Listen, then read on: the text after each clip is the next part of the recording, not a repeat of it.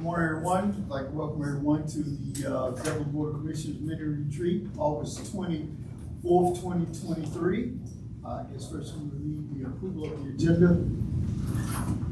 So moved. We have both motion. We need a second. Commissioner Miles, all in favor? Thank you. Manager Moore. Thank you, Mayor. Good morning, Commissioners. Good morning, Planning Board. I'm going to give a brief overview to Michael's presentation that will take up the majority of your morning. The first involves growing smart.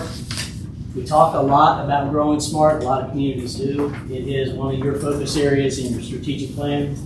We don't necessarily talk a lot about what growing smart is. So Michael is going to walk through what are the components of growing smart. Our hope is that for both boards, you can use this as an analysis for when applications come before you for site plans.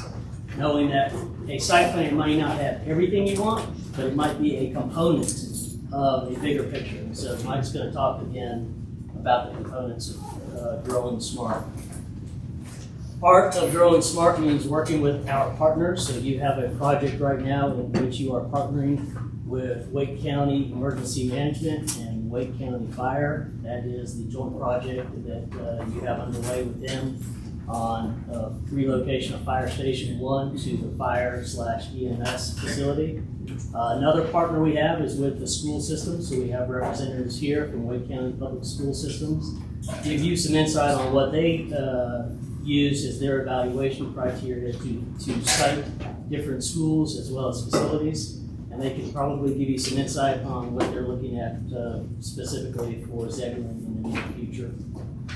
And then finally, this is the 2-year anniversary of your comprehensive land use and transportation plan. So like with any growth management plan, it's not something that when you're done, you stick it on the shelf, periodically pull it down just to assess how you're progressing on your goals. And so Mike is going to walk you through a revisit of your comprehensive transportation and land use plan. With that, I'll recognize our planning director, Michael Clark. All right, thank you, Joe. As Joe mentioned, the first part of our three-part morning is going to be talking about smart growth, understanding what it is, what it isn't, and more importantly, why it matters.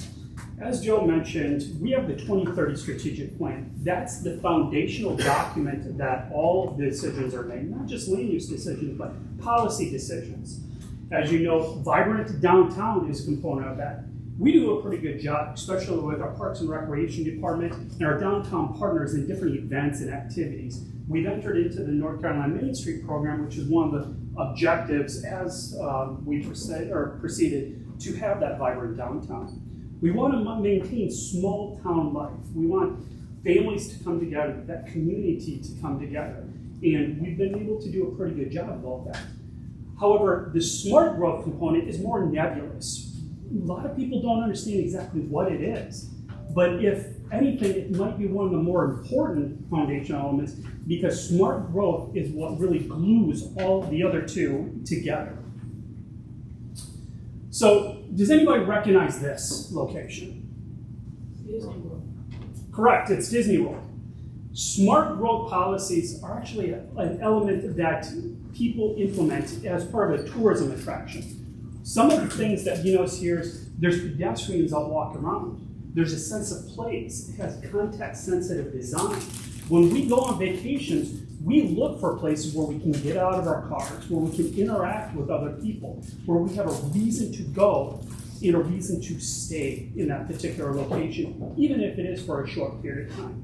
It's not just these theme parks, though. We have places like this where they've closed off this street to traffic. This particular location is in Florida, but it's a small town, not much different in terms of population than Zebulon. But they've realized the importance of smart growth. And we're going to go into the components of that make places like this so vibrant. But what about this? What's missing from this picture? People. Without people, smart growth does not happen. We need to be able to have regulations, plans, policies to bring people into locations, because part of smart growth is how people interact with the environment. So what is smart growth? The Smart Growth America created 10 tenets of smart growth. They're a mixture of land uses. In the previous pictures, you had commercial, entertainment, occupancy, all within tight constraints that created a mixed-use environment. Taking advantage of compact design, we'll talk a lot more about why this is important in a little bit. Create an opportunity of housing in choices. This is not only in where the type of housing that people live, but making sure that it's inclusive, that there's housing for everybody, and we'll go into deeper details about that. Creating walkable neighborhoods. The town has had a walkability plan for quite some time, and we've been slowly implementing them. But we'll go into why that's important and how it interacts with all these other elements. Foster distinctive and attractive communities with a strong sense of place. Is it attractive? When you show up, is it a place that you feel comfortable in? Preserve open space farmland, natural beauties at critical environmental areas. It's no secret we don't have unlimited land resources. We need to be able to protect what we do have. Direct development towards existing communities. I'm sure everybody's heard the term urban sprawl in the past, and we're going to also get into the little details about why urban sprawl is not always a suburban problem. Provide a variety of transportation choices. Make development decisions predictable, fair, and cost-effective. And finally, encourage community and stakeholder collaboration in development decisions. I'm going to pause a little bit on that one because out of all of them, number 10 might be the most important, and we'll explain more about why. I want to introduce you to my friend Andy's neighborhood. Andy lives in your stereotypical suburban community. His house value is about $500,000. He commutes to work every day. His kids walk to the bus stop to get on a bus to drive across town to go to their school. It's not a bad neighborhood in terms of what people think about neighborhoods. I want to introduce you to Samantha's neighborhood. Samantha lives in a smart growth neighborhood. While the house might not be as big or as grandiose, there's opportunities in this neighborhood that are not in Andy's neighborhood. There's things that she's able to experience with her family that Andy's not. Her kids walk to their school. She walks to work or takes her bike to work. She has opportunities and resources available to her that Andy does not. First of those tenets was a mixture of land uses. Mixture of land uses is kind of an overarching element. When you bring land uses closer together, it results in less car trips, less car distance, more interaction, and you create more vibrancy because suddenly you have neighbors interacting outside of their street. Think back when communities were first created, where you had the neighborhood grocery store, you had the neighborhood pub, all places that were created before cars existed. We've lost a lot of that since World War II. It's not only new development, but here's an example of homes that were renovated to accommodate that commercial need. However, ever since 1926, when the US Supreme Court really changed the dynamics of land use planning, where it allowed for uses to be segregated from other uses. At that time, it was necessary because you had industrial uses that were causing health concerns for residential neighbors nearby. By allowing municipalities to separate those land uses, it solved a temporary problem, but it didn't solve the real problem at the time. Since then, we now have environmental laws that protect folks in terms of what type of discharge can be from industrial uses. So the reason and justification for that Supreme Court decision no longer existed. But our zoning codes a lot of time continue that theory of you need to separate out land uses. That probably was renovated well before Ambler versus Euclid, Ohio was a thing. But that is something that a lot more communities are looking towards now to create options. I mentioned the neighborhood pub. This is a two-story building that has at one point had apartments on the second floor. And since the pub has expanded, but it's entirely surrounded by residential homes. Same thing with the building on the left is a 5-unit apartment. Next door to that is a single-family dwelling unit, and the building on the right is a high-end convenience store that has like deli meats, it's a butcher, has high-end wines. It is something that is characteristic and representative of the needs of the neighborhood. And instead of folks getting in their vehicle and driving to Publix or driving to Food Line, they're walking across the street. New developments are seeing this as a reality as well. They're finding that even some of the more suburban uses, drive-through restaurants as an example, when they're located in mixed-use environments like that, their revenue is actually higher than a lot of the suburban locations. Because suddenly you have the population that lives in close proximity that can actually walk in and be able to partake in the services there. And then, of course, this is probably the most close example. This is over in Wendell Falls. Here it is, a big box grocery store, something that you wouldn't think would be a mixed use, but it's right next door to an apartment complex. Actually, I think I can see Caleb's apartment from there. It creates an opportunity for the folks from the adjacent neighborhood in the apartment complex to walk into that environment. While it might not be mixed use as we think about it in a vertical context, it is a mixture of uses, which creates that vibrant interaction. So you have neighbors running into each other in the grocery store. That's what helps build community, is when folks are able to interact with each other beyond their backyards or beyond their sidewalks. So to recap with the mixed use, this was the primary development pattern before World War II. Once cars became a lot more popular and transit became a lot more convenient with the Interstate Freeway Act, suddenly folks started moving out to the suburbs and started secluding themselves from those commercial areas. It can be a mixed-use building where you might have the ground floors retail or restaurant and apartments on the second floor. There's mixed-use developments that really bring in a blend of all of those, as well as the mixture of uses, kind of like in the Publix example, where there's no residential in Publix, but it's next door. It works. Corner stores and restaurants are something that there's a lot more interest in nowadays. You're seeing a lot of these master planned communities that are integrating little pockets of commercial within walking distance of these residential. Of course, making sure that's appropriate commercial. You don't want something that's going to be a really high intensity use adjacent to residential.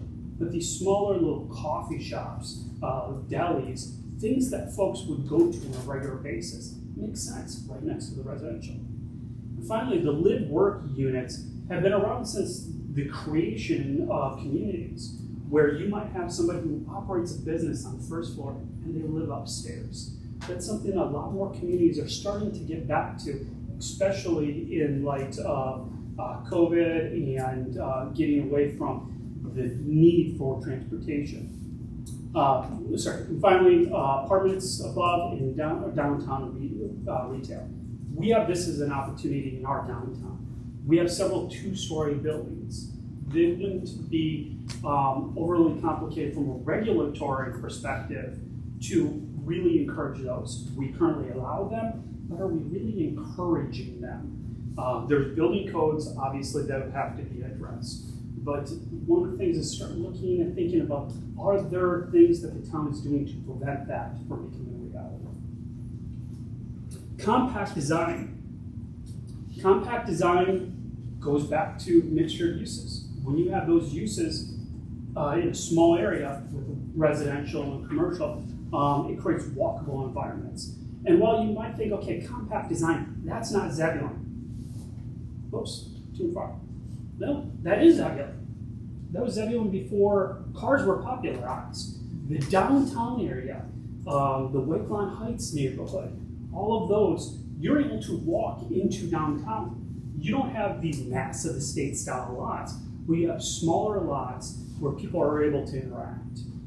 Some of you live in that type of environment right now, and you have that capability to walk into downtown. And new neighborhoods, they're trying to replicate this, where they have a village square, a central gathering place with residential immediately adjacent to it.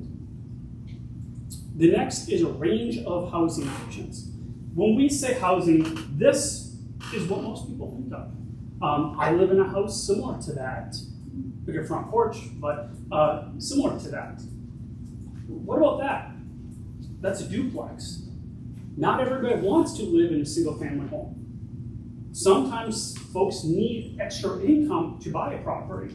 This creates an opportunity for them to live on one side and rent out the other side. Townhomes. Folks sometimes don't need as much square footage in their property or in their home as others do. Their needs are going to be different. They're not going to have the same lifestyle in terms of expectations as some of you. But do we have housing available for them? Are we creating those options?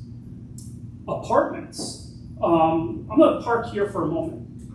When it comes to taxable value per square foot, apartments are actually one of the highest tax generating types of residential development that we have in White County. That is something that we don't have a lot of. We have a 72 unit apartment complex that is a subsidized elderly housing located behind the Dollar General. We got 72 units. Some of our neighboring communities, they're approving 200-300 units per year to address the demand.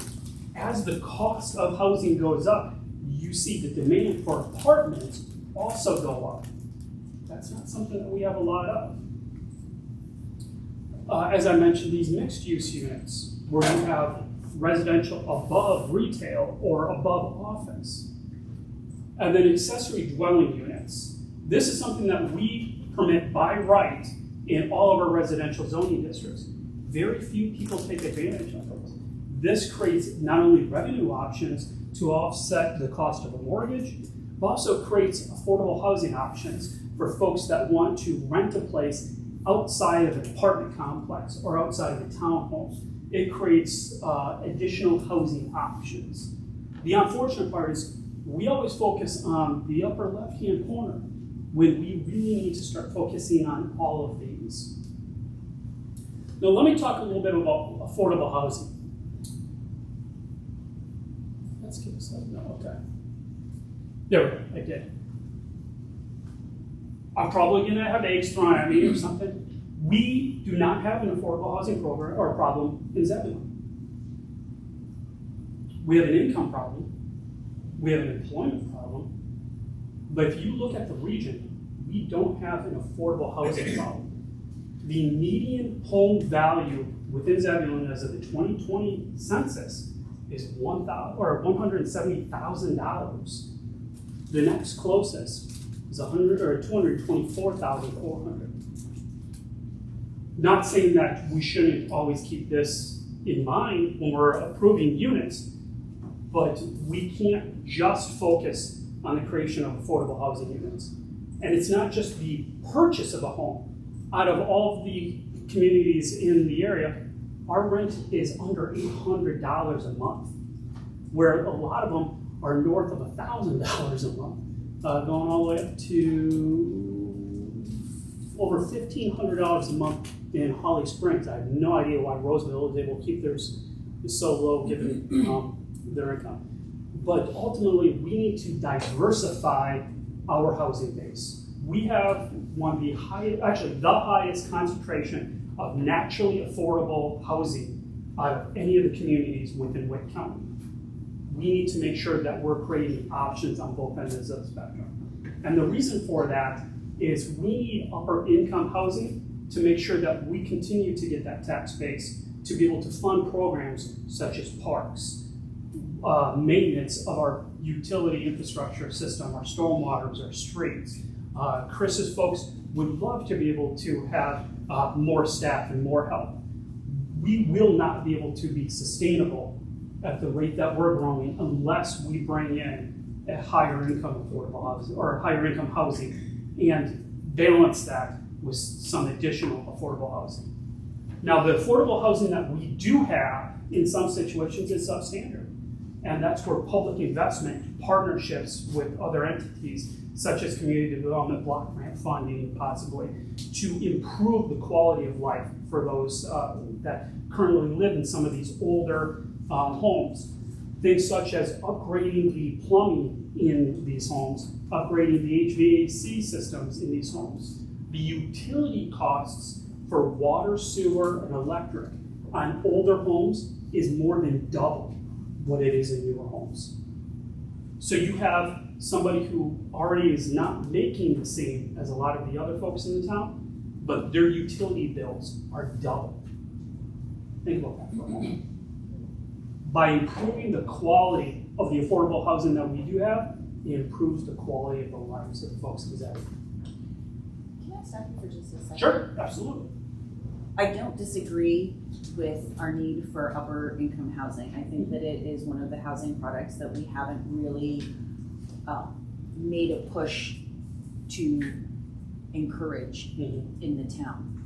But I do think that we need to be forward thinking enough to know that we are going to have an affordable housing issue, and that we can't just say that it's not something that we struggle with in Zebulon, because actually we do. Because we have lower incomes, people are actually able to afford less when it comes to housing. And so what might be considered affordable housing in a lot of the other towns that you have listed on your chart is not affordable housing here. So I do think, just like you have on that diagram right there, we need to make sure that we have both.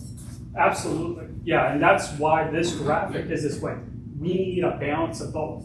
Right now, we don't have you're facing at the right side. We just have the left side. We need to make sure not only are we supplementing the affordable housing that we have, we need to be improving the affordable housing that we have, and we need to be offsetting it with upper income housing. Because only then will we be able to truly sustain all this development that's coming in. It's wonderful that the developers are putting in the sidewalks, the curbs, gutters, storm drains, the roads. But who maintains those in 10 years? Who's paying for the replacement of those? We need to make sure that we have the tax revenue capable to make sure that we maintain that quality. Mike? Yes. When we were talking about the affordable housing and who can afford the affordable housing, is there any data to say that what is the quality of those houses that folks are considered affordable? Yeah, we're in the process of gathering that data. I do know that there's a lot of what is classified as affordable housing that is substandard. Right. Whether it is the utilities, the sidewalk and accessibility, just the general maintenance of the home. And that's why I believe last week we sent out that thing about Wake County and the home rehabilitation grants that are available. You're going to see a lot more of that come out as we're digging into the data, finding where those needs are to make sure that the citizens are able to partner with these other agencies to bring up the quality of life that they have. Quick question for you. Sure. When will you update this information? Every housing I've been into, all the housing developments, 1900 is about the average. That's 796. I'm not sure where they're getting that number from. It's throwing me off. We have homeless going on. You're saying that we have affordable housing. I'm trying to figure out where am I missing that doing that. Oh, that's the number from the U.S. Census. Okay. Yeah, And when will that information be updated? 2030. This is 2020 numbers. So that's really not, It's not accurate at all. it's not Because- current. Yeah, correct. Because everywhere I go, every subdivision, 1900 is about your average just to get in the door. Yeah. So it's running problems. So I don't know Well, what. it depends on also what kind of housing you're being. That's anywhere. I'm saying, not in Weaver's Pond, any of the new territories. That's still just a basic house. It's running about 1900. Well, I think you bring up a very important point that I want to kind of park on for a moment. And it's economics 101, supply and demand. The demand is here and it's not going away.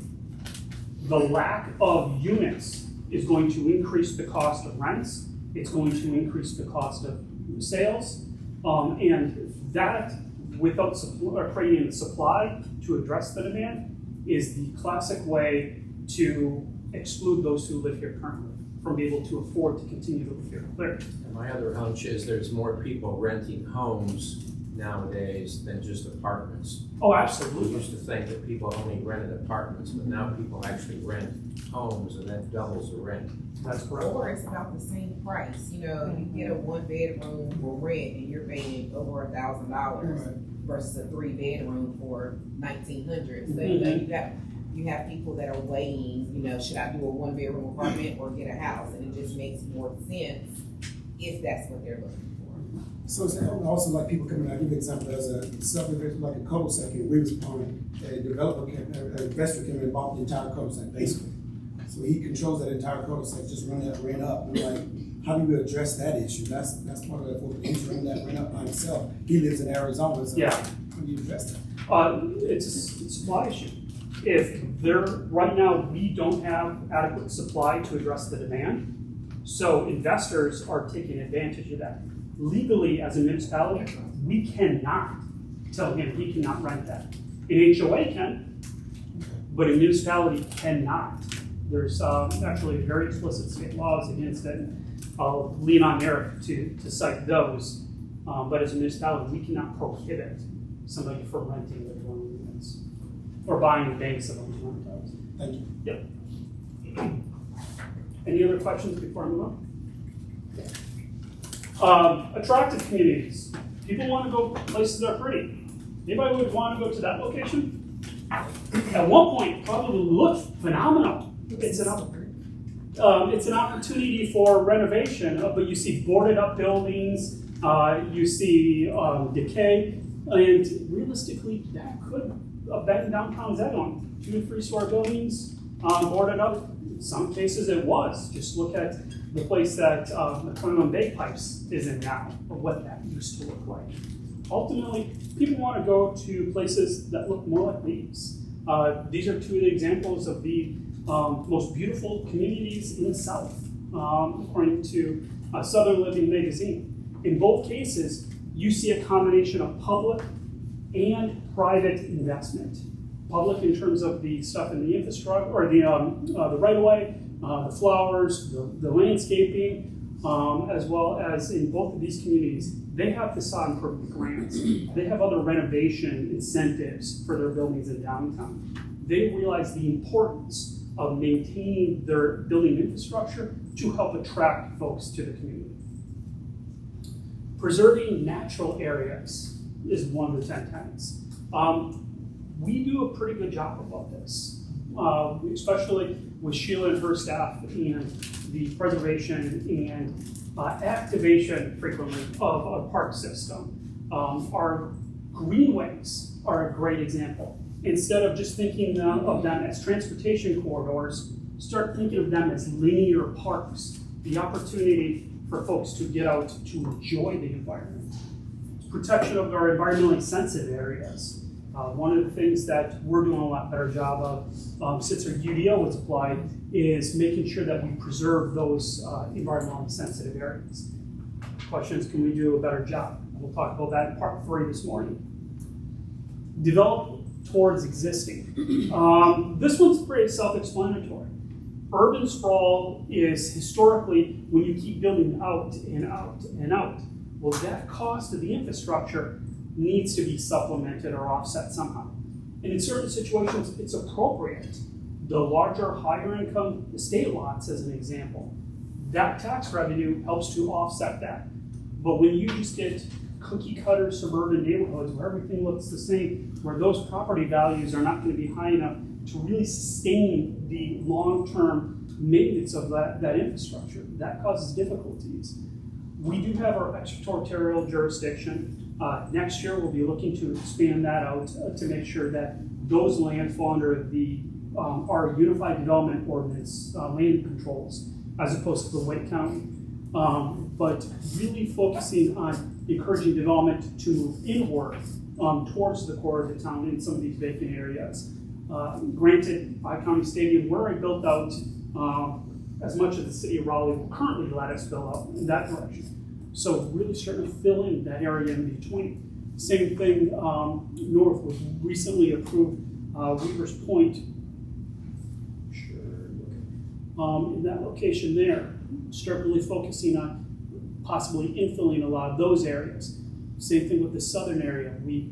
I still don't fully understand the story about this portion that's part of Park Williams, but filling in between those areas.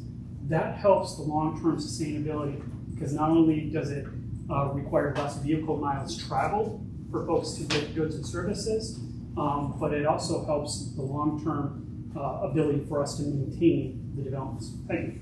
How are you going to do all of this whenever, I think back to the Wayfield project that we worked on several months ago. And now we're told it's probably not going to happen because of supply and demand, or the supply chain and the cost.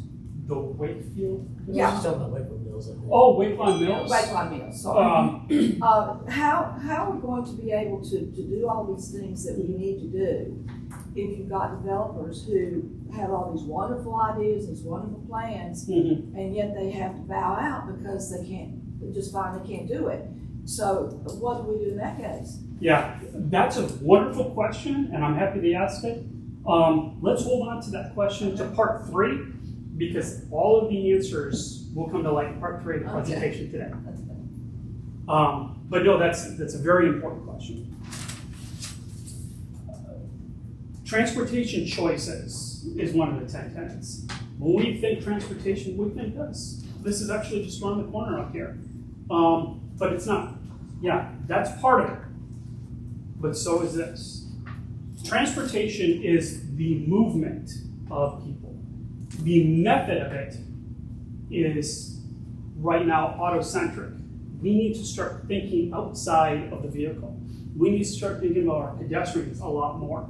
One of the things that we did with our UDL is we required sidewalks on both sides of all roads, with the exception of conservation subdivisions. Then they're only required on one side. We're infilling segments of the roads. We just put in sidewalk on Sycamore recently to help bring those residents who live close to downtown, to be able to get them into downtown. But we also need to do a better job of bike paths. This is something that our transportation plan touches on, but it doesn't really provide clear guidance on how to make that path a reality. Public transportation. Not just buses, but the Smart Ride program. A lot of these are something that are subsidized by the individual municipalities. We have a transportation traffic congestion issue. The number one concern of citizens is the number of cars. Well, if we can get them out of their cars and create options. One of the things as part of the Smart Ride program that we were really surprised about was the ridership in Zebulon exceeded that of Wendell and Roseville combined, which shows that our population is seeking that form of public transportation. Part of that is also an equity issue. There's a lot of talk about DEI these days, but lifestyle opportunities are a component that have to be taken into consideration as well. Not everybody has the ability to drive a vehicle, whether it's financial or medical. They need additional resources to get around. Making sure that we take these things into consideration are going to be important. Mentioning medical concerns, making sure that our community is ADA accessible. This past year at the American Planning Association conference, the closing speaker was an urban planner that happened to be in a wheelchair since she was a young child. And she talked about the difficulties in navigating the built environment, whether it's curbs, sidewalks, buildings, where she told a story about how one of her friends had to carry her up the stairs to go visit another friend who lived on the second floor of an apartment. And instead of apologizing for her disability, he apologized for the built environment. And that's something I think that we miss a lot of times as a municipality, and definitely as planners, is we think about our needs versus the needs of others. And really start broadening that scope. Same thing with families. Not all pedestrian situations are family friendly. Think about sidewalks near North Arundel up here that don't have trees in between the sidewalk and the road. Yeah, that might be good for any of us to walk down. But would you let your 10-year-old child walk down that? I know I wouldn't, because it's not a safe environment. And making sure that we create safety mechanisms such as on-street parking in locations, such as trees between the sidewalk and the curb. Those are all elements that create a safer environment for families. And then finally, this is going to be in the future. East Trans is still an item that's on the Campo plans for the eventual progression of using our railroad track as mass transit into downtown Raleigh. Charlotte currently has it in their suburban areas. We're growing. It's probably going to become reality. Might not be in my timeline, might not be in all your timeline, but it's something planning ahead, especially as developments occur along this, making sure that we're protecting that railroad corridor and thinking, okay, is a stop in downtown practical in the future? Is a park and ride at Five County Stadium practical in the future? Predictable, fair, and cost-effective process. Can anybody tell me what this is? Okay. It's a bookcase. Can you be more specific? It's an empty bookcase. Happens to be Tall bookcase. the same bookcases I have in my office. It is the Billy bookcase from IKEA. Now, how many people have purchased something from IKEA in the past? Okay. Did it come assembled? No, but you followed the diagram, which ironically doesn't even have words, but you follow the diagram. Are you going to end up with a car? No, you're going to end up with a bookcase because there's a clear, definable path. You start here, you take these steps, you combine these elements, and you get a bookcase. Development needs to be the same way. When somebody takes this, plus this,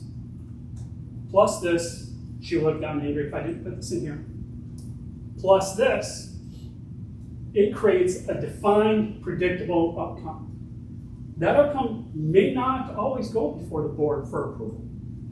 But if they follow the ingredients that we put forth in our plans, in our regulations, it tells the developer, this is what we want.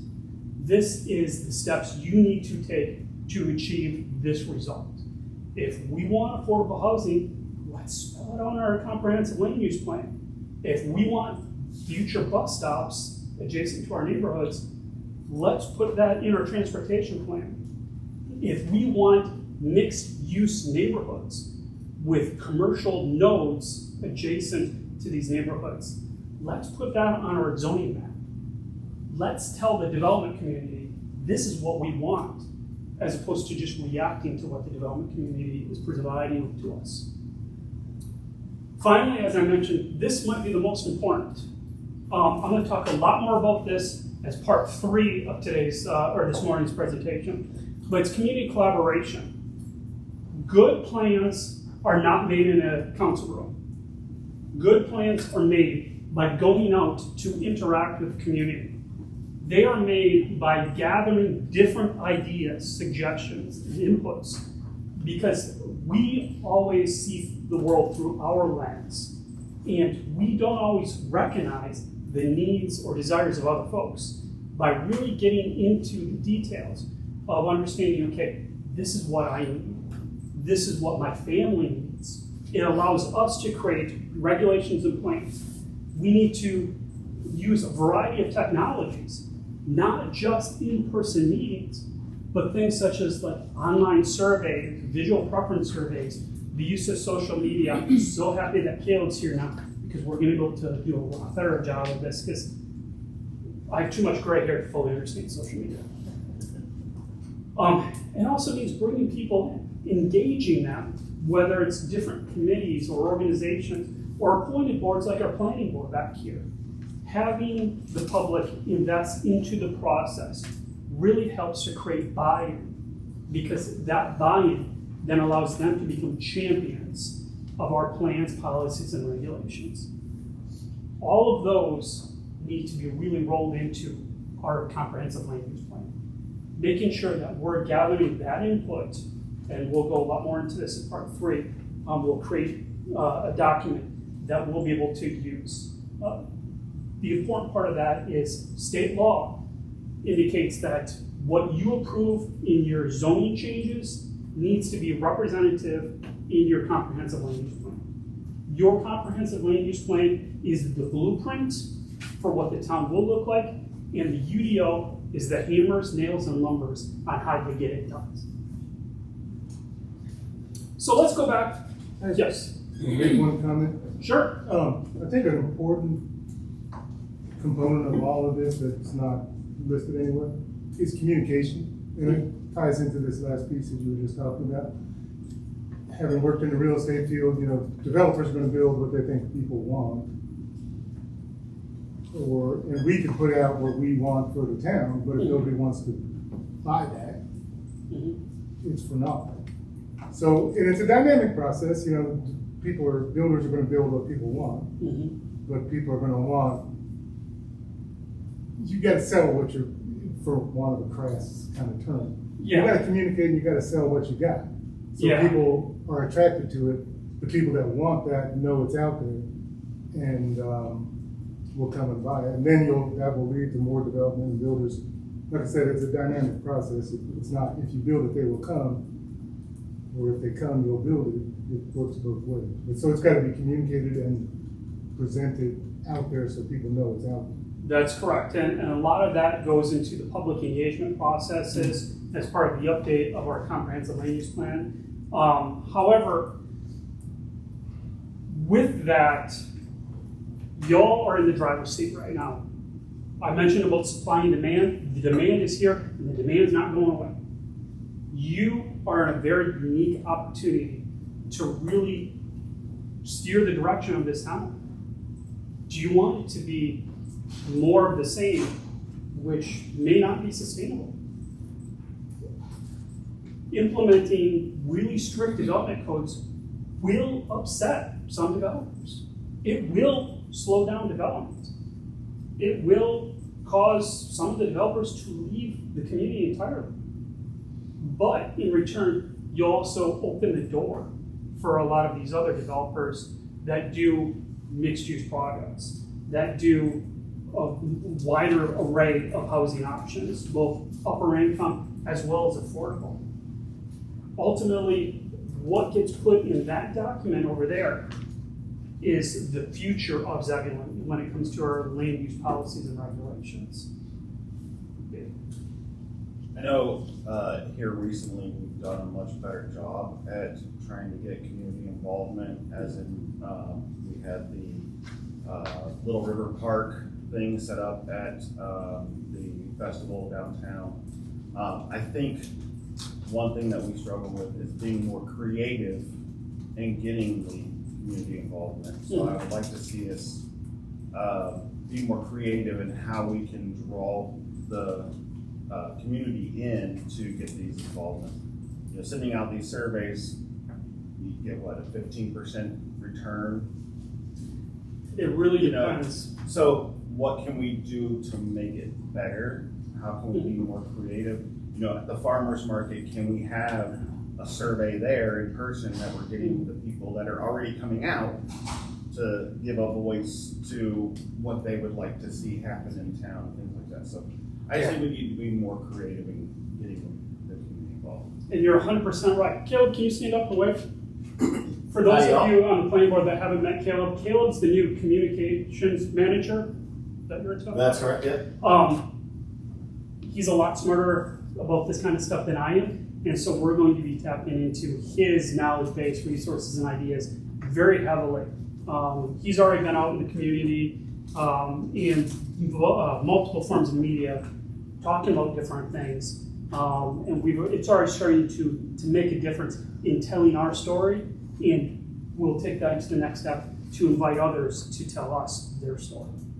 I think that it's going to be very important for Caleb too and the rest of us to try to persuade. There are a lot of people in this town, I found out, who are very resistant to new developments and new things coming in. They don't want things to change at all. I know I went to a neighborhood meeting about 6 months ago, and that was during the Waycon period that we were working on. The Waycon people came to present. And the majority of the people, I'd say 99.9% of the people at that meeting were completely opposed to it. And so we've got that element to look at too, I feel like, to be able to maybe sway some of these people because they don't want their communities to change at all. Yeah. And that is a component of it.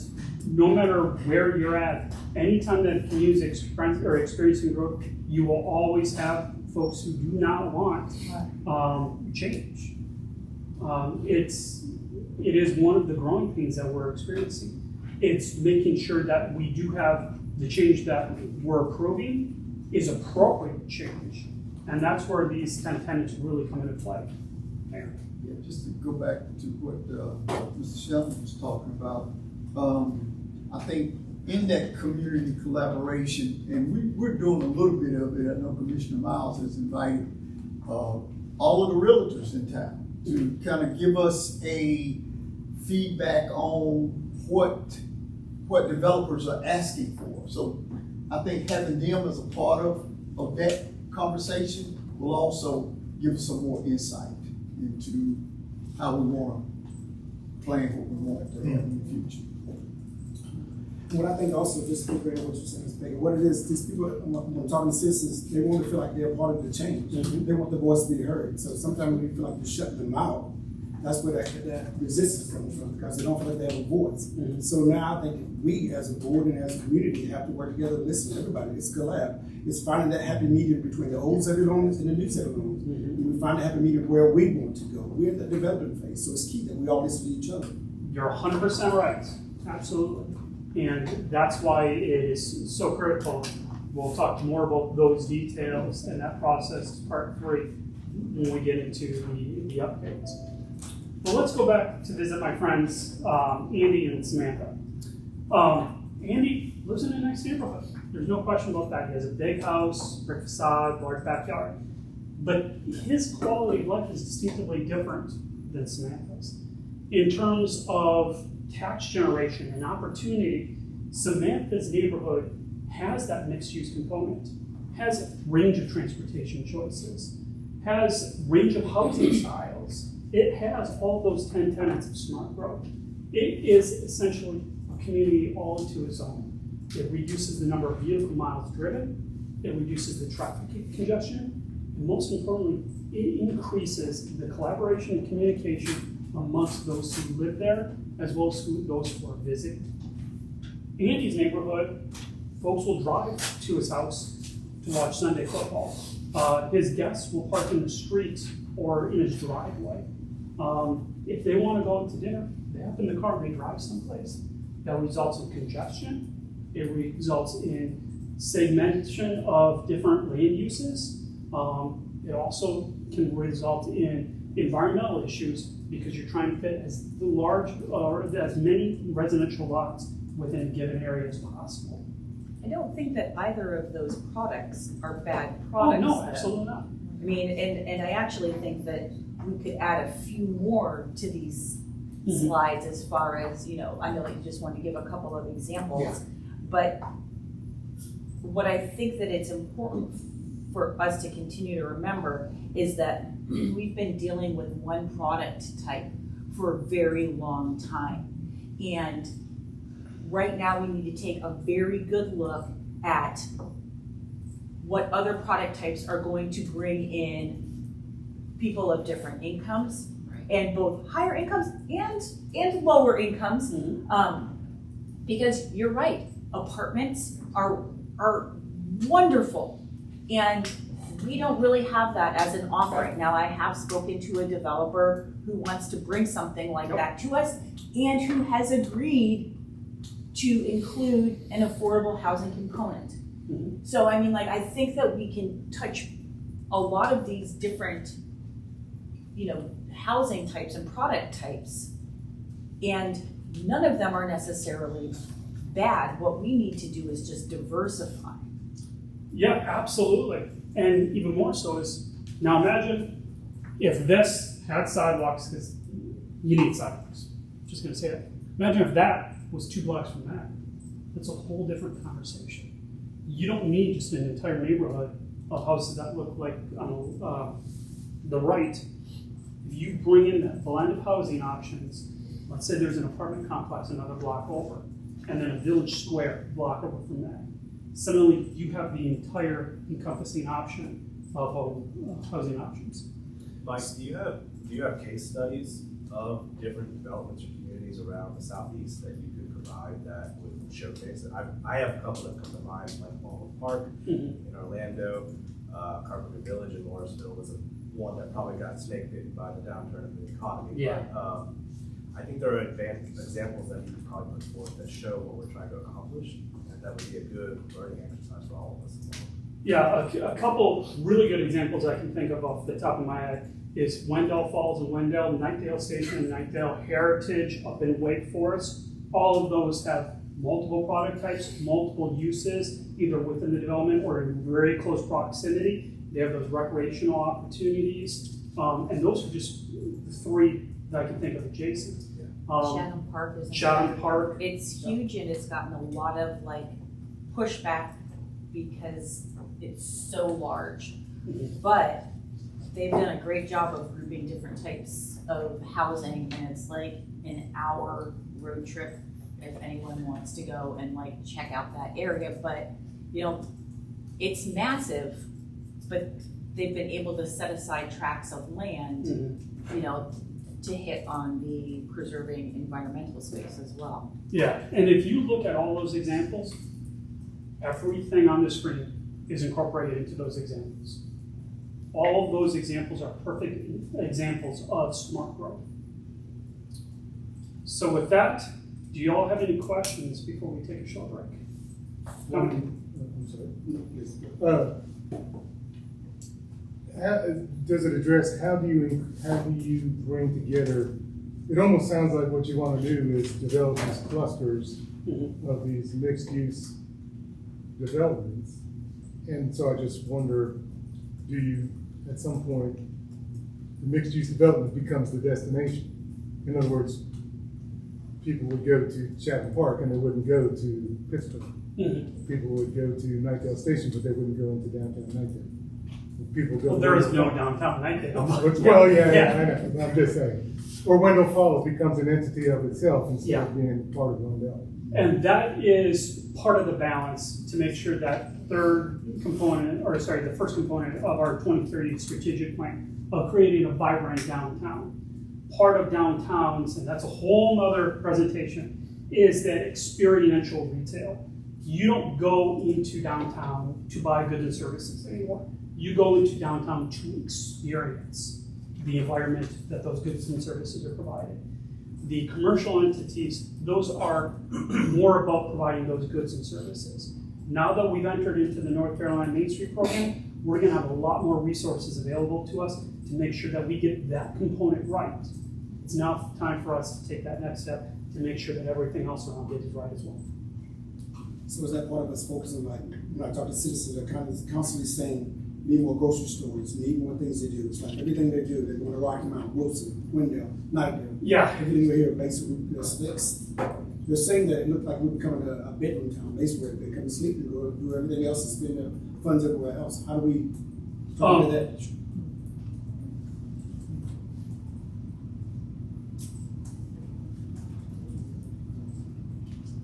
I hope nobody gets motion sick. We changed those numbers. Grocery stores are not going to come in with those numbers. Retail will not come in with these numbers.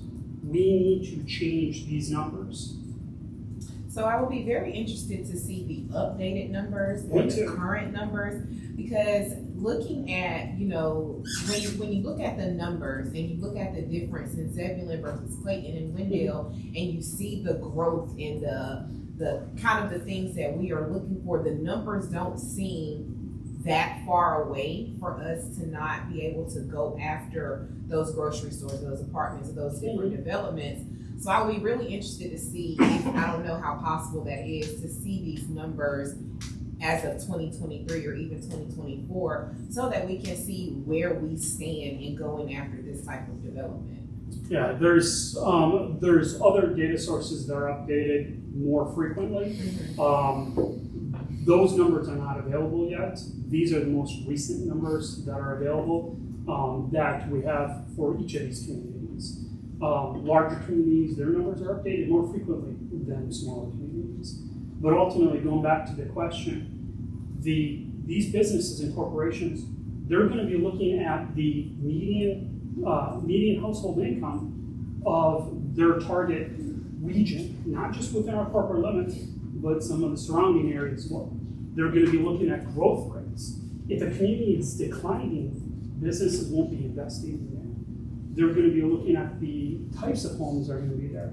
If it is 3-4 bedroom homes, you're going to get more grocery stores than if it is just apartment units, because that means a lot more families, where you just have a lot more apartments, then suddenly it's more restaurants. So it all goes into the dynamics of not only what these numbers are, but how your growth patterns are going. Housing type plays such a huge part of it, even when we move on to talk about Wake County Public Schools. I mean, when I met with Glenn Carrozza, he was saying that Wake County actually looks at housing types to make determinations for whether or not they're going to be putting a school in an area, because certain housing types are considered to be child producing households and some are not.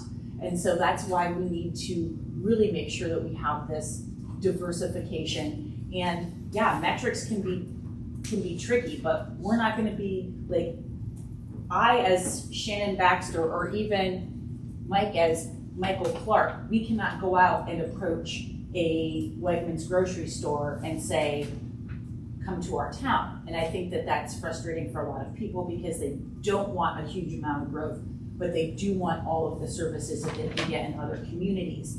And there are numbers that places like, dare I say, Popeyes looks at before they're gonna come to our community. They look at how we're growing. We're gonna get a lot more opportunities now that we're the second fastest growing municipality.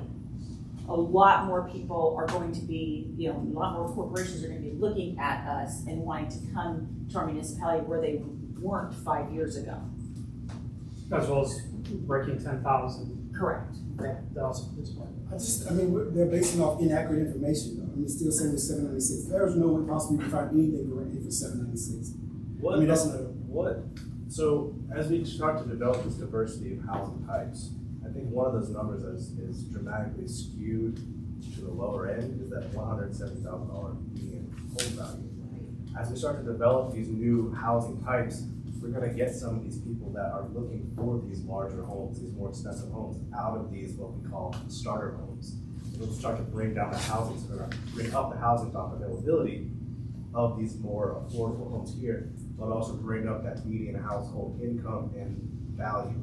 And those are the numbers that these Wegmans and Publix, the Harris Teeters are looking for. They want to see that people can afford the product that they're bringing into town, the produce, the meats, the grocery, that can be supported that way. And I think as we diversify, it gives more options to free up some of these other housing opportunities for people to move into. So as that moves on, I think that's kind of what we're working towards is getting people into these progress homes that is kind of establishing that life cycle that we're always looking for. That, the apartment after college, the new home, starting a family, moving on through your career, developing, and then downsizing as empty nesters. I think that's what we need to start focusing on is developing that mentality of how to accomplish all of that within our town. And so maybe this is part of part 3, but what you're talking about is basically revamping our land use plan and map and things like that to provide more mixed use, more neighborhood commercial areas and stuff like that for development, because that's what the developers are looking at when it comes to developing the land. Is that what we're saying? Yeah. Okay. And we'll go more into detail in part 3.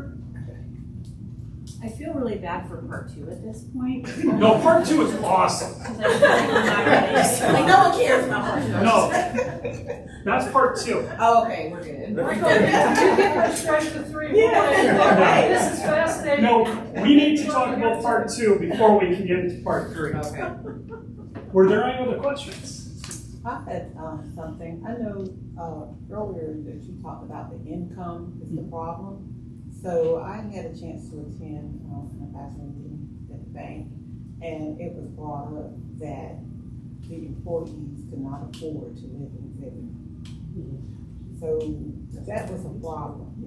So with all the affordability words going around, what does affordability really mean? And to what audience are we targeting? Because the hardworking people here in Zebulon can't even afford to live here. So it sounds like to me, you know, looking at those numbers, that looked affordable. But now if we look at the current numbers moving forward, it's not affordable for the income of the people that we employ here in Zebulon. And that's part of making sure we have diversity of industries, which then is reflective in higher incomes. If there's more competition for employees, those incomes go up. The way she put that, because what I hear two citizens saying, teachers can't afford it, fire police, they can't afford to live here. They feel as if you're gonna have a more effective, like, public safety units if they live someone in their community. So they can't even afford those houses, but we constantly say we need more higher end houses. How do you get a citizen to see that? Okay, hold on, we're trying to figure that out. Like, And that's why we have to pay attention to affordable housing initiatives, because I mean, like, I see that those numbers, and I'm like, some of you guys, I don't believe them. I do believe that we do have affordable housing issues and that those numbers are skewed or just old, quite frankly, because we were in a different place in 2020. But I think that one piece everybody's not taking into account, all the numbers above us, they've also changed too. They have. Yeah. They have, but And I'm not knocking anything that y'all are saying, but I'm just saying, That's true. if they can't afford to live in Zebulon. they're definitely not can't affording to in live Palm there. Springs. They're not living in Apex or No, Morris. they're not. I mean, they are listening families that are living in. They are apartments. I waiting- see they families are that living live in If we could keep one at a time so I can keep track of the comments, thank you. And I think it's key that we address it, because there are now families that are washing up in Whitney Park, washing up our community center. We have that. So to say we don't have an affordable housing issue, I find it hard to believe, but it's how we're gonna attack that issue. Because like I said, families are struggling. They're sleeping in cars. I'm talking to the social workers at school, but families are literally sleeping in cars, washing up, going out parks and doing that. So we have an issue. I'm not disagreeing that we have a poverty issue. Yeah. That we do have. I've also spoken with several of the affordable housing developers that I've worked with, and they do not realize the land that's available out here. And when I say, hey, are you guys looking to come into Zebulon? They say, oh, well, I didn't know that there was availability or opportunity there. And I think that's part of the problem, is that it's not communicated that we have a need for that. And these people have been focused on towns or cities like Raleigh or Morrisville, Apex, because that's what their comfort zone is. But we need to invite these people out here, show them what we're looking for, show them how we're incentivizing the affordable options for developers to come to town, and work with them to develop what we feel is appropriate for our community. But until we start getting those developers out here, we're not going to get the affordable housing that everyone's looking for, because they are the experts in getting that funding. I've worked on many projects where all we do is put together proposals for these developers, and every year only a handful of them get them. So we have to work hand in hand with these people and these developers to start getting them to focus on this town and on the community. Otherwise, the high dollar projects for them are gonna be in Wally, Apex, Morrisville, those type of communities. So I think that's part of the process, is getting them here to understand that we need the help from them. And I want to touch on that real quick. We're running a little long on time, but part of that is clear understanding what is affordable. What we classify as market rate in Shepherd's Park, Autumn Lakes, even parts of Weaver's Pond, that's classified as affordable in almost all the other communities in Wake County, with the exception of maybe Wendell and Mandel. So what Wake County looks at as affordable is distinctly different as what y'all will think is affordable. The other component of those type of developers that are looking for those projects, they're going to want to have a very predictable outcome. They're not the type that are going to be coming before y'all for conditional rezones or plan developments. Making sure that you have processes that are clear, outlined expectations in your plans, in your regulatory documents, to streamline that process makes those type of projects a lot more obtainable. Was there any other questions? I just got one comment. Sure. A lot of resources too, average citizen don't really take advantage of it. The county has lots of programs. Sometimes you ask them, well, why don't you do this, do that? Well, I don't want folks all in my business. I don't want them to know that I'm struggling out here. I know of a case recently where an individual got sick and was assigned a social caseworker, and the caseworker found out that the individual was eligible for a new roof on the house, a central air conditioning system put in the house, and other repairs through the county. He got sick, went to the hospital, he would have never known. So there are a lot of programs to help with some of this, but it's not being, I guess, conveyed enough to the average citizen. I just have a comment. Sure. The last comment I have is, let's remember the retirement community when we're planning. Because I have a friend, a person that we all know, that is looking to move here in Zebulon downtown area, or just in Zebulon, and can't find housing for the income that she has. She's struggling. So let's remember our retirees. And with that, 10 minutes, whatever you need, 10-minute break. Thank you. Thank you. Public school system has been a question that we've received frequently, not only as staff and planning board members, but as elected officials.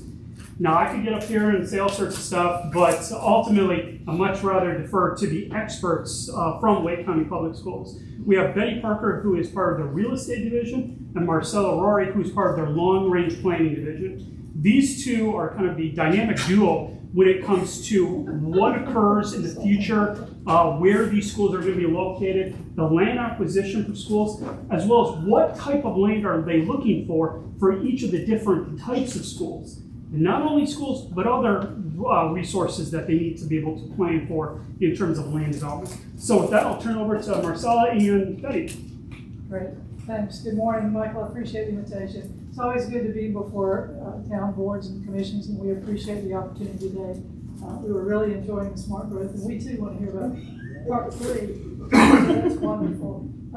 What we're going to try to touch on today are 3 things. As sort of a runway up, we want to talk about our forecasting process for students, because when we're planning to get more students drives where our future sites are likely needed. So understanding how that information comes together, we think will be really helpful.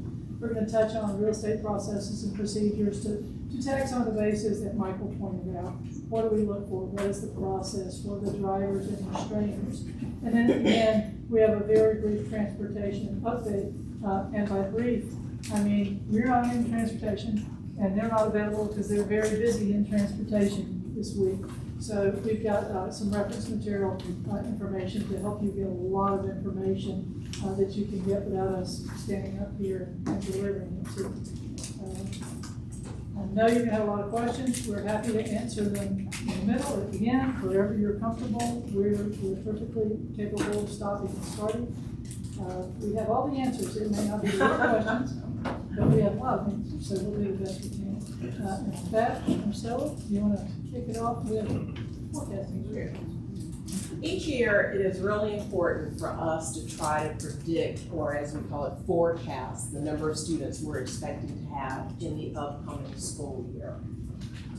And so what you'll hear me refer to that as the student forecast or forecast. It's basically determining that upcoming year's number of students.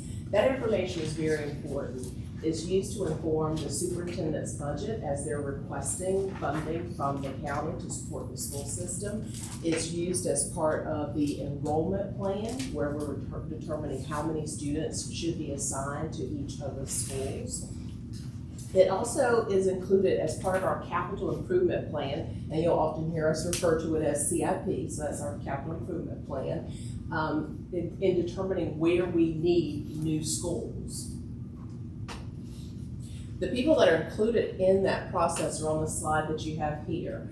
We gather information from the district, and I'll refer to Wake County Public School System off and on as the district. So the district provides information. We gather information from Wake County government.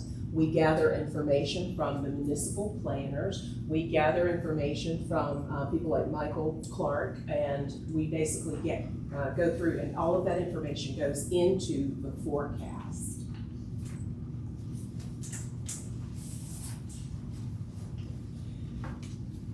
As you know, many communities in Wake County are growing very quickly. And as you've heard this morning, Zebulon is no exception to that.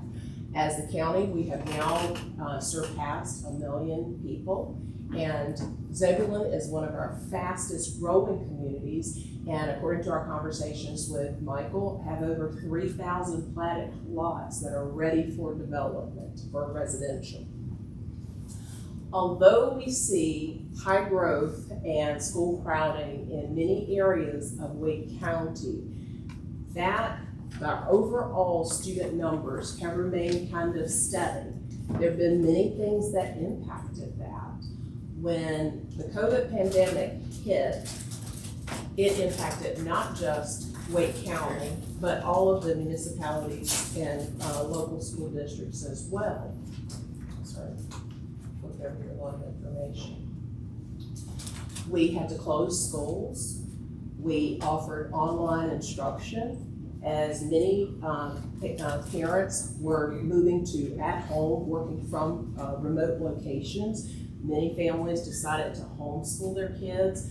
Many chose other options for educating their students because that's one of the benefits of being in Wake County. We do have options. What that resulted in was fewer K-12 students being enrolled in the district. However, with that steady or not increasing number of students, we still continue to serve a little bit over 75% of school-age children in the Wake County Public School System. So our market share is still really strong. One of the biggest impacts, you just heard me mention homeschool, charter schools, private schools. Those are some of our market share challenges. And of those three, one of the biggest challenges is the charter school market. So as part of the forecast process, we monitor the number of schools that are opening. In recent years, we've actually had charter schools that closed all of a sudden. Some of the challenges, if you will, is that while some of those options have the ability to be selective in who they allow into those programs, the district does not. We serve every child that comes in. You must provide and serve every child, and we want every child. Part of that process is we're monitoring when they're opening, when they're closing, when they're expecting to get new charter schools in particular. Excuse me, but we only get a 2-year window into when those schools will open. And like I said, we don't really get a heads up, we're getting ready to close, and then all of a sudden, we have to absorb 600 new students. Our economy here in Wake County, as you've heard some of the information that impacts that from Michael this morning, remains strong for Wake County, which is wonderful. Things like low unemployment rate. We are actually below the North Carolina and the U.S. unemployment rates here. We've had stable ability of jobs in this general area, and we continue to have residential growth. All of those factors positively impacts the number of students that we have available to attend the Wake County Public School System. Birth rates, as many of you know, at the beginning of COVID, we were expecting a COVID boom of babies. I think the biggest factor is that COVID lasted a little bit too long, and people didn't, you can speculate however you wish to, but they didn't make as many babies as we thought they were going to make, is what that boils down to. So the result of that is that there are fewer available children to attend school regardless of where they choose to go to school, whether that's the district or whether that's home, private, or charter schools. So 5 years later, again, there are fewer kids that are available for any of those markets. So right now, we are expecting to have a small but steady increase that'll bump a little bit somewhere around 2025-26. Another huge impact are the legislative changes. Many of you are familiar with the K-3 class size reduction that took place, I think somewhere around 2018 is when it started, and we phased in. Most people say, smaller class sizes, that sounds really wonderful. We all would love smaller class sizes. What does that translate into? That means I need more classrooms and more teachers to serve the same number of students. So when class size legislation, K-3 class size legislation was first enacted, all of a sudden we lost years of growth in providing seats for the students in the district. There's some legislation that's being contemplated right now for a reduction in class size for 4th and 5th grade. Again, and I just realized I forgot to mention, there was no funding that was provided to enact that legislation. The current 4th, 5th legislation that's being contemplated, no funding for providing either additional classrooms or for additional teachers. So once again, you can put 2 and 2 together there, fewer space, less teachers in order to meet that requirement. All of those things impact how far we're able to go. Question for you. Yes. What is that current class size limit right now? For kindergarten, please don't ask me why these numbers. I've asked this question a million times and no one has been able to answer it. Kindergarten is 18. Okay. First grade is 16. Second grade is 17. Third grade is 17. The legislation that's being proposed for 4th and 5th is 24 and 24. So the answer, I spoke with the assistant principal at a meeting with her yesterday, and she was saying they're trying to keep the average under 25 in the classroom, but they're having a problem doing that. This is at East Wake, so they're kind of cheating on some territory. But they're also a charter school. What is that, East Wake? High school. East Wake You're High talking School. about high school. East Wake High School, Okay. correct. Well, they're cheating on 25 or more. They're kind of really working to keep that number down, but she says it's a challenge now. So.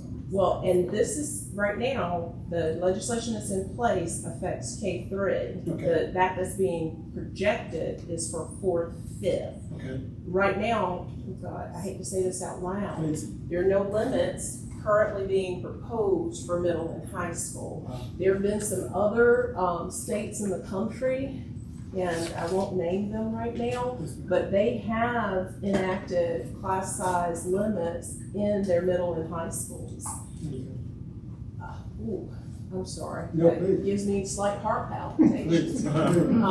So there are no limits right now on those numbers. We plan for about 26 students in most of our general middle and high school classes. Many of those may go over, like band, you're gonna have way more students. Right. Some of our CTE classes, you need fewer, just simply for safety reasons. Okay. Our science classrooms, depending on what kind of science it is, whether it's earth science or whether it's chemistry, there are limits, code limits on the number of kids that can be in those. Thank you. Oh, I'm sorry. One item I don't see up there, I get a lot of questions about is how do you forecast illegal immigration and the impact on the school system? Because they tend to be moving to the areas where there are jobs. Charlotte, Raleigh, how do you use that in your forecast? We have to serve every single child.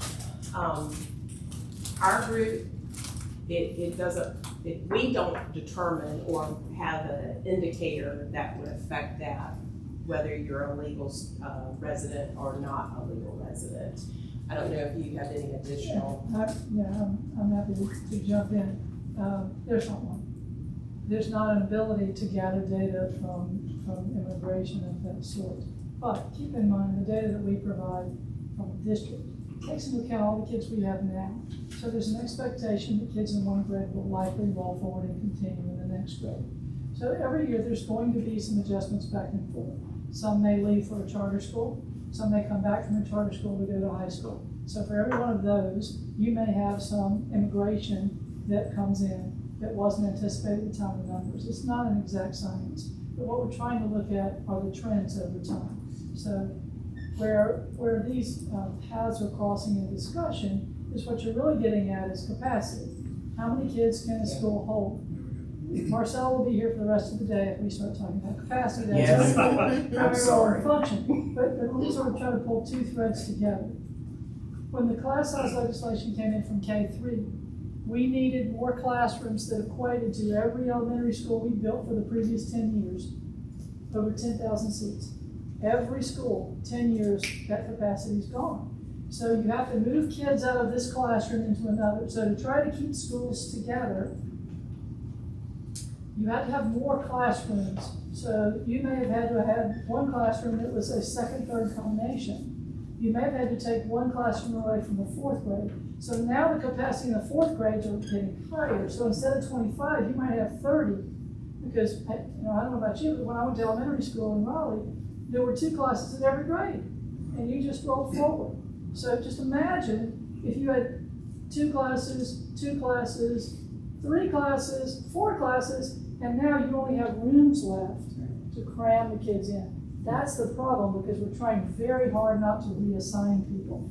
So that's where these class size limit numbers, it's both, as long as you can adjust within the school on some of the schools that are less crowded, that works. But if it's a school that's crowded, we've got to assign kids, we've got to build new schools.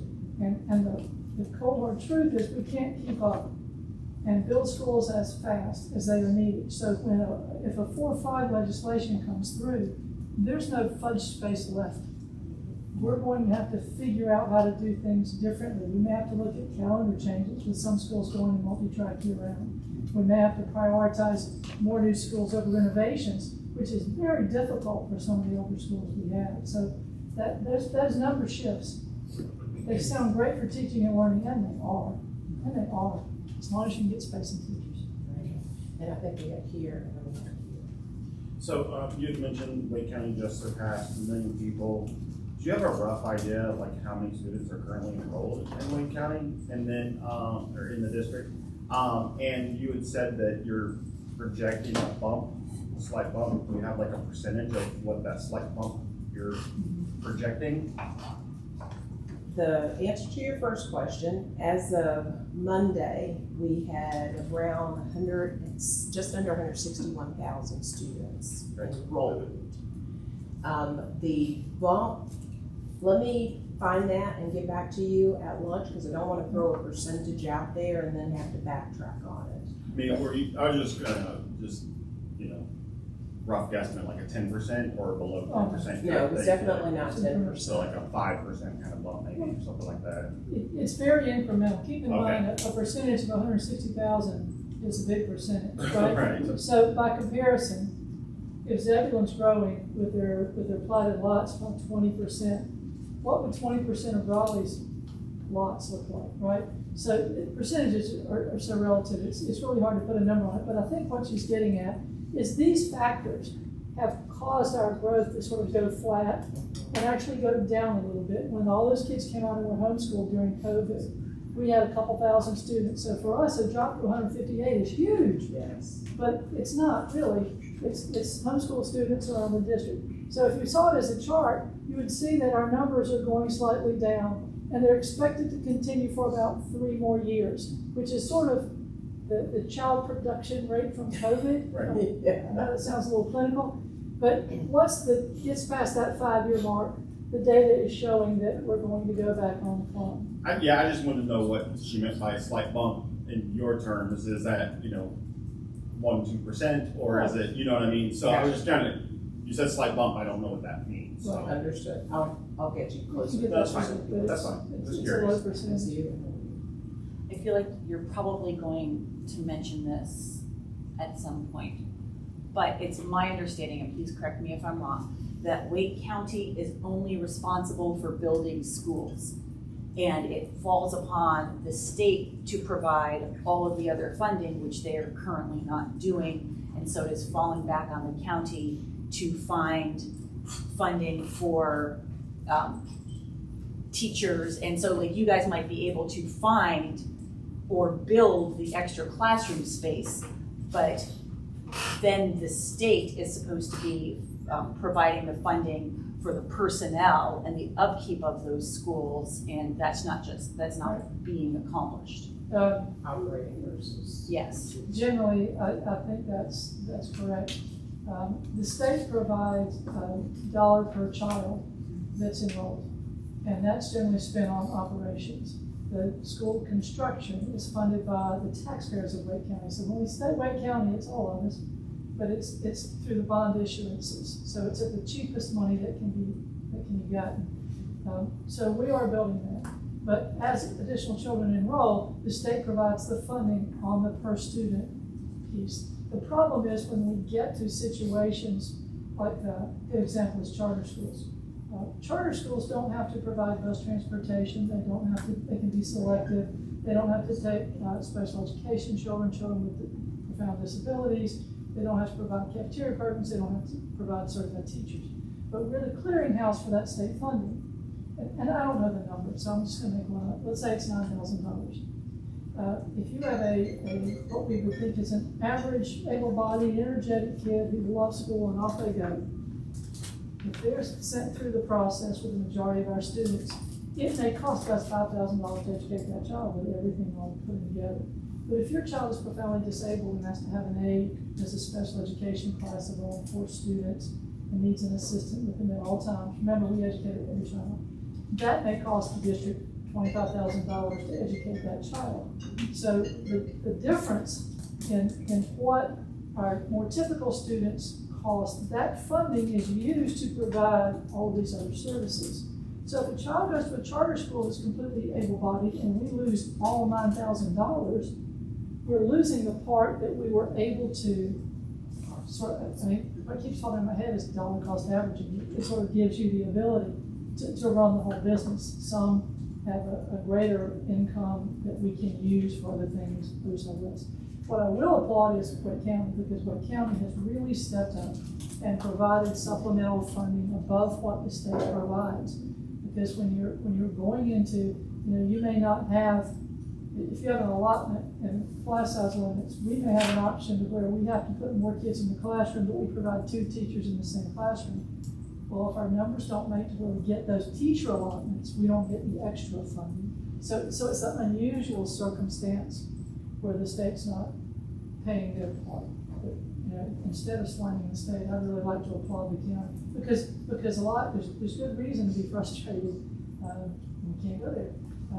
But there's good reason to be frustrated because you would think that the state would cover all of this, but the county really does a phenomenal job in partners with the district to do everything. I think They do indeed. Yes, ma'am, with the fabulous shoes. There was by the one way. other question right now. There was they one question are. before yours. I was just curious. So when we're translating numbers into capacity, if the average class size is 20 students. And that means if you have an increase or a decrease of 1,000 students overall, you need 50 more classrooms. Is that correct? Ballpark, Ballpark, if they were all located in Right. proximity to each other in nice 25 student clusters. Right. The problem is they're spread all They're throughout spread the all county. over. What is the average number of classrooms in a school? It depends. Right now, the standard new elementary school is about 56 teaching spaces, but that includes everything. That's all of your general ed, K through 5 classes. It includes your art, your music, all of your specials. It includes all of your special ed, and it includes your general ed support, or in other words, if you need speech therapy, if you're a child who has to come out of a general ed classroom for any additional services, our ESL, English as Second Language. If it's a magnet school, it would also include your, I think here, your gifted and talented magnets for both the elementary school and the middle school. So that 56, while it sounds like a lot, includes all of that. On average, right now, that would have about 716 students for that size elementary school. Is that preschool as well? It includes 2 pre-K. I won't take you down that capacity. She's gonna elbow me in a second because I'm about to go down. I know. Try to go down the capacity discussion, but it does include at least 2 pre-K. But I want to ask the question I see in your face, and that is, well, the math doesn't work. The classrooms where the students go in and are there all day are counted as capacity classrooms. Yes. That's how we determine the amount. But the places they go and come back, art, music, special ed, special classrooms, those aren't counted for capacity. The capacity is where we have a seat for that student all day long, not just the places they visit. And you don't typically have art every day. So if I'm in kindergarten, my kindergarten, Ms. Parker's class may have art on Monday. Ms. Jones' class may have art on, so those teachers are typically teaching almost every student. I've often wondered, where does the so-called North Carolina lottery enter all of this? Education lottery.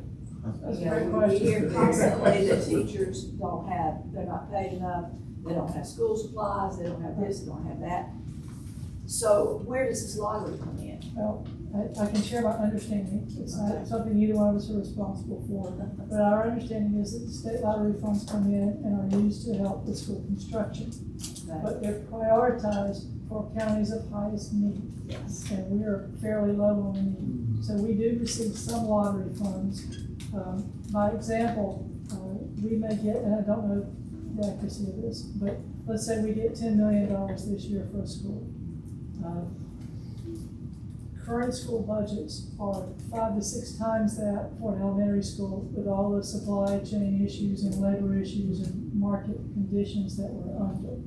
So that's great, but it's not going to build a whole school. But what it can do is if those funds come in, when you think about borrowing money from the bond, the debt service on that is probably somewhere around 10% a year. Most of our bonds, the county tries very hard to pay off within about 11, 12 years. It's probably a AAA bond rating, we're very fortunate.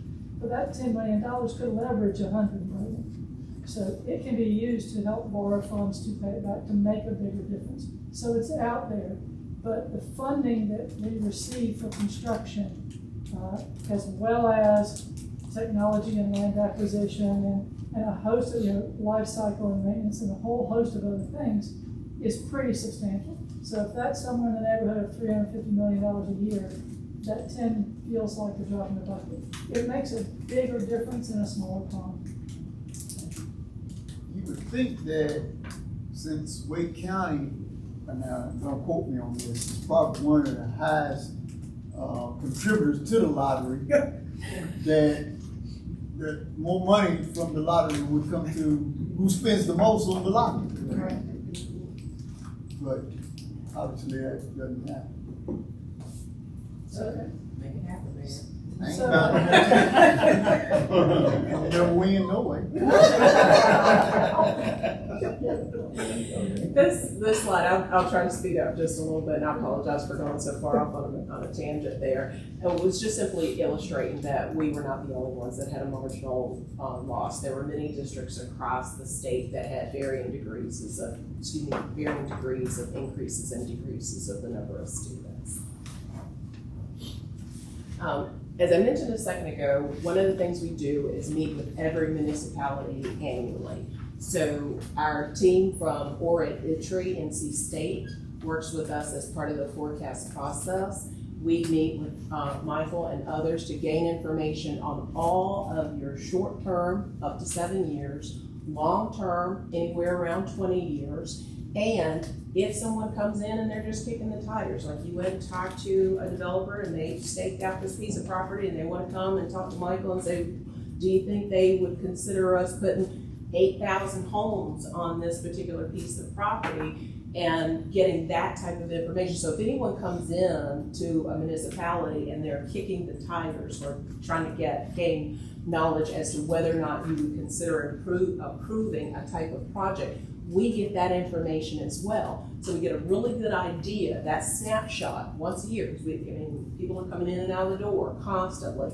So once a year, we find out what's on the books, what's been approved, what's going through zoning, how many homes are expected to have a certificate of occupancy at the start of 2024.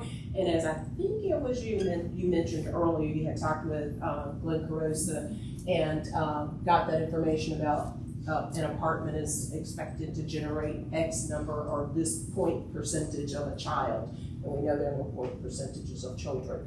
But and how many children a 3 or 4 or 5 bedroom home is expected to produce. So we gather that sort of information. However, what continues to happen throughout the year, more people are coming in kicking the tires, more projects are coming before you to get approved. So we have something called a school impact letter. So many of our municipalities have made that part of their approval process, which basically says if you put 8,000 homes over here and you're expecting them all to open and be fully occupied in 2024, where will they go to school? So it's sent to our Office of Student Assignment, and they send the information back saying, at elementary school, we have X amount of capacity, middle school, we have X amount of capacity, and high school, we have X amount of capacity. That information is typically not baked into the forecast until the following year, because again, we've got to do a snapshot on the ground at this particular point in time. These are the number of residences, which translate into this number of kids, but we have the ongoing information to say, but we're expecting this number for next year. So just a quick example of that. One quick question for you. Yes, sir. The North County State team, what was the name of that again? You said? NC State and ORED ITRI.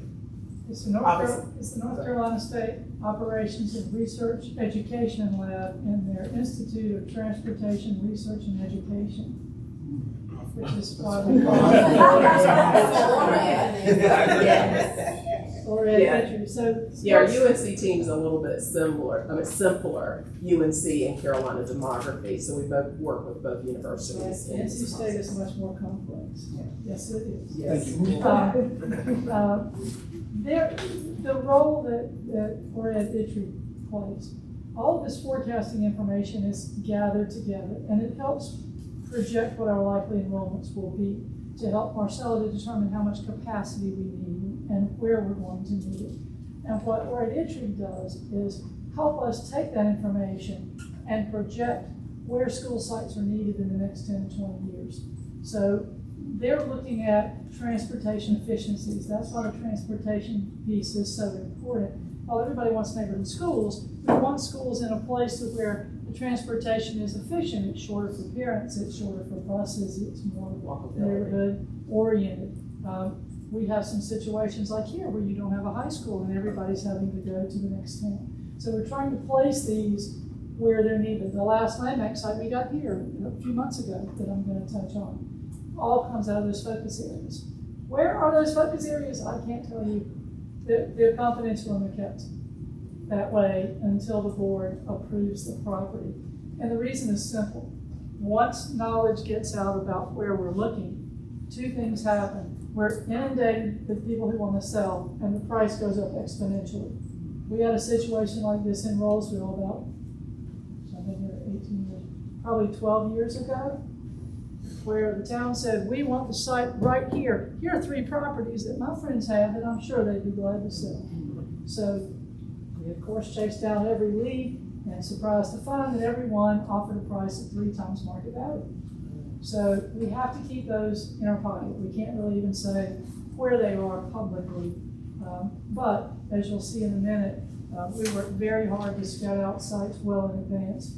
And we've been very fortunate to have some confidential allies within towns like Michael who can say, you know, these people are thinking about development, that might be a good school site. So we're able to work behind the scenes. You won't see us working behind the scenes, but we are. So the 77 acres that it says is required for high school, is that correct? Information takes basically Generally, yes. to We have our capital improvement program does several things. It sets out the parameters for how we build schools.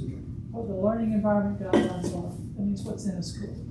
The design guidelines, that means what sort of equipment does it have to have, HVAC. The assumptions talk about how big we want the schools to be, how many students, what size land.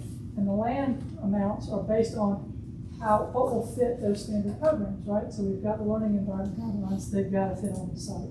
Right now for high school, we're looking at about 75 to 77 acres. Middle school, we're looking at about 35 to 40. Elementary, we're looking at about 25. Those numbers have increased in the last 10 years for several reasons. One big one, stormwater. People are a lot more concerned about stormwater. Stormwater regulations have increased. You have to have more space for that. More space is more acreage, larger site. NCDOT is more concerned about on-site parent stacking. There has been a huge shift from 1,000 years ago when I was a kid. The parents are driving their kids to the school, and not in 2 or 3 in a car, one by one. And DOT doesn't want that backed up on public roads, and neither does any municipality, and neither do we. It's a safety issue.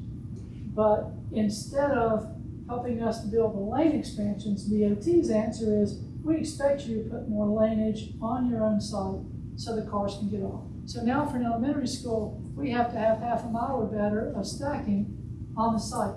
That's more acreage, and because that's pavement, that's more impervious. So we have to balance that with impervious. You see where it goes. So over time, when I first got here, it was 25, 30, it was 20, 30, 60.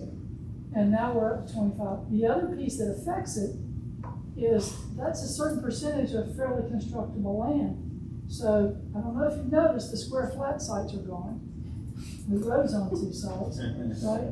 So topography, streams, wetlands, things we can't touch, sufficient road frontage. Sometimes we have to buy way more acreage to get what we need on there. Sometimes we can do it less.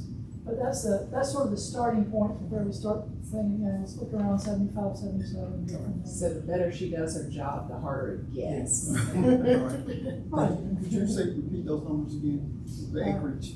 Let's go with 25, 35, 77. 25, 35, 77. Mm-hmm. It's general, it's not precise. Thank you. I got a quick question. I don't know if this has anything to do with anything, but is it in consideration when talking about these acreages, whatever is in the athletic component? I'm sure that's in there somewhere. It is. And this is way outside the box. We have a lot.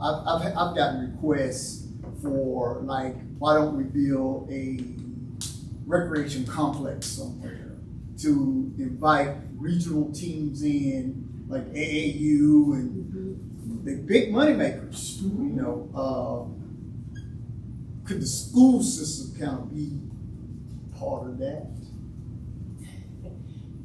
I think you can answer that in 2 parts. One, we've been discussing, Betty and I worked together for like 20 plus years now. So we had many conversations about whether or not we as a district, instead of giving a stadium, your main football area with your track and all of that, instead of giving a stadium to every school, a baseball field to every school, a softball field to every school, whether or not we can have a generalized area where teams came and shared that. Well, we have all these high schools that already have all those components, who wants to give it up?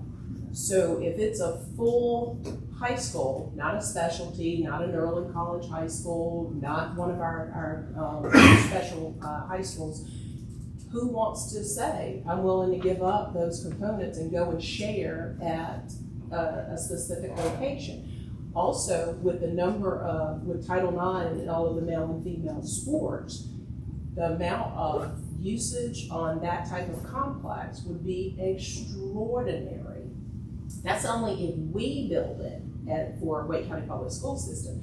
As far as AAU use, I know that through your joint use process and also with community schools use, there are different groups that rent out our facilities currently, but we are not charged with going through and locating funds to provide specifically for that type of venture. Let me answer your question directly. Maybe.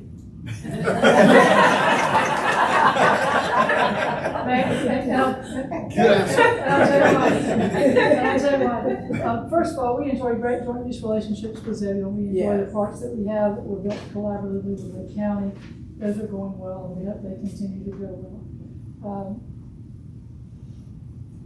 Some folks look at those fields as amenities and say, you could build cheaper schools if you didn't build the amenities. You could build on smaller land if you didn't build the amenities. Those are extracurricular activities. All of the data shows that students involved in extracurricular activities, whether it's any of those sports, cheerleading, band, orchestra, step team, debate club, chess club, their success rates, their on-time graduation rates are dramatically higher. There's a 5-10% lift on that data. So they are part of the instructional process. Anybody who's ever in athletics will tell you some of the best life lessons they learn were on that field, right? So teamsmanship and sportsmanship and how to work together and how to collaborate and all those, how to push yourself and how to take constructive criticism. So much is learned. From an equity lens, we want every school to have the same opportunities. So it's been very difficult. When you think about Wake County with Raleigh in the center being the largest, it has grown like this, right? So you go out here past Wendell to Zebulon, you go up here to Wake Forest, you go out there to Morrisville, you go, I forgot these, you go to Hot Springs. So the further you get, it's like spokes on a wheel. So to be able to put a regional space in now, you'd be putting them on the outside of the wheel. So there's not an opportunity to put it centrally between a number of schools because that density of growth has just blown out from the middle, like a blooming rose, right? It's most dense here. So it's really hard to find the space to put out there. So when I say maybe, we've acquired a site in Morrisville that is not big enough for a high school, but it's the last largest piece of property that we'll ever get. So we worked with the town and thought, well, we're close to one of our elementary schools. We have a joint use there. Why don't we change that joint use to accommodate the tennis courts and softball field? It's a mile down the road. So we've looked at doing that with that particular high school. They'll have a field and stadium on site and a small play space, but tennis, softball, baseball will all have to be off campus. So fortunately, we've been able to partner with Town of Cary Parks, with the joint use park, with one of our own middle schools to figure out how to make that work so they all have access. It is not ideal, but it's as close as equitable as we get. So if there's a point in the future when we are ready to move ahead with a high school and we're not able to find that space to build a full complemented high school, it would be a great opportunity to partner with the town for that sort of thing. The bigger issue we have out here, oddly, we have 25 high schools and 0 pools. Yes. And they all have swim teams. So our athletics folks are booking swim team time, and the eastern part of Wake County is where they have the most difficult time finding it. So build a competitive pool center out here, yes, I think we'd probably be willing to talk to you about that, but we don't know what the future's going to hold. So you're right, there's a lot of push for the AAU. We've seen a huge push countywide for more basketball space, and that's not something that the schools typically are able to collaborate on because of security issues inside the schools. I can throw in just one other piece about the swim team. access to swimming. We do have one elementary school that's on a combo site with the YMCA where there is an in-ground swimming pool there, and that is part of the elementary curriculum for that school is learning how to swim. So if anybody was like, wait a minute, we do have one. Not at the hospital. Yeah, not at the high school. What school is that? Southeast Raleigh Elementary School. Thank you. About 3 years ago. About 3 years ago. Thank you. Sure. Okay. Sorry, Michael's gonna kick us in the stomach. Sorry. I'm going to. So let me put through this thing as quickly as possible and get part of what you think. My group is responsible for our all real estate services matters. So that's everything from land acquisitions to easements and rights of way, leasing, sales of property, anything property related. So the type of sites we acquire, not just for schools, but educational support spaces. We have some sport academies that help kids who've dropped out come back through and do some online training to be able to graduate. We've got kids who've been expelled for the year that can go through the same program. So it's not a traditional school, it's an educational support service.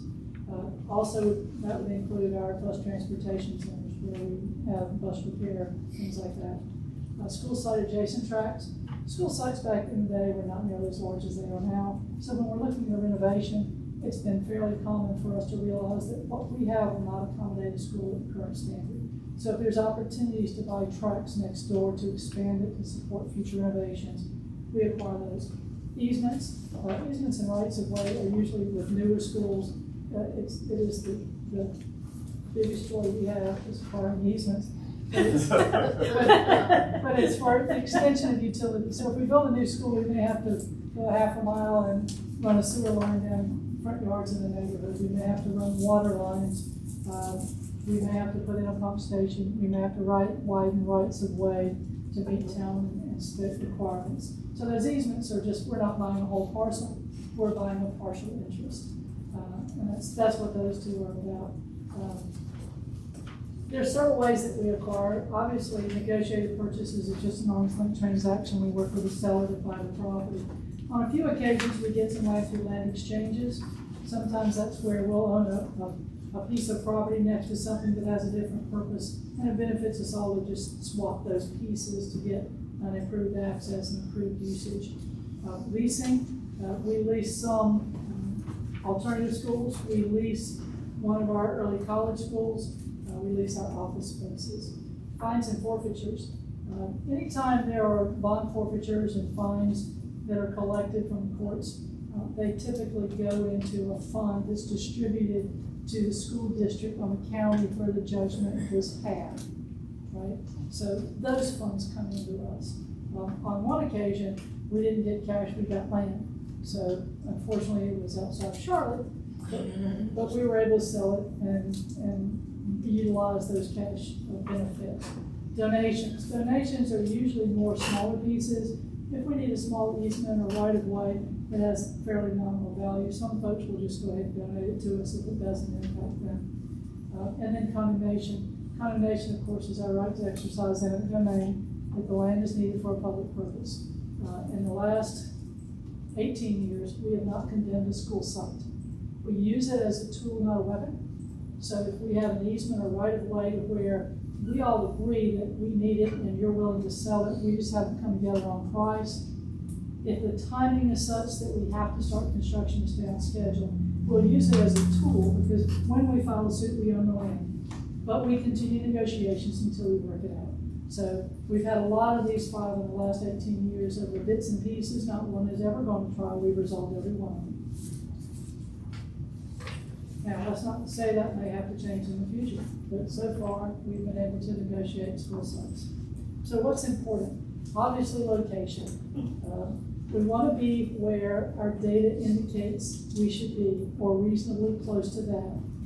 It's not going to help us to put two schools side by side. We need a school that's going to balance transportation. As Michael alluded to several times, it also balances traffic.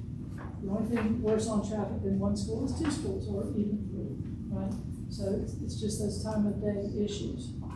We also have to take into account the CIP assumptions. That's what I mentioned earlier, where it talks about the size acreage we need, what it needs to accommodate.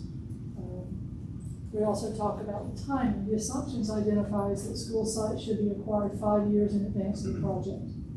Anything outside of that is referred to as a land bank site.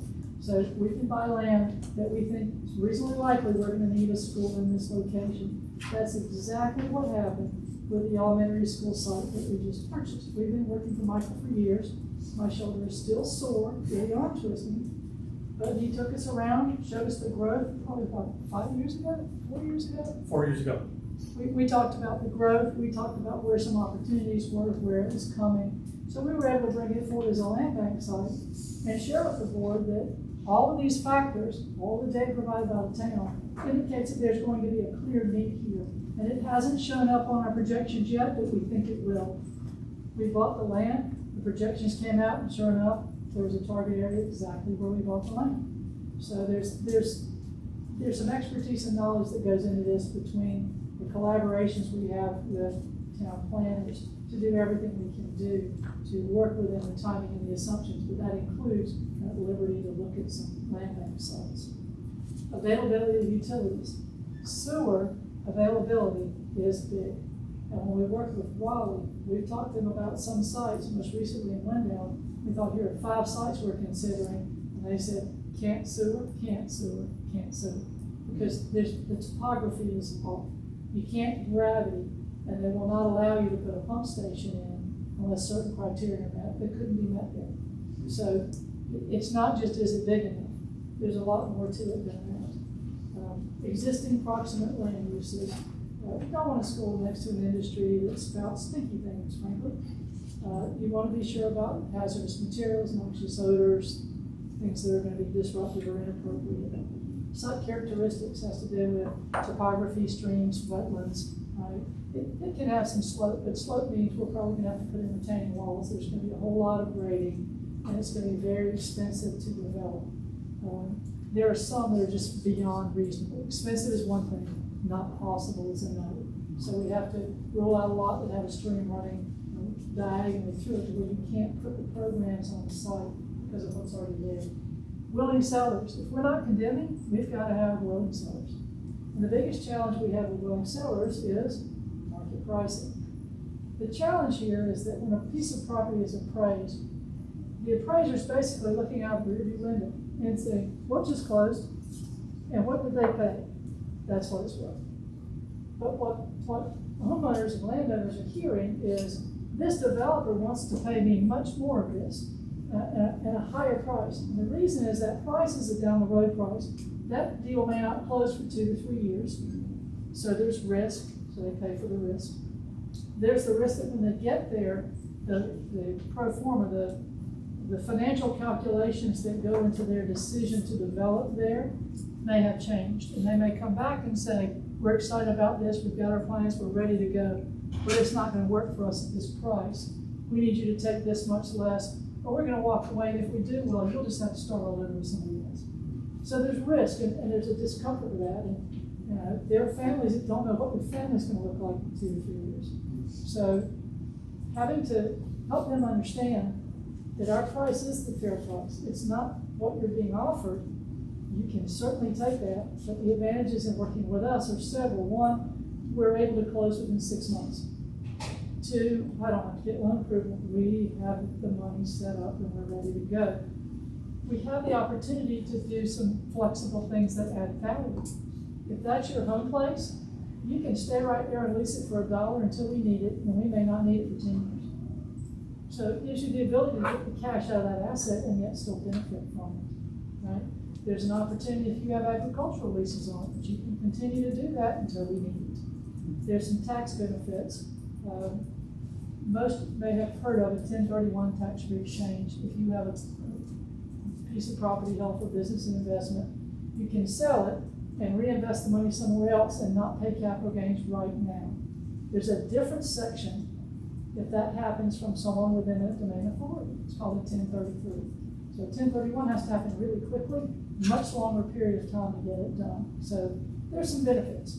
And of course, every now and then we'll hit a developer to where they're willing to sell it to us for one value because their appraisal says it's worth much more, and they can take the difference as a taxable donation.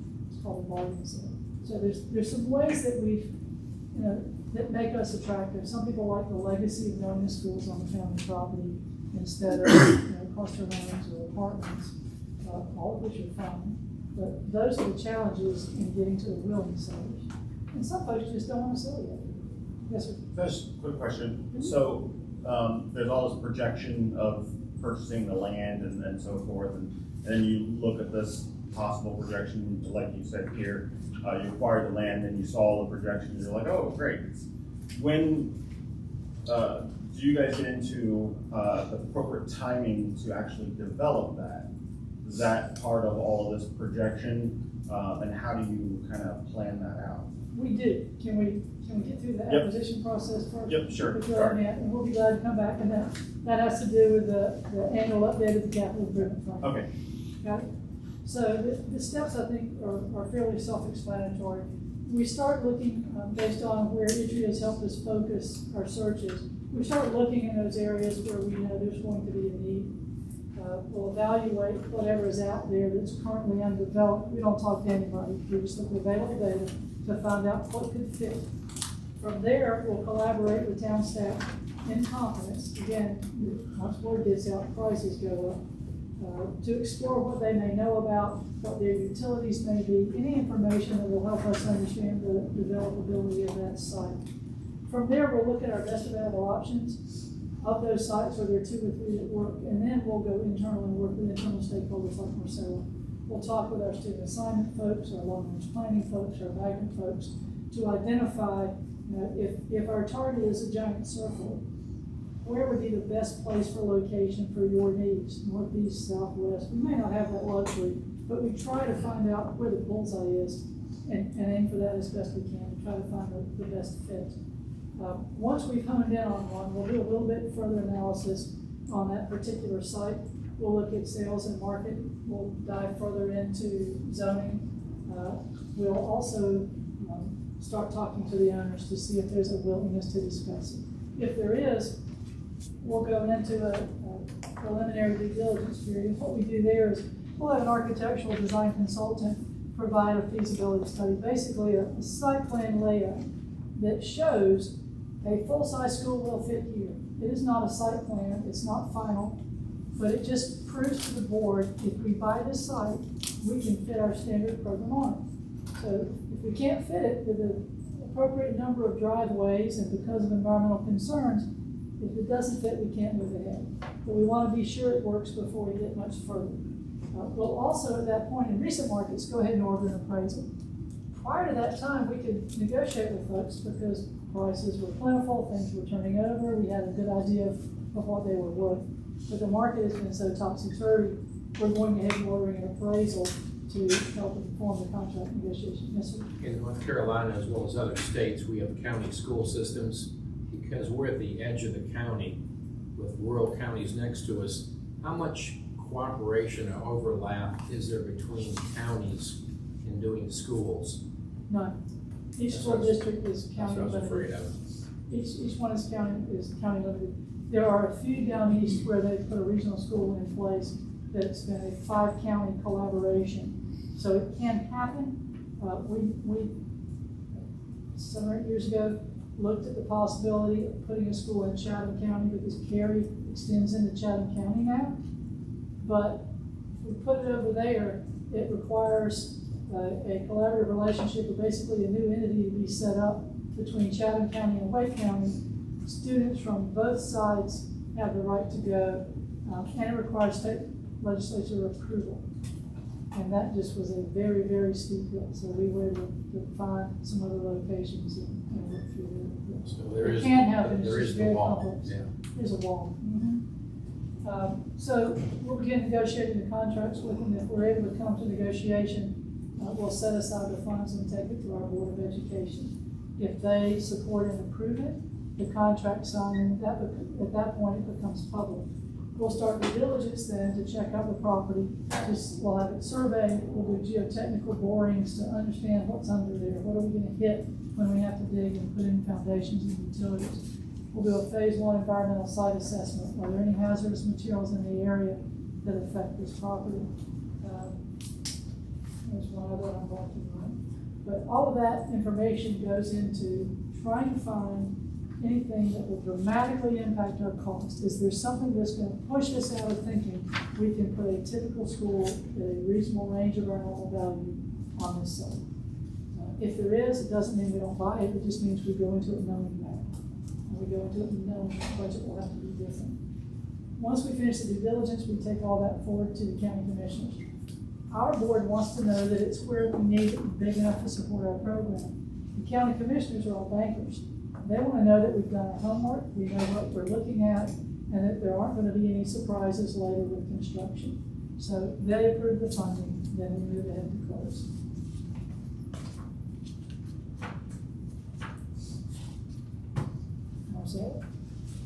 Alrighty, the map that you have on this slide should, based on our forecast for the 2023-24 school year, shows where we're projecting area crowding. The red areas on this map represent crowding that for schools that are anywhere above 110% crowding. The orange areas are anywhere between 100 to 110% crowding. The yellow areas are between 90 to 100% crowding, and the white areas are below 90% crowding. Typically, we try to target somewhere close to 95%, but a little bit under for a healthy crowding situation at any school. That allows us some flexibility as in-county migration continues. So as new families move in, we have a place to put them. Or if the needs at a school change, or we have families moving in with more students with special needs and we need to place a special ed regional program at a school. It provides us a little bit more flexibility to deal with those situations. That information or those levels are consistent for the next 3 maps like this that you'll see shortly. This information was shared with the Board of Education, the Board of Commissioners during our acquisition of the school site that Betty mentioned a few minutes ago here in Zebulon. And we'll talk about that a little bit more in just a moment. Elementary school crowding can be helped with planned new school locations and existing school renovations that result in increased capacity. We are anticipating an upcoming renovation/refresh project at Zebulon Elementary School, which our Facilities Design and Construction Department, along with Magnet Programs, are coordinating right now. We are not anticipating a capacity increase as part of that project. It's a refresh project. Basically, you go in and you're painting, you're replacing carpet, you're doing that sort of thing. It's not a wholesale tear down and rebuild.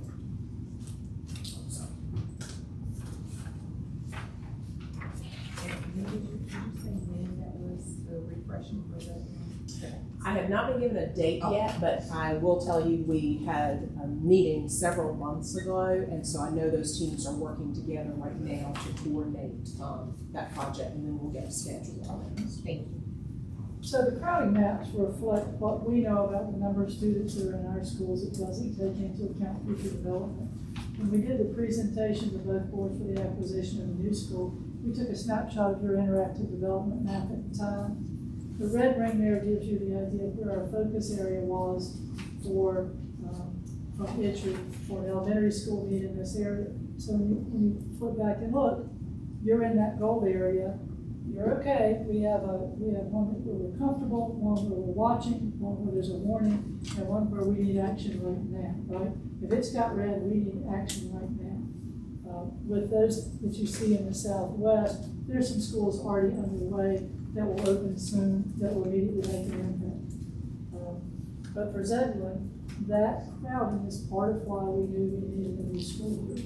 So when you look at the interactive development map, there are 2 schools in the area, Zebulon and Lake Holland. Both are operating at about that 90 to 95% healthy enrollment. So that's going well right now. But we got some very specific information from Michael, and at the time there was almost 2,750 platted lots in the circle. So that growth is undeniable. It's coming, and the board supported its acquisition before this target was even identified. So having that relationship is really helpful. Now, That school has not been scheduled up for timing. So let me go back to your question and talk about the capital improvement plan. We have a 7-year rolling plan, and what that means is we've scheduled out funding for the next 7 years. So we'll have renovation projects, new projects, technology, land acquisition, a number of line items. But just to talk about the new schools, funding is set up in a couple of chunks. A large piece will be identified for design. It usually takes about 18 months to design, 18 to 24 months. And then the second piece of funding comes when construction is ready to start. So within that 7-year window, you have some that are already designed that just have construction money, some that have design and construction money, and in those out years, you have those that only have construction money. We update it every year to add that next year. So at any given point, we've got a 7-year outlook. The challenge is when the prices are impacted as fiercely as they have been since COVID, and with the current demand here has not slowed down, right? And prices have gone up because of supply and demand. So while we have this many schools now, the board really identifies what's in that first 4 to 5 because we're committed to those. We're already spending money, we're already in it, those are definite. But those out years, the board has some flexibility to put some schools ahead or behind depending on needs, or not to add one if that funding is needed to supply what's already there. So it's the best we can do to certainty, but it is updated annually. That's why the projections are updated annually. All of that goes to the board once a year when we update the CIP. And right now, just to throw in as well, that's at $350 million a year, which I think I shared at a conference recently. That sounds like a humongous amount of money. But if you look at the cost increases that Ms. Parker just referenced, it doesn't go as far as it used to when we both started a number of years ago with the district. And that amount's fairly flat. So the county partners with us to project what funding will be available for that 7-year period, because they've made a commitment. When I first got here, every time we had a bond, we would go out to the community and talk about what's happening in your district and money's coming for this. And it got to be so contentious between the communities. At the end of the day, we've got to build schools that are growing everywhere. So the county made a commitment that they're going to support it over this 7-year period. So they projected it, taking into account their sales tax incomes, their property tax revenues, and also the calculations necessary to keep their AAA bond rating. They were not going to jeopardize that. That's what allows us to get money the cheapest rate. So the county is involved in that CIP process as well. So each year, there's a CIP team that's cross-functional within the department and includes Wake County people, to where we'll review the plan last year and talk about what sites need to be added, what are the top priority sites that need to be added. And a lot of conversations come in from long-range planning, from student assignment, from magnet. You know, there's a lot of need, more than we have 1 ice cream cone and 5 kids. So it's a little bit of a challenge to do that. It's also in prioritizing renovations. We look at schools about every 40 years because they're going to need a pretty major renovation. So much has changed. The main systems will have aged out. We're at a point now to where we built a lot of schools in the late 80s and 90s. So there's a huge amount of renovation work coming our way. There's also not enough to do all of that. So we're doing the best we can to use the data on their condition and how renovating that school will benefit not only that school, but the schools around it. It's a long, complex process to try to place as best we can renovations in order and get to you as quickly as we can. So it is an inexact science because there's way more need. This is the middle school projected crowding map for 2023-24. The red areas at middle school will be helped by the opening of Parkside Middle School, a larger Fuquay Marina Middle School replacement project, and Herbert Akins Road Middle School. So it's probably not a surprise that with the white areas around Zebulon, there's not currently the look for a need for a middle school. So that's not showing up the way the crowding was at the elementary level. And the orange and yellow areas will be helped with planned renovations at existing schools and the new school locations. schools, projected crowding for 23-24. The red and orange areas will be helped with the opening of the new Felton Grove High School and the expansion of the Wake Early College of Information and Biotechnologies, and also the opening of the new Morrisville High School and potential additional trailer classroom placements on some of those sites.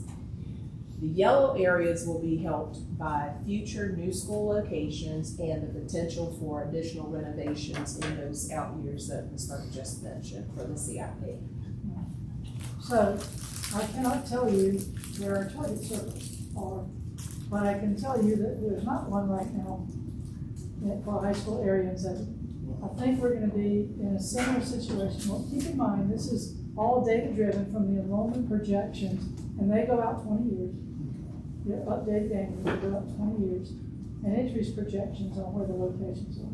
So when it takes into account available seating at other high schools, it's not showing up at the same level of crowding that we're seeing in other places. Now, this situation is similar to the elementary school situation. For the last 4 years, since Michael has been twisting my arm, we have been in the truck looking at properties, we've looked at maps, we've talked about development.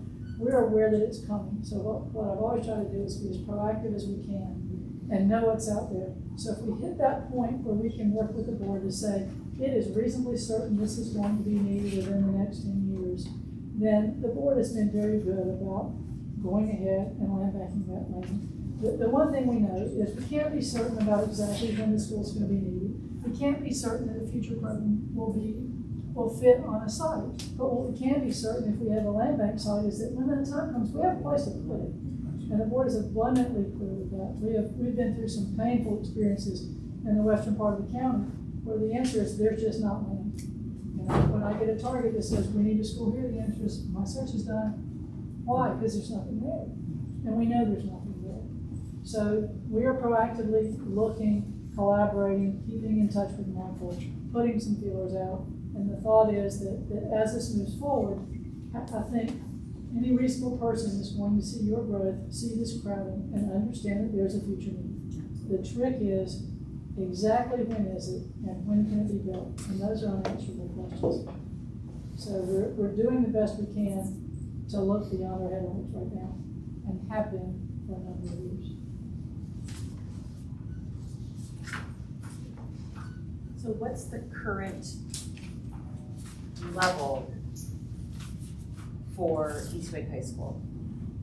The crowding percentage, I'll pull that up. Oh, okay. Marcella, is that for every school? But she stopped memorizing. But she said the numbers just, I talked to her, it's about 1,700 kids were there now at East Wake High School, correct? I'll pull that for you. Okay, I was speaking. It's not so much the count, but the percentage of the kids to That are the from capacity of Zebulon. the building. Right, so if the building, I don't know the building size, if the building's meant to hold 2,000 and you have 1,700 kids, you have that percentage under 100% that's available. So when the projections are looking out 10, 20 years, they're seeing that there are 300 high school seats right there. Right. So the growth from the assigned school attendance areas to that is where they're looking, where is that growth happening, what's likely to go into those seats. So it's sort of, they're looking for the point that we open the school when it's needed. We don't have the luxury of opening a huge school and not being able to staff it and not being able to put students in. Thank you. Okay. Now, easiest slide all day. Multi-track and year-round modified calendar schools are already in session. Yellow buses are on the road. Please be kind. They're also about to be a roll-up, and we're starting on Monday. Our transportation team is not available today. They are doing everything they can to set up the buses for Monday, and they have more than their hands full. What they have mentioned is that if there's a need or desire to discuss transportation more with the town later in the fall, they'd be glad to provide somebody to come and speak with you and answer questions. They have recently provided an update on the transportation status to our Board of Education. It was in a meeting on August 15th in their work session. There's a video on the WCPSS YouTube website where you can view that if you like, or you can use this link and pull up the PowerPoint. It's very text oriented and provides some good information as well. So I think the bottom line is they're exploring as much as they can do with what they have. Bus driver shortages continue. But we can't, we know it's a sensitive topic. We're just not versed to be able to answer those without guessing. That's never good. Any question about that? Any information or thoughts on utilizing Go Raleigh or some of the transit systems that are already in place? I believe we still provide free tickets for students to ride those bus systems, but again, if your school starts at 7:20 or you've got to be there at 7 o'clock, I mean, that requires a student to be organized enough to go and ride that bus system to get to their destination on time. A lot of our northern counterparts, they do that all the time. It's normal. Here, everything's more car-centric, if you will. So the opportunity is there, I'll put it that way. We've served on some camp overview groups with Michael and other planners. The local bus routes just aren't as thorough as they need to be yet to make that fully effective. But for years, we've been working with public transportation. So what, I guess, does transportation play into determining when a high school or different other school will be required? And I think of, if you have a more local school, you have less of a long traffic ride on a bus, right? Get stuck on 264 or whatever. Does that play into making a determining factor of, we had a school that might alleviate some of our transportation issues? Does that come into it? Transportation efficiencies are taken into account in the location, so they're selected by location. The timing, though, is not necessarily keyed on that. It is a factor. It's one of a number of factors. There hasn't been a conversation in CIP for the last year or two that hasn't included, we need to do this, but we need to shift kids here temporarily, and that's going to be a transportation issue. We're not going to be able to do that. So it's part of the conversation. I don't think it would ever stop a new school or necessarily prioritize one over the other. It's more about the seat needs, in my opinion. That's my understanding. Well, that concludes our presentation. Oh, sorry. With the completion of Forest Hills High School, will that leave Zebulon as the last municipality without a high school? You said the best for last. She's been waiting for that one. So when we build something no one else has, it'll be too late for them. Yeah, that's correct. That's the last municipality that doesn't have one within its limits. This is where we're supposed to remind you that we're the Wake County school system. We don't get to, you get a school, and you get a school, yeah. But different. What's the process of naming the schools? Naming? Stop trying to get a school named after yourself, Glenn. York High School. We have the York down there in Raleigh, and you can certainly claim that. The board, There you go. the board has just don't look at the first few initials. The board has a policy on naming schools, and it has to be typically named after the road it's located on, or a geographic or community reference to help you understand where it is. We don't generally name them after people. Even if they make large donations? Make large donations, We can make large donations, but we do have some flexibility in naming areas within a school. Like the media Like a media center. center, a garden, a gym, or something like that. But I don't think you'll like the requirement. You have to no longer be with us. Oh. Wait a minute. Take my name It's somebody who has usually somebody who's been with the school system or contributed in substantial nature to the school system and has finished out their career. And even then, I don't think we name them after people who are living. And I would not want to name one after you. No, thank you.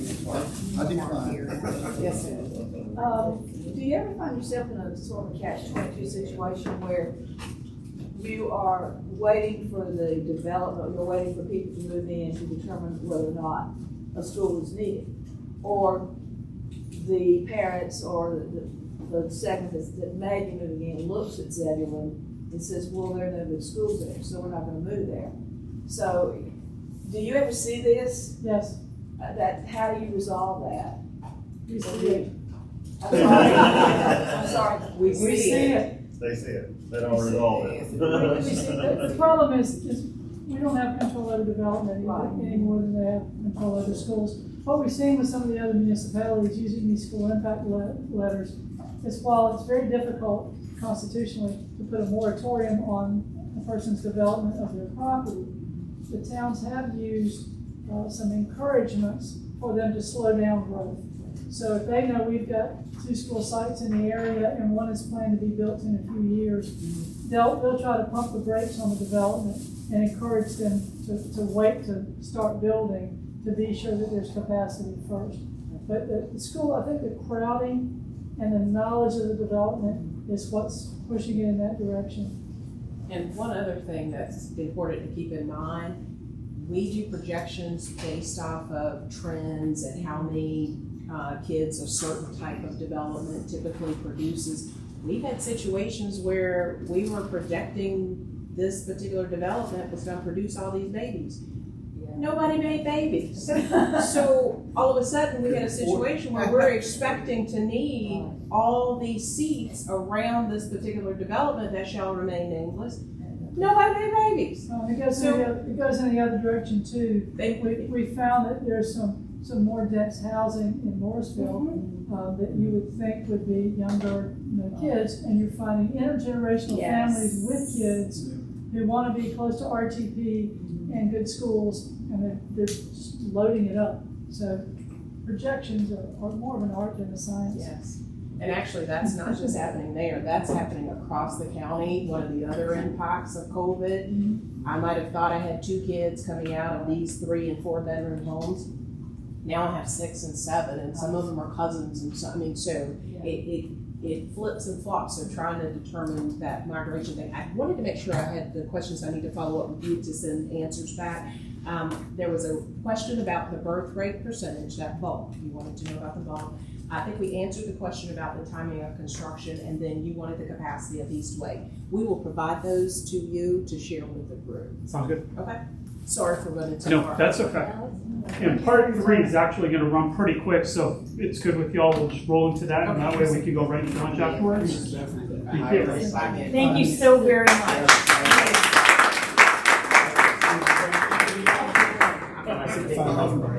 I'm looking at the. We'll do a quick 5 minutes. 5 minutes. Yeah, we do have several planning board members that are on a tight schedule as well. All right, 5 minutes. So, I was hoping to have some with Megan, when I first met someone on and knowing that there's been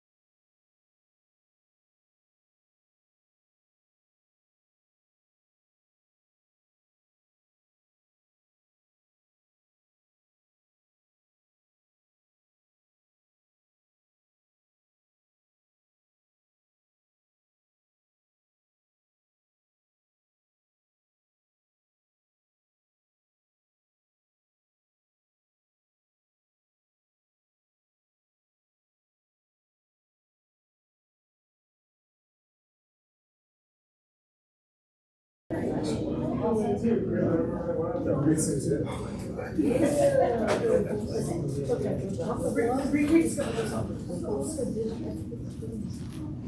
let's jump back into this. Alrighty. This is the moment everybody's been waiting for, part 3. I'm gonna apologize because it may be a little disappointing. Sorry. As you've been given heads up, we're about to embark in our 2-year plan updates. Our comprehensive land use plan calls specifically plan amendments should occur at least biannually, and they provide clarification every 2 years, allowing for proposed changes to be considered concurrently so the cumulative effect may be understood. That's a long way of saying, let's put it in place, see how it does, make changes to move forward. Ultimately, the comp plan currently calls for a couple components. It calls for consistent with the goals, policies, and action strategies within the plan. Potential effects on the infrastructure provisions, including water, wastewater, drainage, and the transportation network. I'm also going to toss schools in there because that's going to be important as well. Potential effects on the town's ability to provide, fund, and maintain services. Once again, that was the whole part of the smart growth presentation. Is smart growth creates sustainable neighborhoods that municipalities have the ability to maintain. Potential effects on environmentally sensitive and natural areas. And as Commissioner Baxter and I were just discussing, there's a lot of components to that go beyond just preservation of environmentally sensitive areas. Creating those walkable networks gets vehicles off the road. That's less emissions that get pumped into the air. People walking to businesses provides a health incentive where instead of just getting into the car, maybe picking up fast food drive-through on your way home, be able to walk to neighborhood restaurants. And then finally, whether the proposed amendment contributes to the overall direction and character of the community as captured in the plan vision and goals and reflects ongoing public input. Once again, communication is going to be critical. What's communication going to look like for this? In addition to online surveys, in addition to conversations with particular key stakeholders, we're going to have 4 public engagement sessions. First and foremost is everybody's favorite topic, transportation. We will be looking at not only our land use plan updates, but also our transportation plan updates. Specifically, what are those key segments going to really look like? Have what we've implemented worked?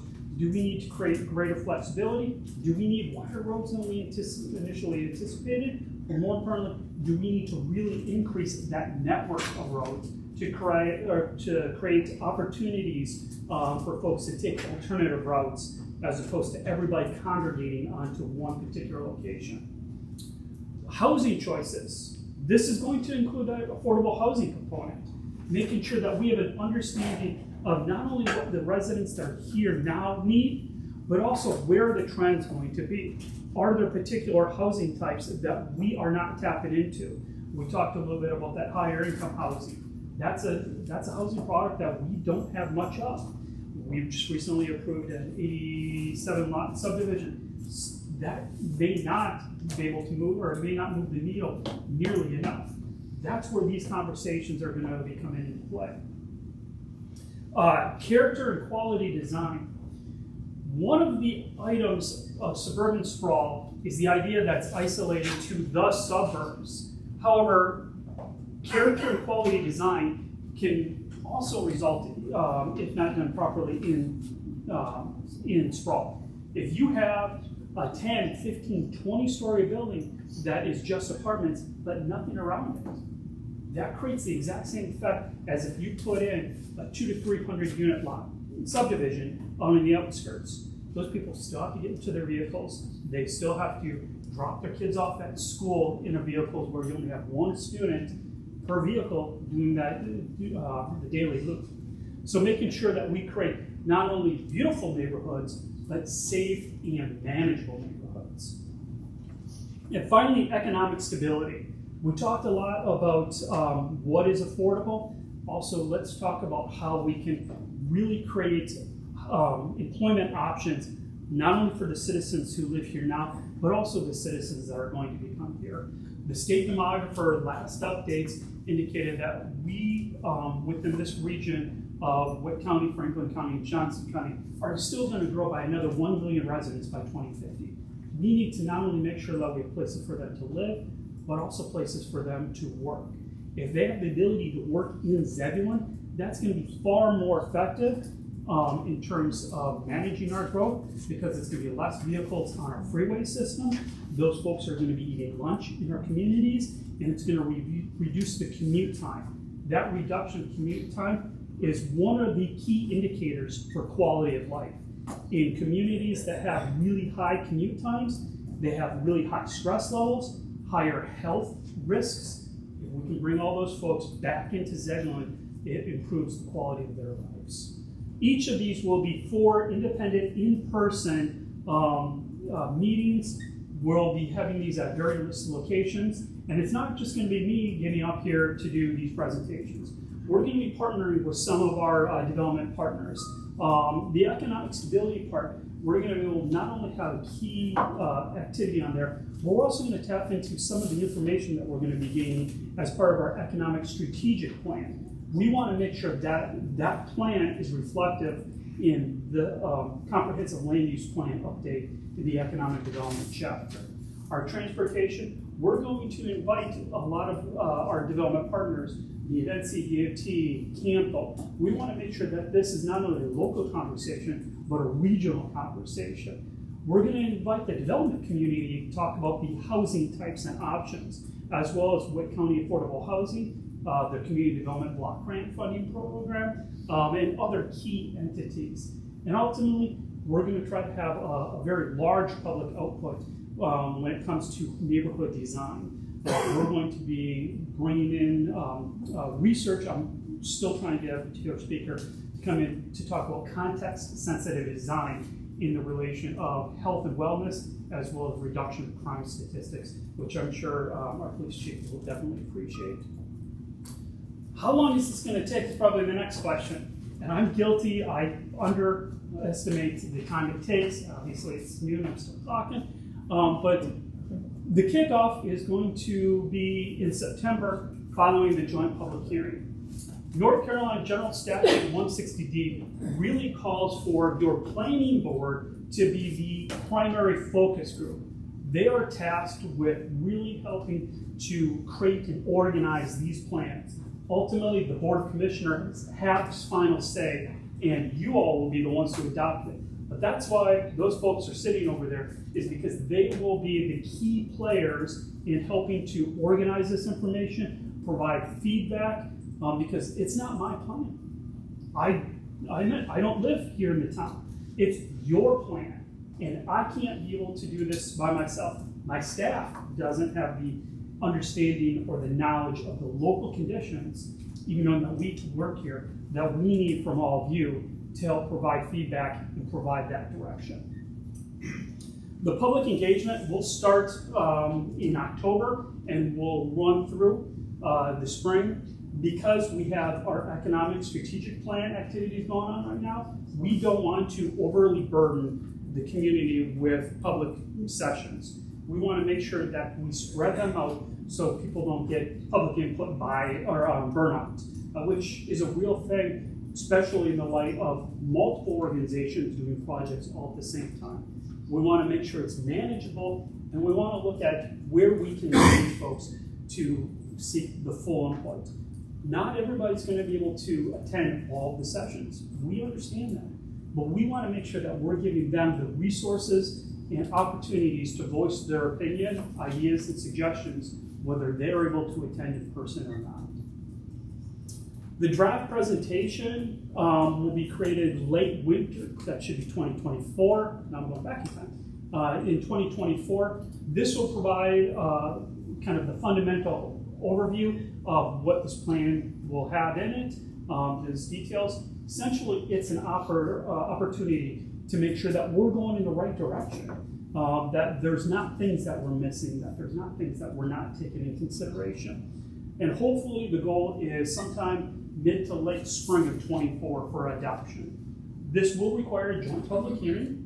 The planning board will require a recommendation, and then it'll come before you all for final decision. That is the goal in terms of the timeline, but it doesn't end there. As I mentioned, the comprehensive land use plan and transportation plan, that's the blueprint of what the town will look like. Ultimately, we need the hammers, nails, and materials necessary to build that. That's where our UDO comes into play. These policies these policies and guidances need to then translate into actually regulatory comments for our development community to follow and for the planning board and the board of commissioners to use when determining, does this meet the spirit and intent of what we're trying to do? So that will eventually result in the end goal. We talked earlier about what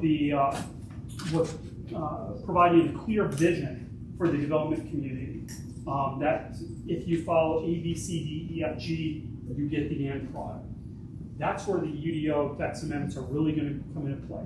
If we want certain percentages of affordable housing within developments, there's ways to do that through density bonuses. If we want architectural conditions to be met, there's ways to do that through density bonuses. We don't have to reinvent the wheel, but we do have to make sure that it is properly inflated and that's rolling easily for everybody to follow.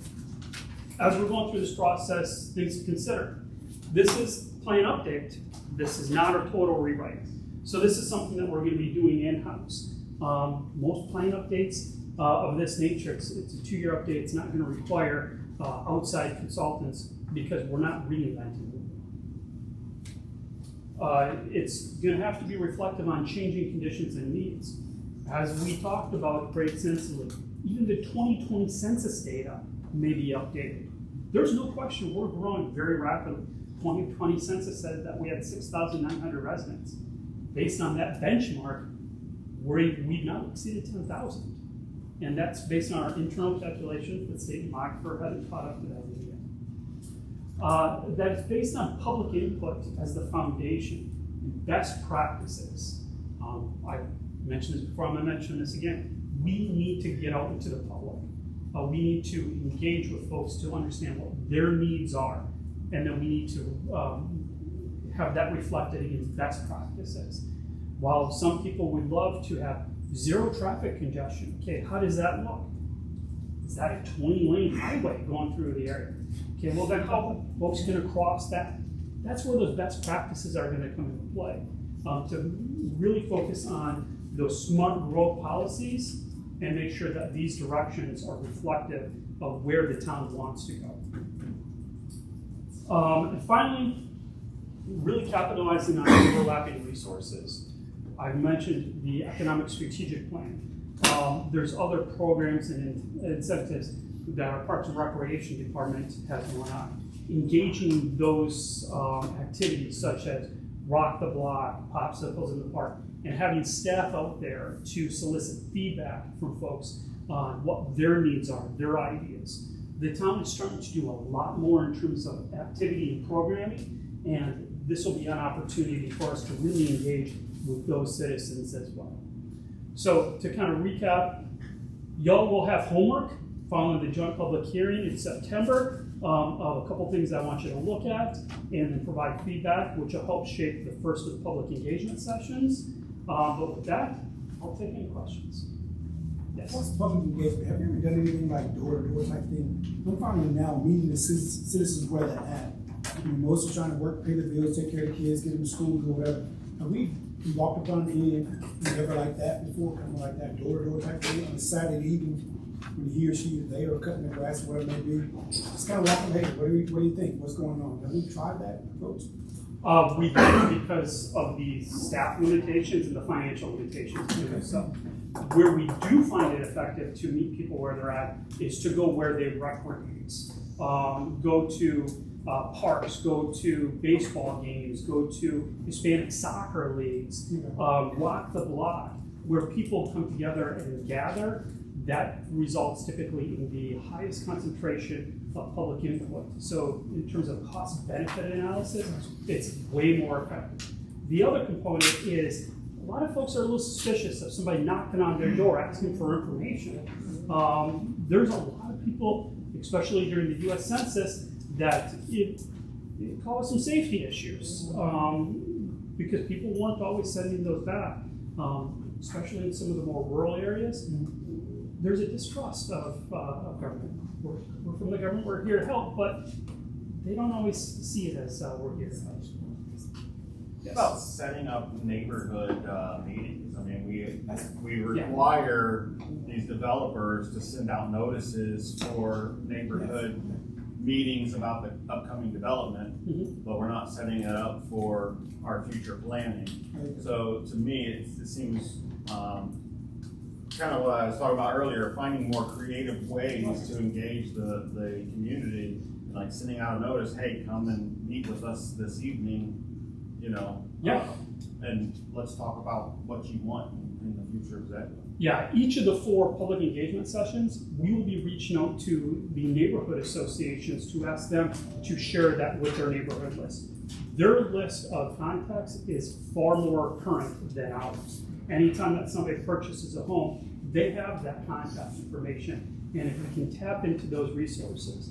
Additionally, we don't want to have all these public engagement sessions at Town Hall. As beautiful as a building it is, it changes the dynamic of the conversation. We're going to be looking to have at least one of the public engagement sessions someplace up at Weaver's Pond or one of the other areas, possibly a church in close proximity to those neighborhoods. We'll be looking to potentially have one at the community center as well. Getting out away from Town Hall into the neighborhoods, into the communities is going to be a far more effective approach. We have the school, elementary school right there. The schools don't like me for some reason. No, I'm kidding. That's a possibility as well. We want to make sure that we have spaces where we can have large gatherings, interaction. So gymnasiums are a great opportunity. What kind of neighborhood organizations are we talking about? Because not everybody has an HOA. No, not everybody does. But where there is an HOA, we want to tap into that resource. But fortunately, with our communications manager now, we're going to have, he probably has so many more ideas than I do on how to get this word out to the folks to help them be able to have the opportunity to engage, whether it's in person, virtually, or by mail. Because we're going to have to be creative because like I said, these people are just trying to live. Absolutely. We're really going to think outside the box. Absolutely.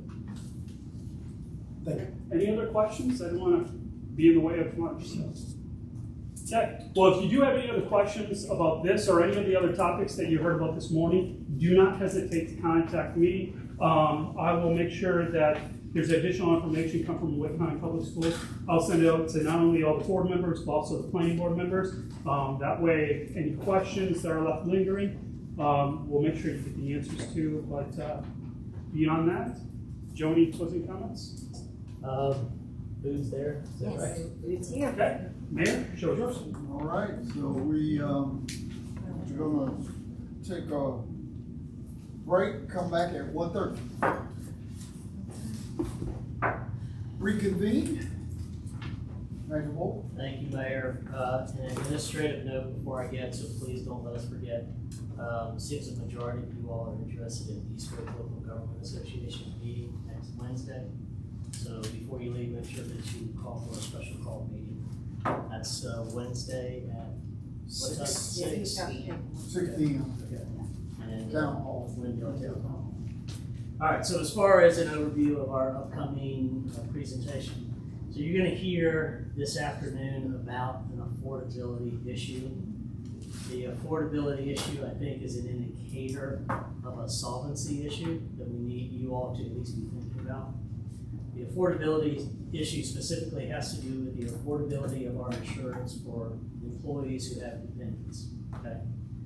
And so Lisa will provide some framework about how the affordability or lack of affordability for employees with dependent coverage can be a push to push people out of our organization. It can also have an impact when we're trying to attract people at the mid-management or department directors level.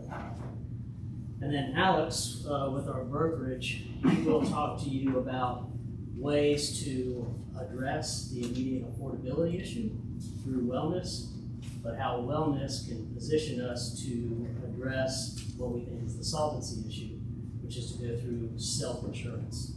So what that means is what it sounds like, is that we self-insure health insurance. It's a little bit risky, but if you know your level of risk, most specifically that health and wellness of your employees, and you can have a role to play in that if you incentivize wellness, it is a program that you can, and I can speak from experience in 2 organizations, where you can manage your risk and you get to keep the benefits. You get to keep the profits, whereas right now, as with any health insurance, they keep the profits. So you can stay healthy, the health insurance company keeps the profits. So with that, I'll recognize Lisa to talk a little bit about what's going on with the affordability and how it affects operations, and then she'll recognize Alex to talk about how you can address the affordability and position yourself for self-insurance. So with that, I'll recognize Lisa. Thank you, Joe. All right, so we're just going to talk about. Switch on the side.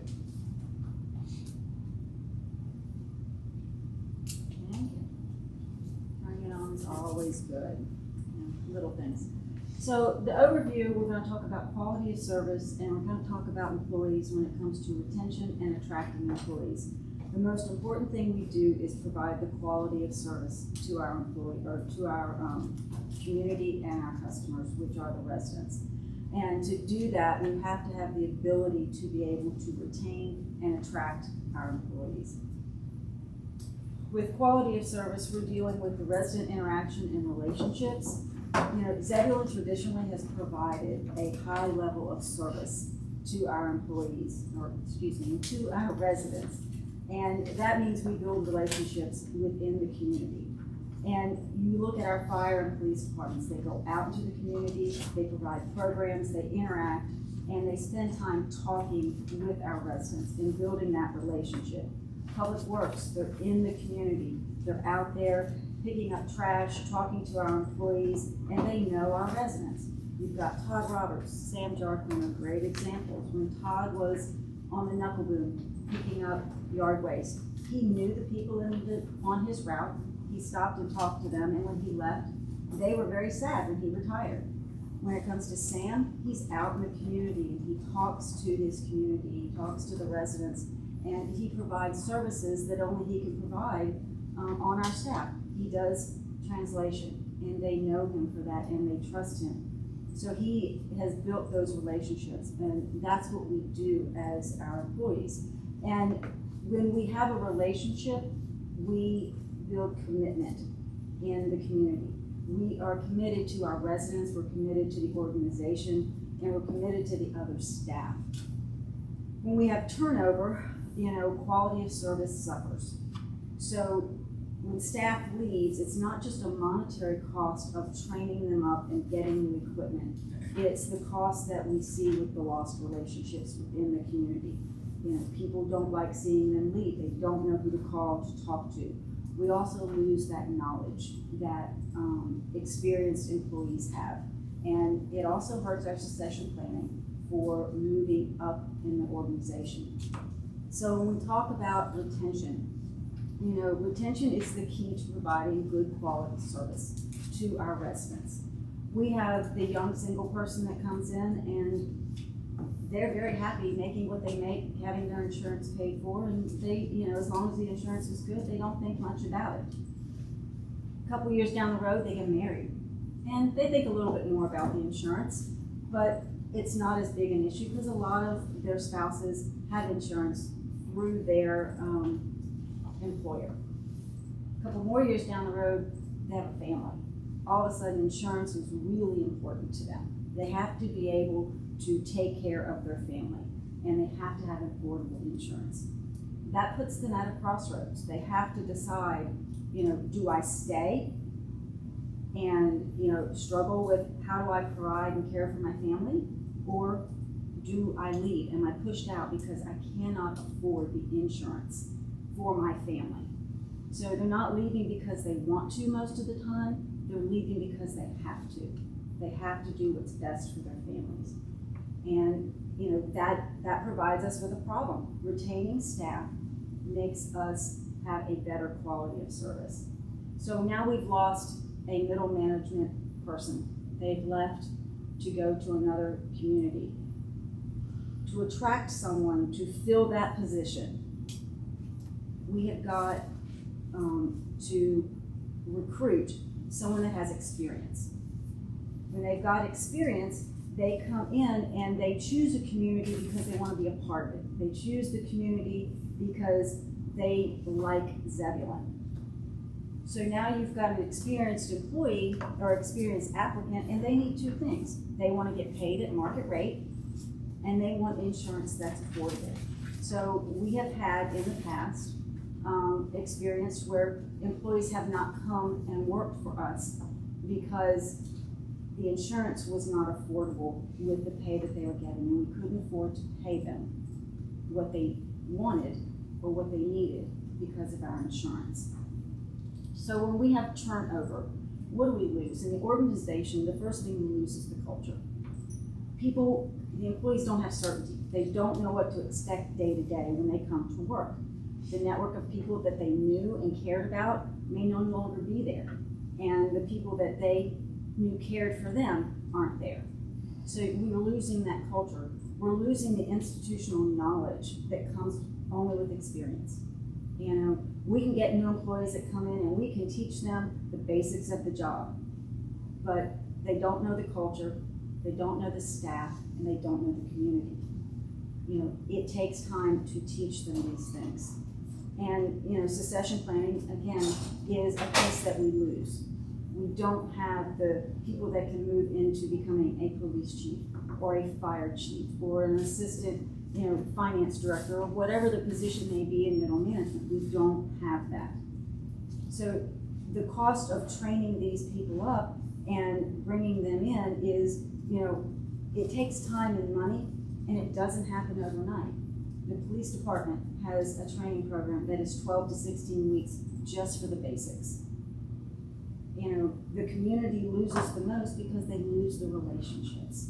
And the quality of service suffers because new employees have to learn the community, they have to learn the organization, they have to learn the people that they work with, as well as the residents, and build those relationships. And that's the hardest piece because it takes time. So when we go back to the quality of service that we started with, you know, residents are the most important piece. And to serve our residents well, we have to retain and attract our employees. Benefits and salary have to be at the right place, the appropriate salary and affordable benefits. Insurance is the most important benefit that we provide our employees. And we partner with Alex and IBA to provide insurance for our staff. He's going to come up and he's going to talk about various options and steps that are available to us moving forward. We're not going to get there overnight with this either. It's going to take time, but we've got to at least take the steps in the right direction to make insurance affordable. Alex Doberstein, Kim Hamilton, and Annetta Dent are the people we work with on a weekly basis. We talk to them just about every week about something, and sometimes daily. So, you know, I'm going to let Alex come up and share. Appreciate the time this afternoon, everyone. Hopefully you had a productive morning here. So as Lisa introduced me, Alex Silverstein, I'm with the broker's office. So we represent the town when it comes to the negotiations with the insurance companies on the renewals and also supporting throughout the year. So when employees have any adverse interactions with the plans, we're there to be an advocate for the employees and making sure claims get covered. And they, you know, the benefits stay a benefit. But we're also a big part of the planning process here, and that's why I'm here today. Talk about kind of forward-looking, where we're at right now and where we want to get to make this plan sustainable and affordable for the employees. So as we were talking about off the bat here, the challenge we're facing in a big way is the cost of the dependent coverage. So we're thinking about for those that have family insurance or employee and children insurance. Right now, the town's contribution is really focused on the employee-only level. And if you have a family, those people either have to go and get coverage elsewhere or go uninsured. So we'll talk more about what that looks like on this next slide here. So these are where the contributions are at today. So this is looking at what the total premium costs are and where the contributions are. And I'm fine if people have questions, pausing as we go. I don't know the format if we want to wait till the end, but I'm fine if people have questions, feel free to stop me here. So we have 2 health insurance plans. One of them's a little bit richer to make it a little bit more affordable. And by richer, I mean the plan design has a little bit lower out-of-pocket costs, lower deductible, lower co-pays. To make that's why we have a plan A and a plan B. But on either one of those, you can see the cost of employee-only coverage is great. The employees get the coverage covered in full. They don't pay for anything. But beyond that, they're really on their own. They're paying the full cost of these coverage. And when you look at the family tiers, those that have a spouse and children, we're talking about paying over $1,000 a month for the health insurance plan. And you compare that to other employers, particularly other public entity employers, they have a lot better other options with other employers. So that's contributing to that challenge of attracting high quality employees and retaining high quality employees that Lisa was just talking about there. So that's highlighting the problem. And to kind of put this in a little further context, we took a look at 2 of the example positions that I think we've used, that the town's used for some other benchmarking, and looked at what the total cost to insure the family would be. This includes dental and vision insurance as well. It's over $16,000 a year when you add that all up. And as a percentage of their salary for an equipment operator, that's almost 40%, 38.5% of their salary just going to health insurance costs, or for even a director level, it's over 19%. And to kind of benchmark that, the Affordable Care Act was very big legislation when it came to health insurance. They set up there as a general definition what is considered affordable, how much health insurance should cost, and their number is 9%. It's indexed, but very similar, between 9.5% of their income. So we are well over double that for even our director level positions currently right now. And we include just some budget numbers just to kind of put in perspective of how much, when they're so much of these employees' incomes are going towards the health insurance, that they really get crunched when it comes to being able to spend or save money and their spendings on essential and non-essential. So this is just a very large percentage of their salary to ensure a family coverage. Just want to include the context there. So as we've hit on, right now, no dependent coverage contributions for the town. We would like to look at ways that we can find funding to pay a percentage of that dependent coverage as an alternative option here. So pros of doing this is that it has an immediate impact on making the plan more affordable, right? If the town were to contribute towards dependent costs. And also there's no disruption by doing this. So we'll talk a little bit more on self-insurance and wellness funds. Those ones, they require participation by the employees or taking on a little risk of the town. Going with just throwing more money at the problem is a way to kind of solve this issue that we have without having any disruption. The downside of this is that there's a direct financial impact if we were just to throw money at the problem. And it really doesn't address any of the long-term issues that we have, right? So health insurance costs, unfortunately, continue to go up each year. The salaries of the hospitals that people are going to, the health of the employees are contributing to healthcare cost inflation that continues to rise. So just throwing at the problem one time isn't going to be a long-term solution. It doesn't do anything to make the plan long-term more solvent there. So this is throwing money at the problem is helpful on addressing the problem, but that isn't really a long-term solution we don't see. So kind of looking at what this would cost to have more dependent coverage contributions, looking at the family cost. If we were going to pay 50% of the cost of family coverage, it would cost about $6,000 per family, $6,254.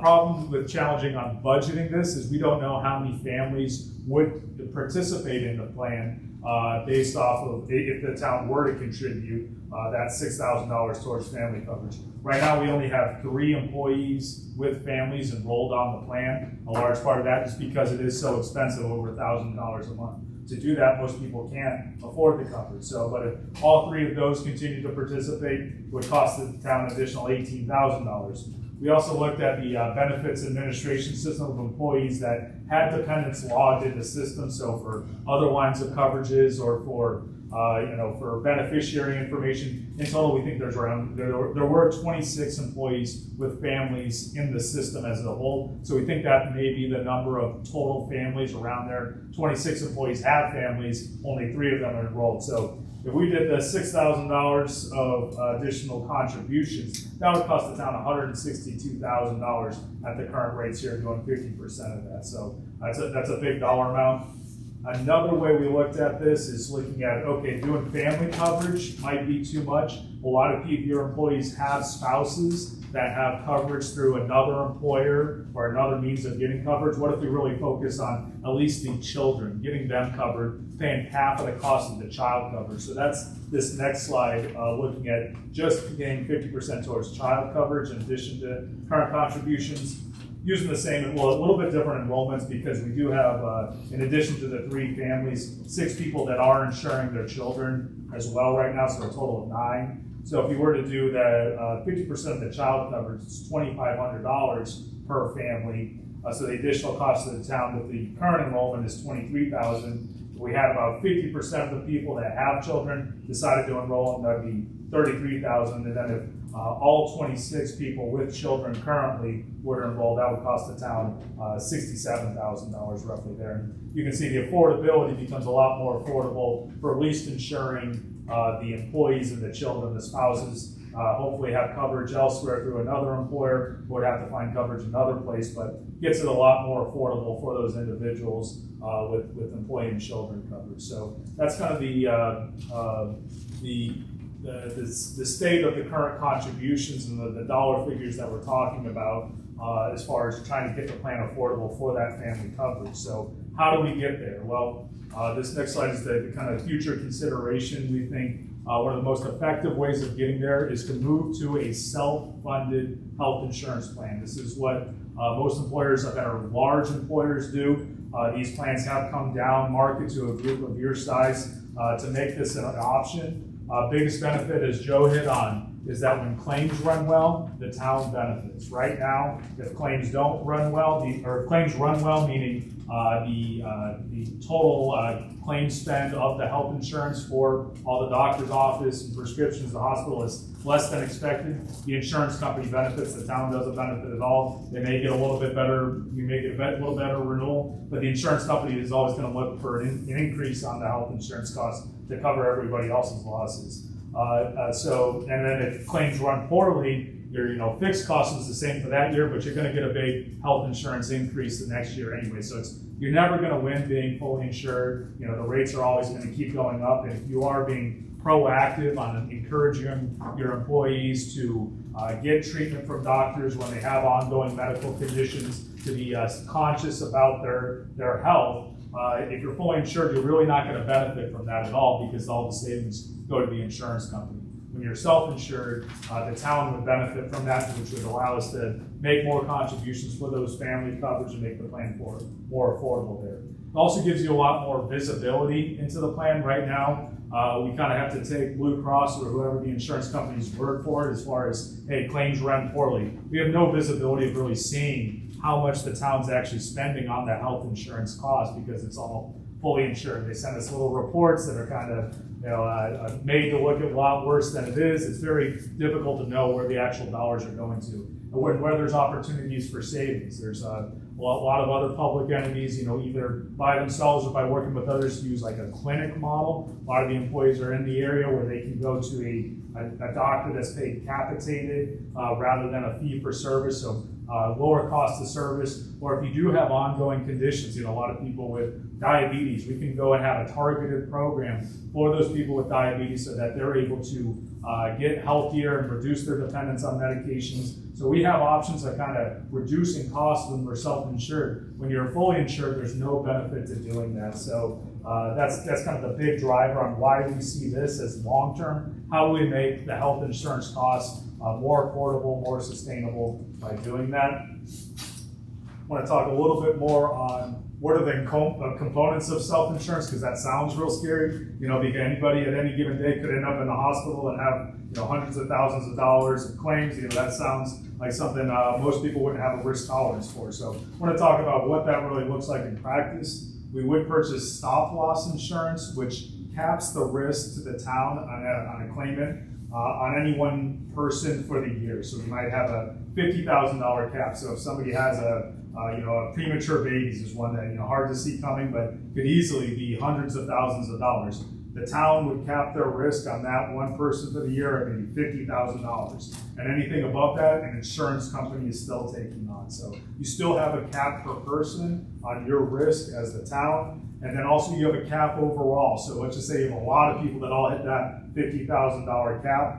You would have an annual worst case scenario that would make it so you're not on the hook for unlimited amounts of money. There's an annual cap for all of the employees overall. And then you have an administrator. That's the one that's actually paying the claims to the providers, managing the network, doing the ID cards, all the administrative functions that the insurance company is doing right now. They would still be doing that. The difference is just instead of paying a flat monthly dollar amount each month, it's going to be variable based off of the actual claims that are coming in. So when claims run well, it's less. When claims run worse, you're paying out more. So it's a variable payments, but structurally, the employees wouldn't even necessarily know the difference that we moved from self-insured or from fully insured to self-insured, because from their perspective, they still have an ID card that would say an insurance company, Blue Cross, Blue Shield of North Carolina, or United Healthcare, or Aetna, one of those insurance companies, and they still have the same network, same type of plan design. Just on the back end, the payment functions of how the town is paying for it would be different. And as we hit on, big benefit, claims run well, town benefits, and generally more affordable.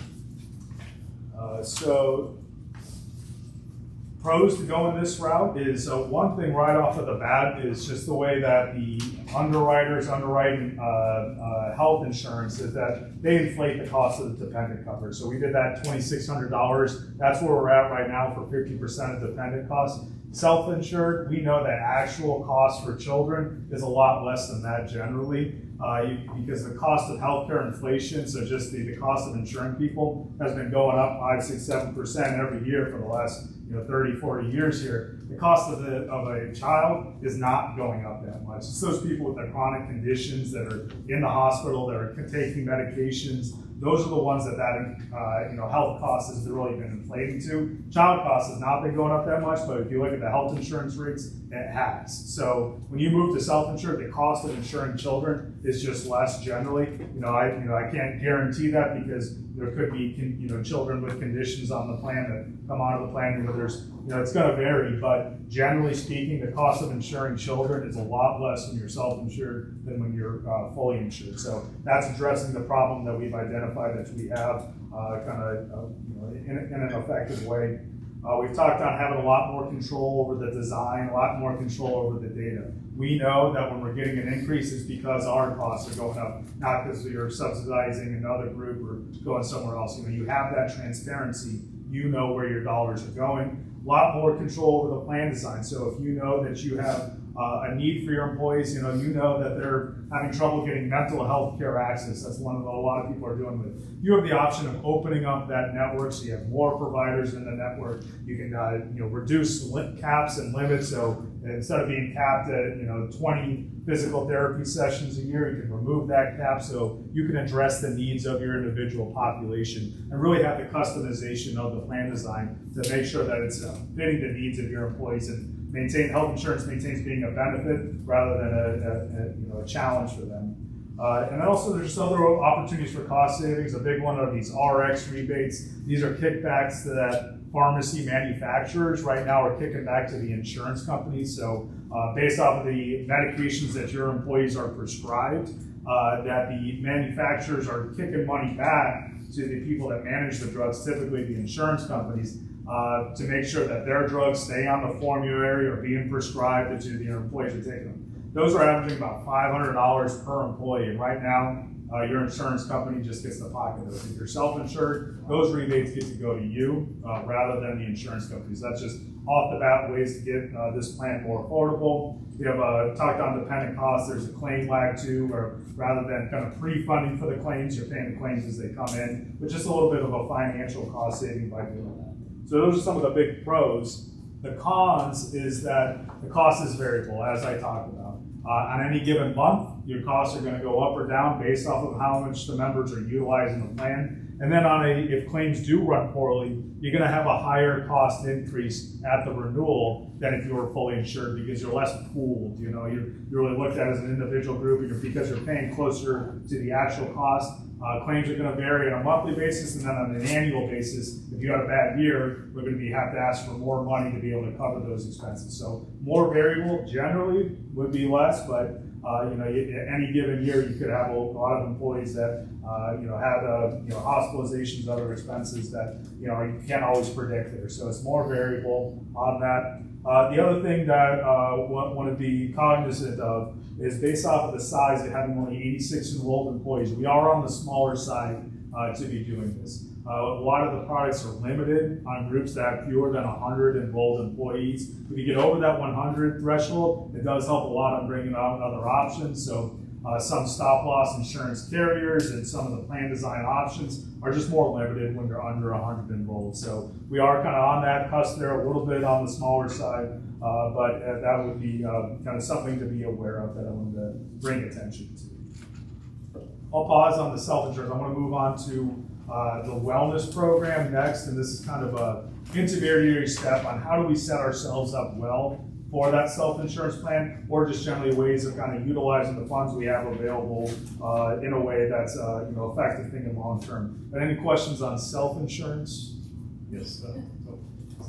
Okay, so first, how many communities around us provide insurance companies to their families? Insurance, contributions to their family.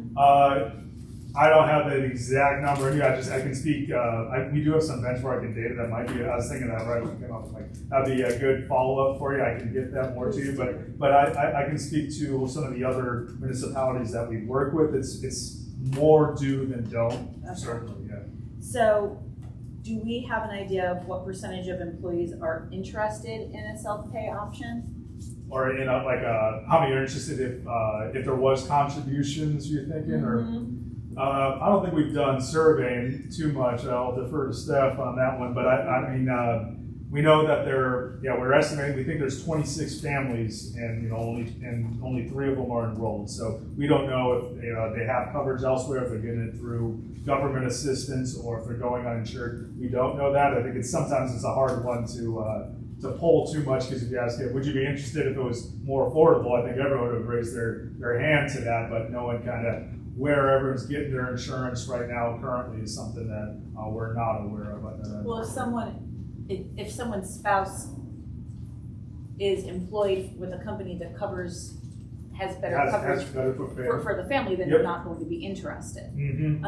So as far as the self-pay goes, would Zebulon then have to hire someone, because there's going to have to be an administrator for this, and then would it be some employee that would decide how to pay the You think on the self-insured side when it gets yes. So no, there wouldn't be any additional staff requirements on that. So we as the broker take on getting all the players involved, but those are all so we have what's called an administrative only arrangement with the insurance companies, or if it's through another party, a TPA arrangement. They do all that. They act as the insurance company in the sense of paying all the claims, managing the network, doing the ID cards, all the administrative.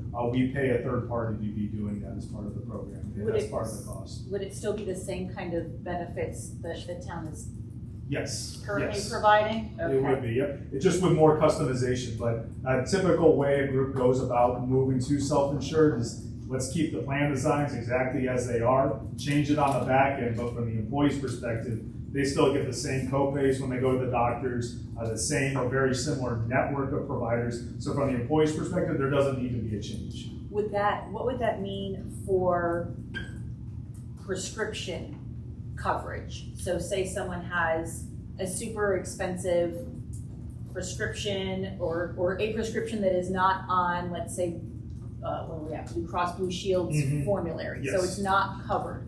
Does that mean that the town would not cover it? Typically, yes. We kind of map over the same, but we have more options to customize and do that. But typically, that's the way you would do it: is keep the same formula that you have right now. And then it would be the insurance company that we're kind of not really going through. You're still going through an insurance company. They just are the way the funding works on the back end is different, but they would still be the face of it. So that's, I know, yeah, for a lot of people think self-insured. Also, I have to be the bad guy. Is that what you're thinking on claim denials and things like that? Is that what you were thinking? Or? Well, I just was wondering like how those decisions were going to be made. It sounds like, like we're not going to have one employee that is going to be entrusted with everyone else's medical information, which I think would probably not be the best for us. And then would the employees still have the same buying power through the insurance company, which means like if you get a statement that says this is the cost, we are able to negotiate this rate. Yes. And so this is what you owe. Are they still going to negotiate rates? Yes. Yeah. Okay. Same way on that. Only difference is if you wanted to add another layer in there. So if you wanted to say, we have a nurse on site, right? Where if you go to that nurse, you pay nothing. That's the way some public entities go about kind of enhancing the plan. But the way it works from the employee's perspective, they wouldn't know the difference necessarily, especially when it comes to the provider networks and out-of-pocket costs and all that. That would work the same. There's another extreme model that people do where they do reference-based pricing and say, we're dropping the network, we're going to use Medicare reimbursement rates. Some people that are looking for real kind of more extreme cost savings would go that route, but those then you're having issues where claims are going unpaid, employees are getting bills at their house and a lot more noise. So we wouldn't recommend that route unless we were in an extreme situation. So typically you just keep the same Blue Cross network with provider contracts, all of that, and then we can customize if we want to. But and typically the insurance company still acts the same way they do with the employees. We're just, the funding on the back end is different, but the employees facing their interactions with the plan are the same, and they have their recommendations. So they say, here's the plan design that you had before, here's what other groups are doing. If you want to make alterations, you can, but it's kind of, it's not like, oh, we're deciding to pay that claim, but not that claim. It doesn't really work like that. It's kind of, the contract is the same as it would be if you're fully insured. It's just instead of the insurance company paying the claims out of their funds, you're paying it out of the town's bank account. And how is that going to affect the way you're making money? Are you still getting paid per employee? We would do a per employee per month charge, fully transparent on what that is. But yeah, it would be. I'm actually sorry, I don't even know if we're on a PEPM right now, but or a percentage of the commission. But on a self-funded model, we're definitely a per employee per month charge. Okay. Yep. And so per employee, but not per covered. No, typically, per employee. Okay. We wouldn't be making any more by covering children. Well, yeah, somebody has 6 kids, so you're not getting. No. Okay. Yep. All right, cool. I think that's those are my questions. Yes, sir. Getting limitations on towns going together so they could spread the risk out of a much larger pool than us just being 86. Yep, and that opens up some options, but yes, there are. We do represent some consortiums and pooling, and we can look at that route. To me, it's tough because it's a 50-50 shot if you're going to win or if you're going to lose by doing that, right? So a lot of people think, oh, bigger is better. But then when I look at the individuals, it's like, man, if you're on your own, half of them would have won, half of them would have lost. So it's not a guaranteed savings by going that route, but that is definitely a way to kind of make sure you get the best products available.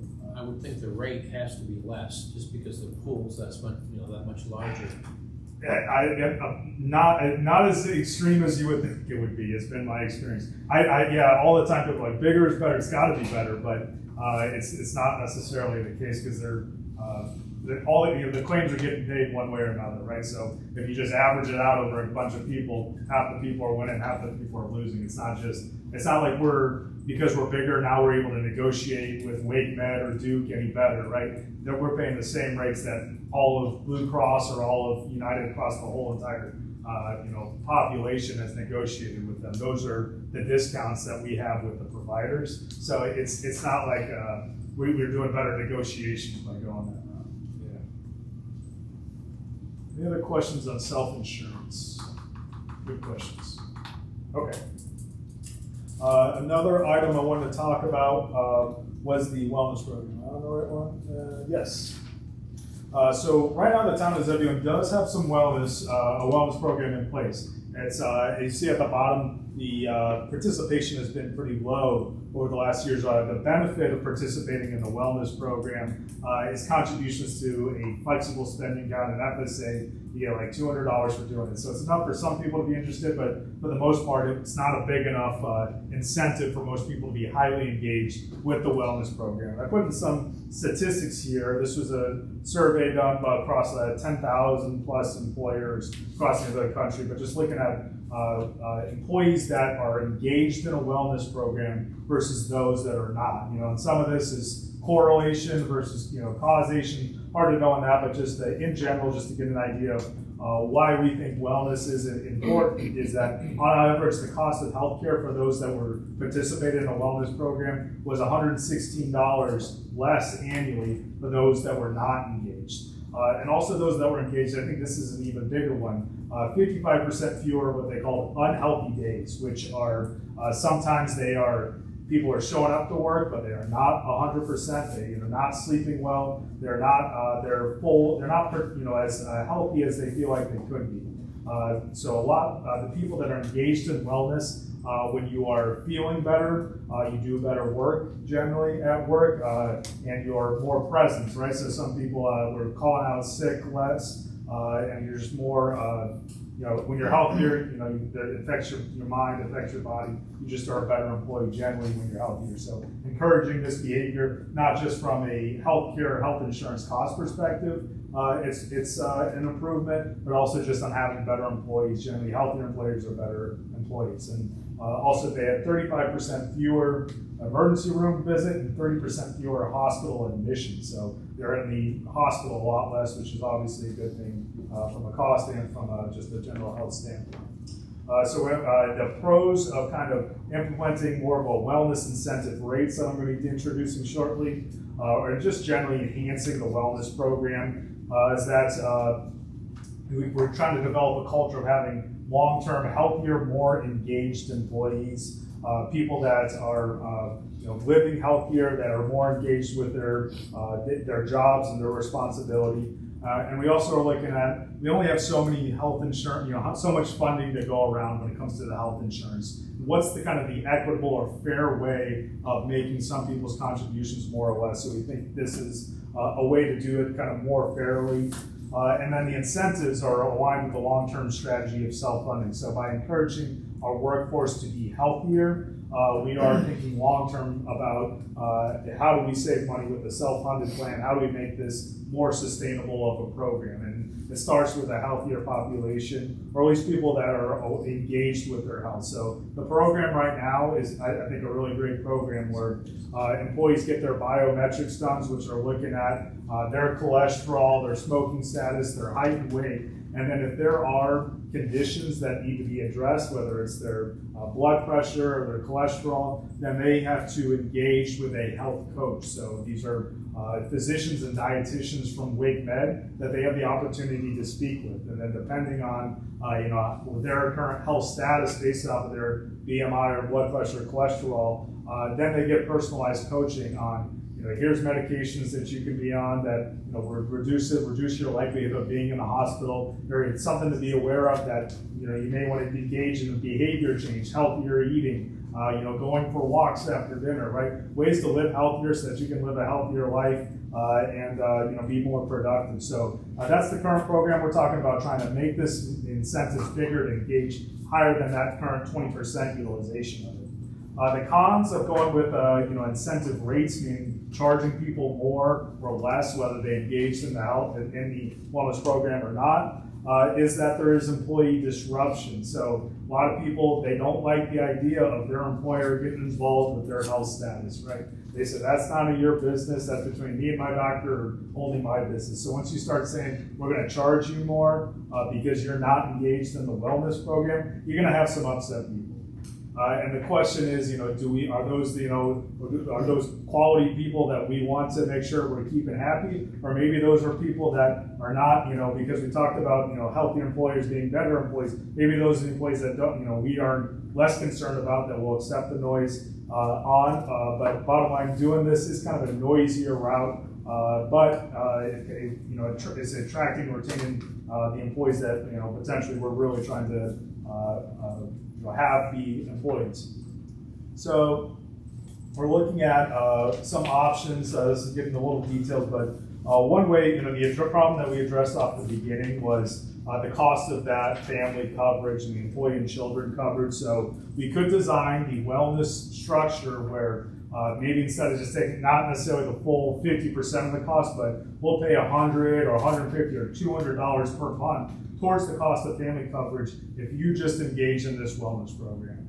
Meaning you go and get your biometrics done either at your doctor's office or on site that we'll be at. Right now we're doing it annually, but we could do it more than that on site, the opportunity to go there. And then if you complete that, then we'll contribute to the family coverage, right? So kind of this is a kind of a carrot approach versus a stick approach, but an opportunity for those family members to get some contributions towards the plan. This is kind of the cost modeling based off of how many people complete that wellness program, what it would cost to the town.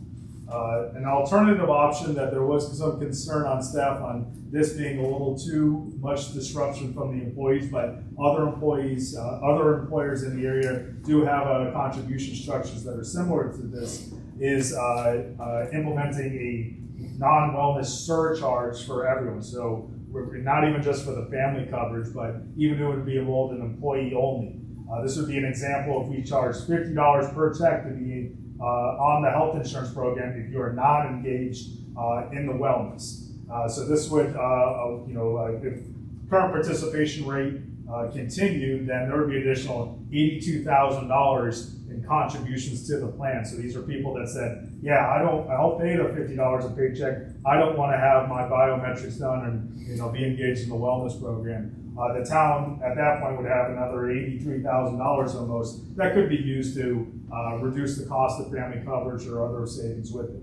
If we had a very high engagement plan, you're never going to get to 100%, but if we had 75% of the people say $100 a month, that's a lot of money, then we'd get up to, that would reduce to 26,000. Wouldn't go as far, but the benefits of this is that people that are engaged in wellness, when they become aware of what they could be doing to living healthier, being healthier, they're going to, in the long run, cost the health plan less, even if you're fully insured or self-funded, because they're being healthier, less likely to end up in the hospital, less likely to have health claimants living healthier.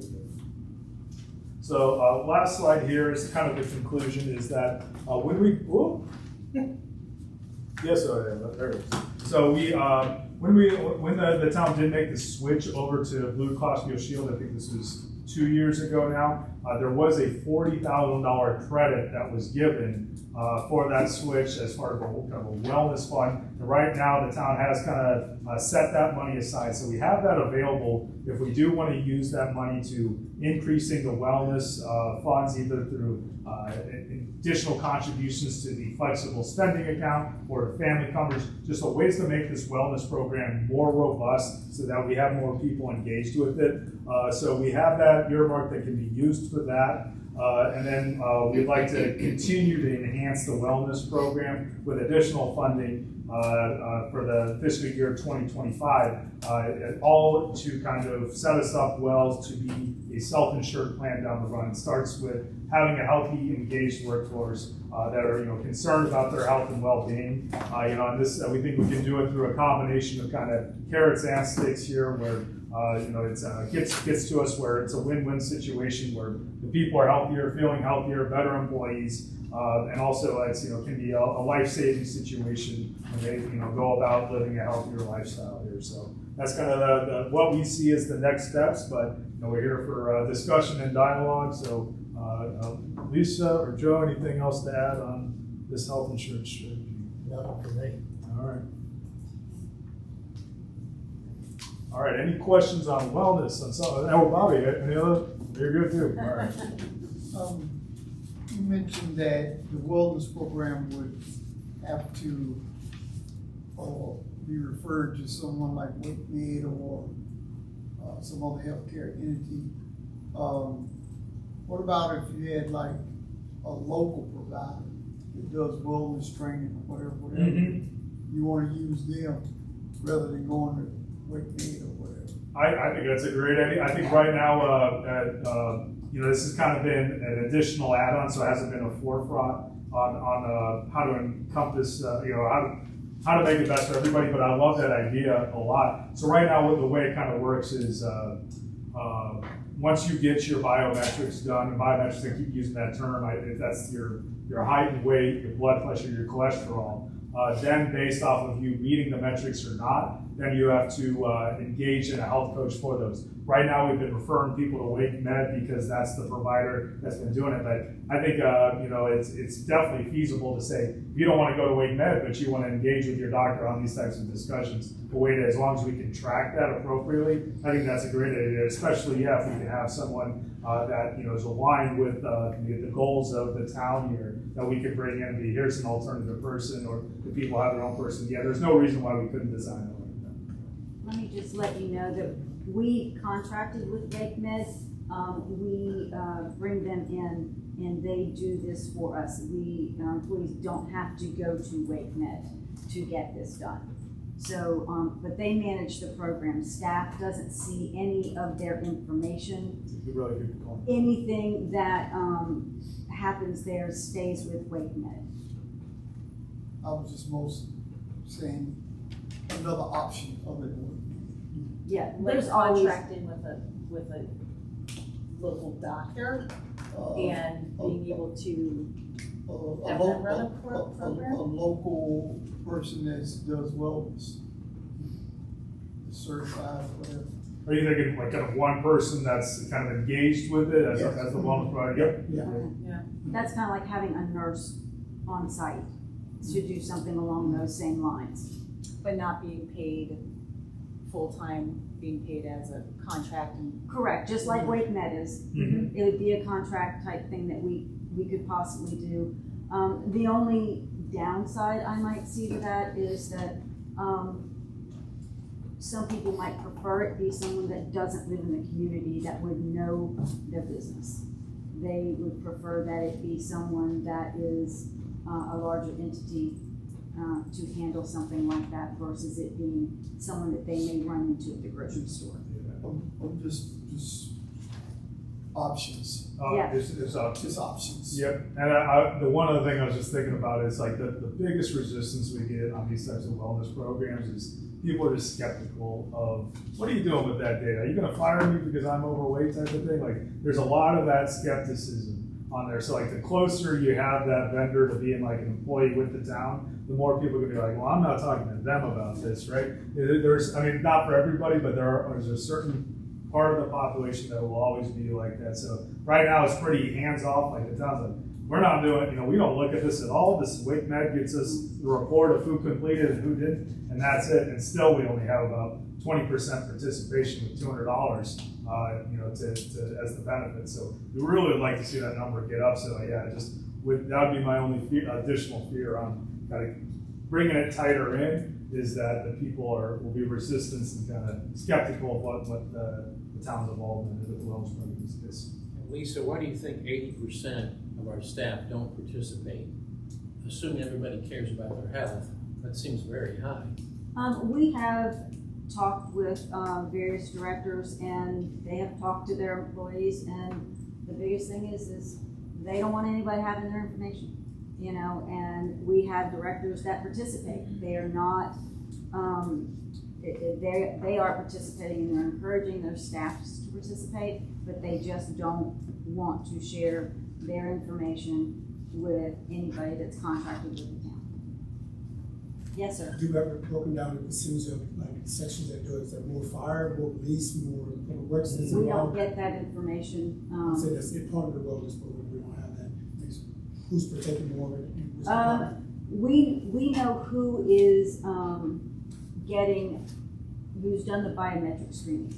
So yes, because we have to put that into their FSA account. So yes, we could look at that piece and we could tell you easily but we don't have the results of any of that information. It's just like, Other than yep, they they've done it, participated. check. Yes. And then I'm assuming that they have to reach milestones, and then that's another check. Or no, they just Right go now into it's- biometrics, and then that's. It's biometrics, and then, so if you do the biometrics and you're healthy, 4 check marks, you're done, you get it.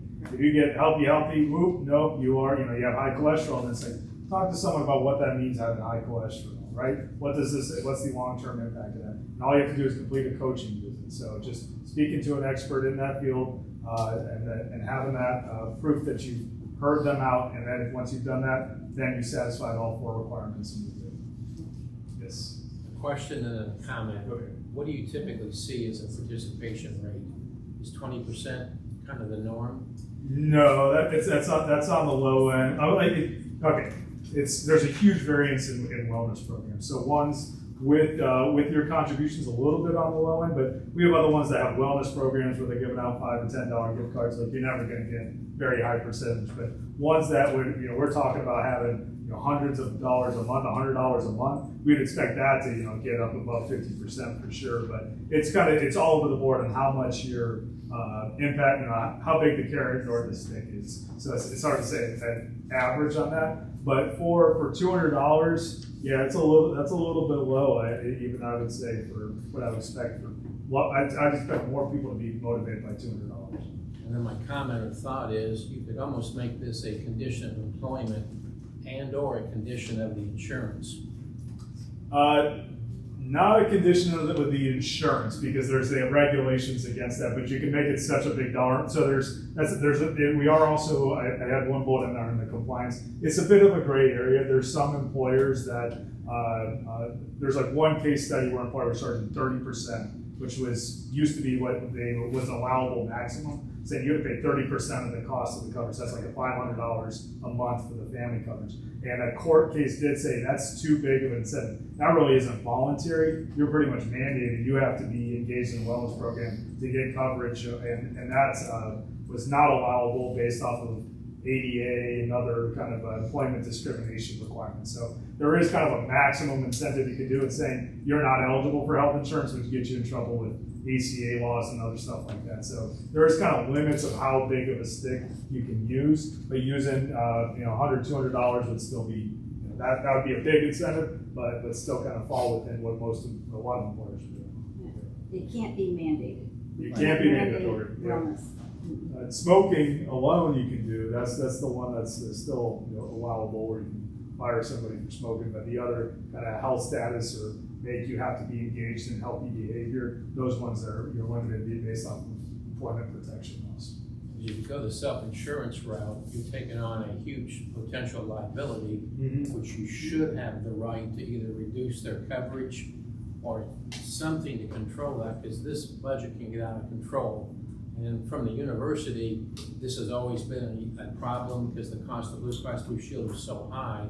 Most of our employees went on the open market and just bought it themselves because the university really couldn't provide it. Okay. And the cost was astronomical statewide. Yeah, yeah.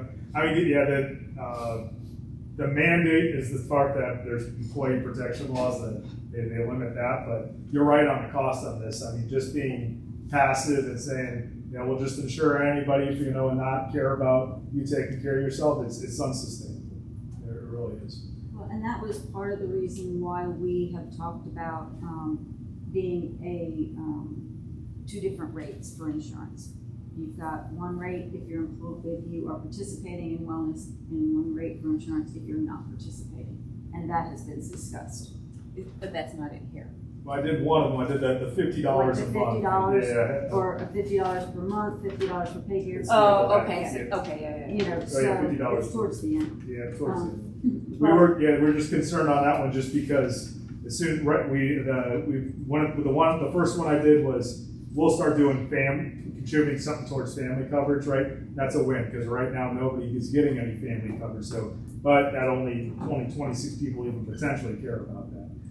So it's kind of limited the impact on it.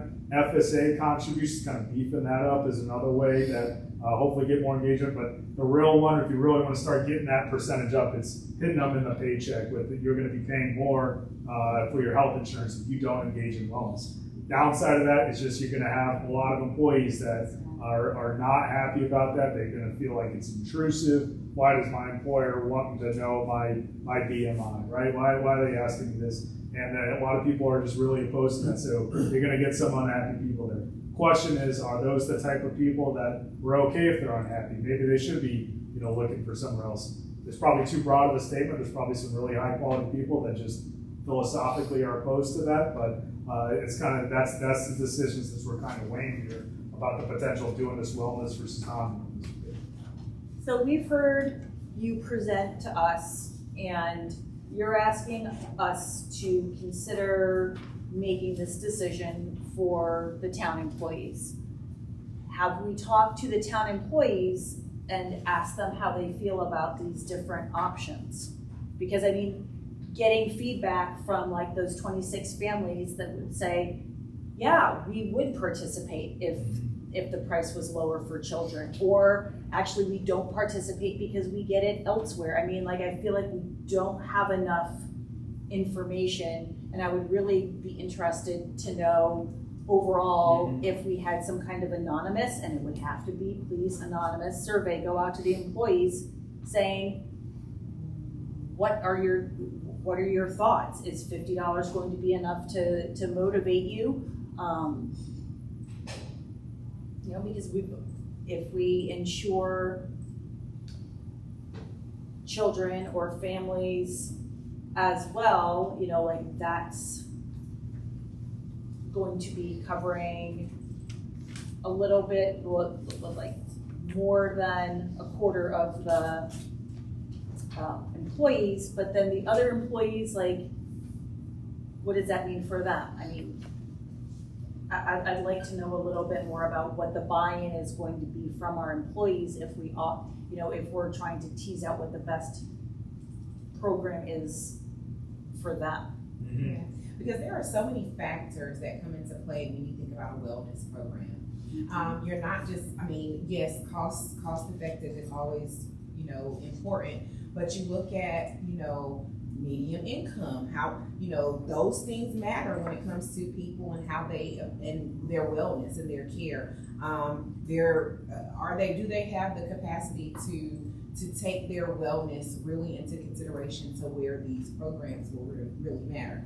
Are they working 40 hours a week so they don't have time to work out or prepare healthy meals or to get their cholesterol down or to manage their blood pressure, or they just don't have the education? There are so many things that comes into play when you think about wellness and incentives that I would really need just more information on what the employees thought before we could really make an informed decision on how to move forward. Yeah, and we're not proposing saying, hey, we're charging you more because you're unhealthy, right? We're just saying, get some education, right? If you do have one of these, that it's universally accepted as these are health factors that contribute to, a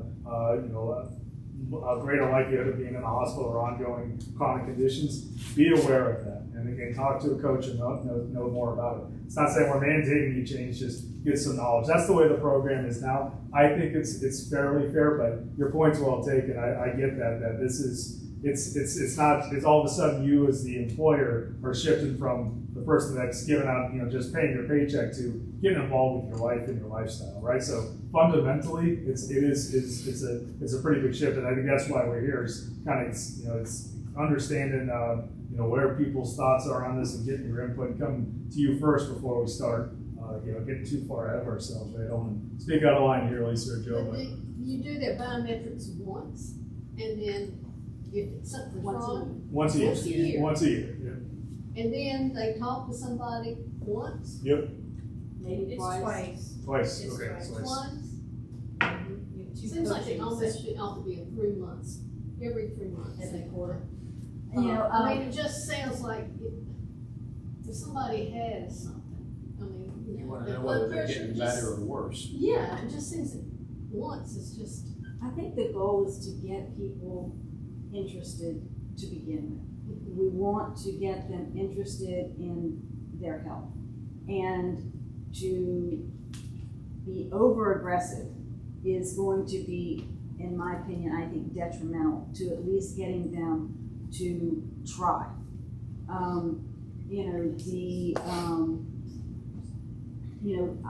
For me, I would rather see our employees go to the physical bus once a year to make sure that, and we know nothing about, to make sure that they know whether they have any illnesses that they're not aware of. But even that is difficult to do, and we can't make them do it. But we want to do the best we can to provide them with the options and the opportunity to at least learn about it. We try to bring people in from various places to do trainings throughout the year, to teach them about nutrition, to teach them about ways to do things that are very easy when you're a busy person. And so we try to do those things. It's just it's a slow process, and unfortunately, it's not making as big a difference as we had hoped.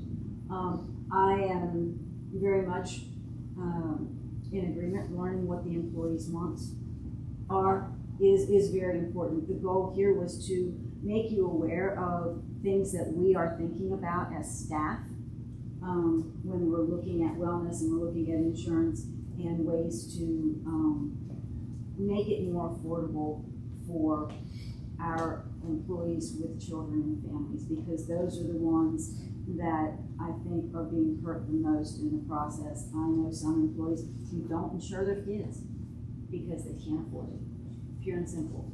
We've got some families that do insure their children and their families, but it's well over $1,500 a month for them to insure their families. And that's just, not sustainable. And they're considering, we've had conversations with several that are considering not insuring their children next year because they can't. We're leaving for an agency that has better. Yes. And I don't want to lose those. Yep. What she said.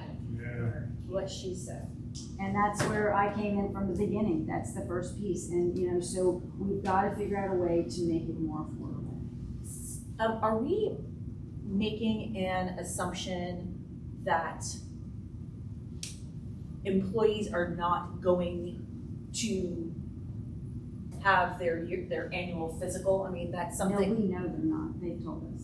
So they're not even going to their own doctors and getting their own annual physical. They're not going to the wellness bus, or they might be going and getting an annual physical and just skipping out on the wellness bus because they don't want that kind of intrusion. Right, and you don't have to use the bus. Because if you go to your doctor and they give those metrics, it's a weight med. They can go that route. The buses are just trying to make it as easy as possible. Okay, I didn't understand that. I would bet a lot of our employees don't know that, because I would bet that several of mine, a lot, are having annual physicals and not relaying that information. I think that's and probably it's easy, something $200 to scan a document. Well, and I also know quite a few that don't have a doctor, period. And I find that out when workers' comp hits, and we say, you can go to your doctor.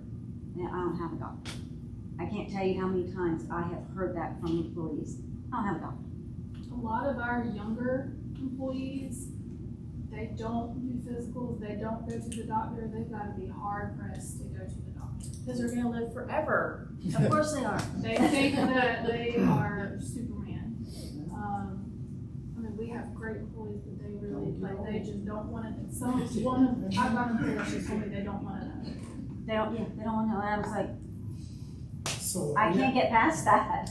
So what I'm hearing is that we probably do have more employees that are getting annual physicals and just not sending the paperwork on. It's possible. And that we have employees that just don't understand the importance of getting an annual physical, period, because they don't have a doctor, because they haven't been truly sick yet, because they're Well, I know 20. some that have physicals every year and refuse to give that information. Period. They don't care about the $200. Okay. So our fire and police, are they mandated annually physicals or that fire? So for us, fire department, they have to have a physical. We provide the physical for both employees and volunteers. Part of that is a coaching session with a PA, but the vast majority of our employees do not participate in the wellness. And the reason being? Very different ones, different reasons, but they get all their biometrics. They have the session with the PA as part of that required physical. But at least the vast majority of our employees do not participate. They don't turn anything in for the wellness. I mean, it's just that $200 not incentive enough. Like, hey, I'm already doing it anyway. Why not get this little $200 stuck in? I think it's a combination of different factors. One, it's, I don't want people at town hall in my business, my personal business. I think there's some that feel that way. Okay. I've had some tell me that putting $200 on a flexible spending account is like putting in an account they'll never use, because they don't go to the doctor much. They're not over, so they see no value in a $200 flexible spending account. Now, I've had the comment made to me, provide me a $200 gift card and I'll give you my information. But don't put it in a flexible spending account, and I'm not going to use it. That's reference. Now that $200 could be used to buy over-the-counter medicine. Over-the-counter medicine or even They've changed that list, so there's not a lot you can buy with that. They that list a lot. They pulled it down in the preventive one they did, but they opened it back up a lot actually recently. You can do Tylenol. You can do when you go around CVS, sometimes you see like a little FSA eligible. It's a ton of stuff now. They got shut down, so it was teeny, but now they opened it back up. So. And there's an FSA store, and you can use your card online and buy it, and they'll ship it to you. Yeah, so the benefits to the town of the FSA is if people don't use it, it gets retained by the town. But that's something we could look at where, hey, this FSA feels like monopoly money to people. Maybe we make it real dollars and make part of it real dollars, We need an educational program and a survey both. When it's real dollars, though, it's taxable. That's the part of the problem, and that's why we don't want them to be taxed on this money. We want them to be able to use it to be healthier. Whether it's buying your medications, your contacts, your glasses. Maybe you get prescription sunglasses because you're outside working all day long. And cavity at the dentist, like So, without saying, but we need healthy employees. The way this town is growing, we don't need anybody to get unhealthy. I don't want anyone to have to stay off of work because they have a toothache. Like, I want our employees to be healthy. We need to ask them how we can make that happen. I'm assuming that the $40,000 grant is a one-time deal. It's not something that's gonna roll over. So, I mean, it's money that we can spend, but it's not money that's going to be carried forward from year to year, right? Well, it was a one-time grant that we got, and we have rolled it over from year to year for the last 2 years because we haven't found a program that we wanted to spend it on for wellness, and that's what it was intended for. So now that we're really pushing for wellness, this is where we're trying to use the money to help with the wellness of, our families and to offset the cost of insurance for our employees and their families so they can take care of them. But, obviously, I think we do need more information, but this was mainly to give you information of where our thoughts are and the direction that we would like to move in. I'd like to know what it's gonna do. Not just, does this plan look good, or does this plan look good, or are you interested in also insuring your children at 50%? All of those things I would like to know. But I think one of the things that's going to be very, very valuable for this board to make a decision on is what's it gonna take to get you to go get your physical and have your biometrics sent in. What is that? What does that look like to you? You could have a couple of options and then an other choice where they can say, Martians are gonna have to kidnap me and transmit that information, whatever it might be, let's find out what it's gonna take. We can do that. I will work with Caleb to do a survey. I was gonna ask Jackie, but she's gone, because I think Chief Purdy said you do an annual physical. Yes, sir. So I was just assuming that if you're a police officer, as far as a, No, they don't. as far as a fitness for duty Yeah, aspect, you would need a physical every year. but we as a municipality can we mandate that, with, especially our fire police? I mean, you don't want those guys to be, I can tell you ours is, we do a program that it's in conjunction with the county because they have a contracted service, but our employees have to run on the treadmill Yeah, for so right, long yeah, and do push-ups. It's just an evolution of things, and then that's all evaluated. And blood draws where they look at all of our levels, and then that's evaluated by a doctor. Because I would just think, with the police, you have to, I would assume you have to qualify with a revolver every year. They have to go get one. You do. And make sure that you know what you shoot at. It's fit for duty. Yeah, it's fit for duty. So I don't understand why. But that's up to the municipality to do that. We have to kind of set that mandate, I think, somewhere. We would kind of mandate it to Chris, whatever it may be. This is what we want when we bring these people on board. So that's going to be a part that's sitting for us as well. They're doing it already. I mean, it's not like we're asking them more than going above and beyond what they're already doing. When they're hired, they do get a physical Correct. for the police department. Okay. They get a physical and a drug test and psychological. That's required. But it's that's it. It's not required every year. So every year we can test. Wow. Yeah. So that's stuff we need to take a look at. Talking about physicals, Jackie, and what is required, I said when we hire people, they take a physical, they have a physical, they have a drug test, they have a psychological. When they're hired, but not after that. That's it. Correct. So one time deal, that's all they're obligated for. So, yeah, and we have, budgeted for a wellness program similar to Chris's. It just hasn't been implemented in the police department yet. I think it will by maybe next spring or so, but it won't be just like it is. It's more of a, like heart health program, making sure that they'll do like, what is the treadmill thing to make sure their heart health, but it's not as in-depth as this is. And so this is where I want us to just all think about, do we want to have lots of different wellness programs running, or do we want to agree that we have one? Not that I want to take anything away from the participation that you'll get, but instead of us doing something multiple different times and have to account for it multiple different ways, or maybe in your cases not account for it because they don't want that information transmitted, what's going to be best and most cost effective for us as a town to run lots of different programs, or to have one program that we're asking everyone to participate in that might have to be tweaked because you have some additional requirements and yours are a little bit different as well. Yeah, I think the weight med program is very cost effective. I think they use it as a lot of goodwill in the community, and probably they get some engagement with dead doctors and make their money elsewhere, but it's not, I don't think the cost consideration of that one's too much. It's a very low cost. But as far as the communication strategy, I think you bring up a really good point on there, right?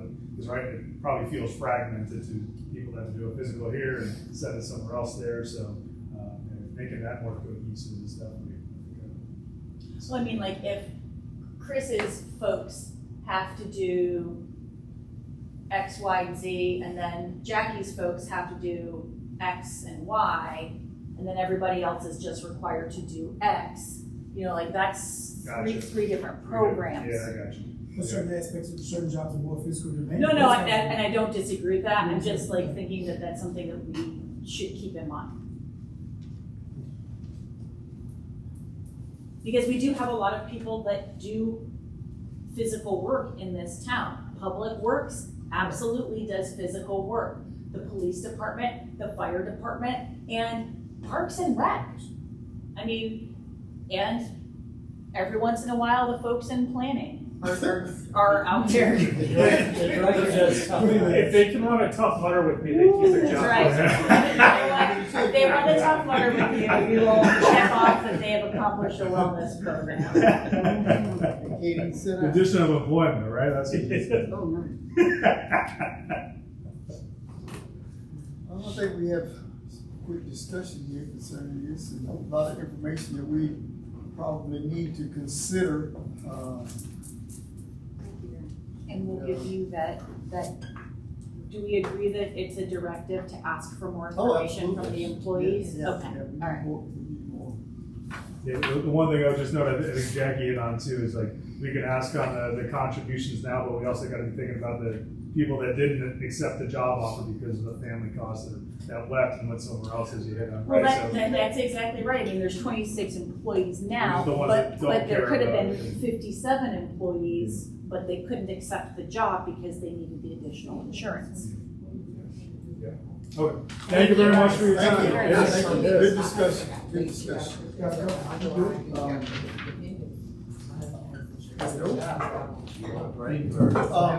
No, we can, keep going. Okay.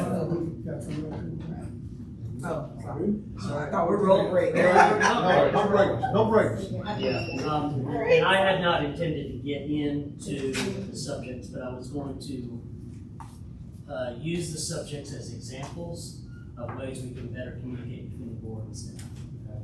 So one of the subjects that was brought up a week ago was, hey, there were some things on the budget that I wanted to talk about. I'm surprised it's not on there.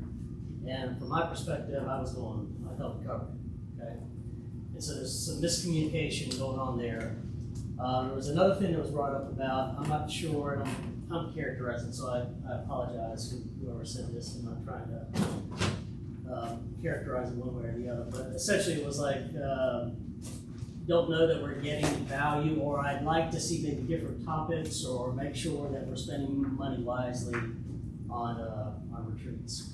So using those two as examples, I want to illustrate for you a procedure that you all already have that I think can serve you more effectively, and to talk about another thing that is available to all boards that you may not fully appreciate. So the one way is in your rules of procedure, you have Commissioner Miles and Commissioner Baxter have partnered up in sponsoring, co-sponsoring, vice versa on a few things. You can do that. You can continue to do that. As long as it meets the deadline, please keep the mayor informed. The thing that I would ask in addition to that is if you would provide me with just like a little bit of detail so that when we're sending out the agenda packets, the rest of the board has some context about not only what it is that the sponsor and the co-sponsor wants to talk about, but what's the intent. So just, you've got that procedure available to you now. Again, I just ask that you keep the mayor in the know and then provide more detail on it. So again, we can include that in the agenda packet. Before you go further with that cosign, I want to get a little bit of understanding where I kind of elaborate my thought process on the cosign aspect of things. My fellow commissioners come to me and say, hey, I have this subject that I want to talk about.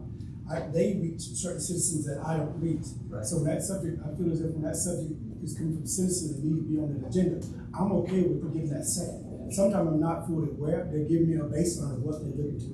Kind of like you said, Commissioner Baxter, she'll give me that baseline, but she's talking to citizens that I don't reach. Right. So I feel that subject, they want to be talking about it in a public forum, I think need to be talked about. You know what I'm saying? Because when it comes to something that I desire, I'm not just saying, okay, just kind of like get someone on the agenda. I know it's a process. So I'll give that second to any of my fellow commissioners.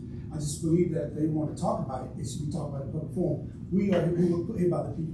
They want to talk about it, it should be on our agenda. Yeah. So I just want that to be made known. Yeah, I'll do the same thing. Right. And that, I don't mind, I just would like more information. Yeah, it's not to kind of keep that, because sometimes mine is very brief, it's brief synopsis, saying this is what I'm looking to put on there. I had some citizens talking about it. Let's get on that agenda, because these people, it's the people's voice. It's not Miles, it's not Shannon Baxter, it's not Larry House, it's the people's voice. I don't think any of us have an issue with the sponsor and co-sponsor. Right. We just wanna have a little bit more of like, if this is on the agenda, like with everything else on the agenda. So if it's on the agenda and it just says co-sponsor board retreat, like, well, what are we talking about? Because it could be something that we could go ahead and kind of, we could know about or whatever. But And that's just my request to you all. If you can provide that context, then I can provide it to you. So It that's also allows us to be prepared for what we want to talk about so that we have information. all right. So it's not like a secret. Like when we put stuff on the agenda, we just don't want to bring it up like it's a secret what we're going to talk about and we're not going to know. Because sometimes I feel like it's a secret and then we get the big surprise during the board meeting. And so I think that's well founded. And so as a manager, when I'm developing that staff report, it reads very ambiguous. So-and-so wants this, so-and-so co-sponsored it. I don't have any more detail than that. okay. The other thing that is, it's not something that has to be codified in procedure. This is something that's available to any board. And I'll share with you some perspective from staff. You all will have robust conversations. And someone will mention an idea and there'll be like a lot of head bobbing, and then the person who mentioned will be like going, okay, so we're going forward on that. But we as staff are going, who was nodding? Was everyone nodding? In some cases, when we're looking around the room, not everybody is nodding, okay? And we're also not sure what the person presented. So this is another option available to you. It's much more formal, but it's much more transparent and clear for staff, to Jackie's point, to, okay, now we know what they want, we can prepare an analysis and bring it back to them with different alternatives. So one is to, so-and-so could be doing board comments, as an example. I would like to talk about this. And someone seconded it, and then now all of a sudden, you've given the green light to have a discussion. You all can have a discussion. And then, if you're in agreement that, yeah, there's a majority of us that feels that we want to know more about this, then you can give clear direction to staff. So again, there's a couple of subjects that came up last week in 2 different meetings, and I wanted to have a chance to talk with you all and give you some processes so that we can hear you better and deliver information that you want and need to do what you're elected to do, which is make decisions. So that was it. I just wanted some time with you all. I'll take any comments or additional feedback. So was what I asked for just a moment ago for more information and then polled everyone, is that what you're looking for? Was that sufficient, or do you need it to be official? Well, so setting is important, okay? Because the intent in many retreats, we're not looking for decisions, all right? We're not looking for votes. That's not the intent of a mini retreat. We did what we anticipated to do, make you aware that there's an issue. And we got a lot of really good feedback. And so, no, you don't need to do anything more formal than you did. We got the feedback from you all. All of you all asked some very good questions. We're gonna go back. We got enough detail. What I'm talking about is if you all initiate something, particularly at a work session, more notably at a regular, that's when we do want something a little bit more formal. Yes. So just to summarize, clarify, we talked about we needed to survey the employees on this health thing. Will we see the survey before, so we're kind of in agreement with it, or will we only see the survey results? And then we talked about we need an educational program because we think the employees don't understand how easy it is to get that $200. Would we see what your thoughts are or how you plan to educate the employees, or how will that all get back to us? Yeah, that's an excellent question. So before you brought that up, my intent was to go ahead and develop a survey and send it out and then bring you all the results. And for us also to share with you what our education plan was. You got me now if you want to provide more detail or see things in advance before we do a survey. The one thing I would say is the insurance kicks off in the calendar year, and we would really like to, what we propose is use the $40,000 to kick off this calendar year. So we can bring you back, hey, this is the survey we planned, this is the education we intend to do. We're just conscientious of time. And so I'm inclined to, let's get out a survey, let's get some feedback on it. But that said, we'll take feedback from you all. I think that for this particular one, and because you have heard what we needed, then the survey for this particular survey, you've heard what we wanted from the survey, what questions we feel like. So maybe if we continue to give you more defined, like this is what we want on the survey, this is the information we want to bring feedback. I feel confident that you all can prepare a survey based on what we've said. But if we don't give that clear direction and you're sending out a survey, the town sends out a survey and we haven't had any input, then that might be a little different. But for this particular case, I feel like we told you guys exactly what we wanted on the survey. I mean, Yeah, it sounds easier than it is. For example, when we had the budget discussion back in June and people were making comments, I was trying to write down what everybody was saying so I could try to summarize it on that spreadsheet. But I was having a hard time because I'm listening to what you said, and I'm like, do they really mean this? Or so I'm trying to summarize it. But if I were Lisa and I'm trying to do that survey, I don't know if I could sit down and do the survey right now.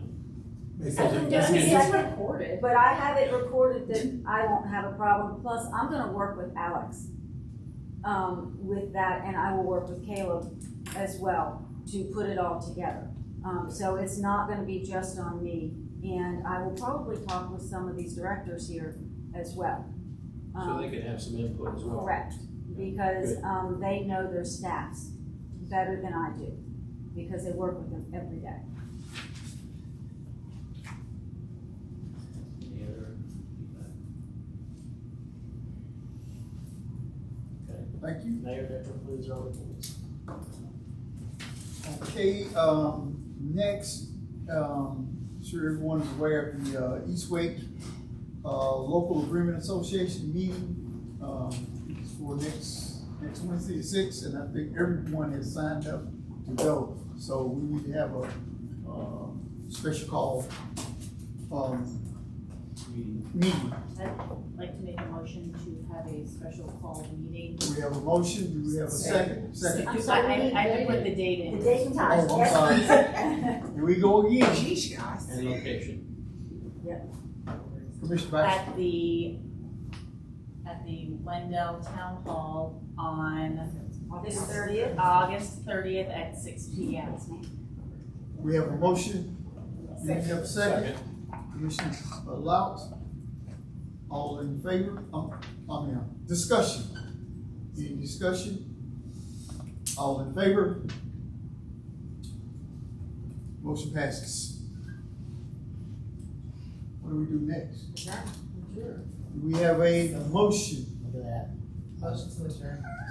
We have a motion. Do we have a second? Commissioner Clark? Discussion?